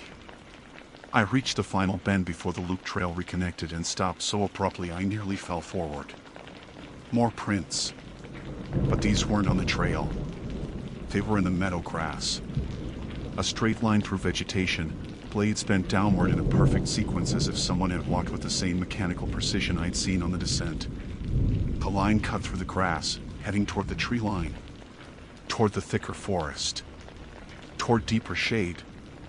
I scanned for movement, for any sign of a person whose boots could have pressed it cleanly into the vegetation. Nothing. No birds, no hikers, no rustling undergrowth. Just the quiet weight of the basin settling around me. I crouched beside the first crushed patch of grass. The earth beneath it was disturbingly cool, like it hadn't been touched by sunlight in hours, even though the grass around it was warm. I stood up fast. I didn't want to follow the prints. I didn't want to even look at them. But the loop trail lay just beyond that line, a comfortingly familiar brown path leading back toward the trailhead. Only a few dozen yards away. So I moved parallel to the tracks, giving them as much distance as possible, refusing to turn my back fully on them. The tree line loomed ahead. The shadows beneath the pines felt thicker than they should, pulling like something waiting for daylight to shift. I stepped onto the loop trail and nearly sagged with relief. I wasn't done yet, not by a long shot, but being back on official ground felt like stepping into a different world. A world where things were marked, mapped, man-made. I turned toward the direction of the trailhead and started walking fast. Maybe 20 seconds passed before I heard it again. The scrape. This time from the tree line. I didn't look. I couldn't. I just walked faster, every muscle in my body begging me not to acknowledge the sound. The scrape came again. Then the faint crunch of grass being pressed. Then nothing. My walk became a near run. The trees thinned. Sunlight expanded across the ground. I could see the last stretch of trail ahead, the wooden post marking the boundary, the gravel turnout beyond it. And then a shadow crossed the path behind me. I didn't turn around. I kept moving until the gravel shifted under my boots and the trees released me back into the open. The parking lot sat empty except for my car. The Subaru I'd seen earlier was gone. I reached my vehicle, unlocked it with shaking hands, and got inside, slamming the door behind me. Only then did I let myself turn and look back toward the trail. Nothing moved. No person. No animal. No shadow. Just the stillness of the forest. But the memory of that hand under the scree, the way it had reached, deliberate and slow, lodged itself so firmly in my mind that even now I feel it when I close my eyes.